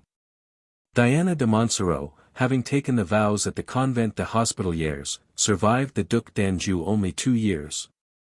Of Remy, her faithful companion, we hear no more, he disappeared without leaving a trace behind him. History, however, informs us more fully as to the others. The Duc de Guise, having at last broken into open rebellion against Henri III, was so far successful, that with the aid of the League he compelled the king to fly from Paris. A hollow reconciliation was, however, patched up between them, the Duc de Guise stipulating that he should be appointed lieutenant general of the kingdom. But no sooner had the king returned to the Louvre than he determined on the assassination of the duke. He sounded Crillon, the leader of the 45, on the subject, but this noble soldier refused to have anything to do with it, offering, however, to challenge him to single combat. De Loignac was less scrupulous, and we know the result. The Duc de Guise and his brother the Cardinal were both murdered. 10 days after this event, Catherine de Médicis, the Queen Mother, died, regretted by none. The Parisians, exasperated by the murder of the Duc de Guise, declared his brother, the Duc de Mayenne, the head of the League, and rose against the king, who was again obliged to fly. He begged the King of Navarre for aid, who promptly responded to the call, and they were shortly before Paris with a united army of Catholics and Huguenots. Henri III was, however, pursued by the relentless hate of the clever and unscrupulous Duchesse de Montpensier. She worked so skillfully on the fanatical mind of the young Jacobin friar, Jacques Clement, that he undertook the death of the king. He entered the camp with letters for Henri, whom he stabbed while reading them. The king died on the 2 August, 1589, after having declared Henri of Navarre his successor. Of the subsequent life and adventures of Chicot, unfortunately nothing authentic is known. Translator.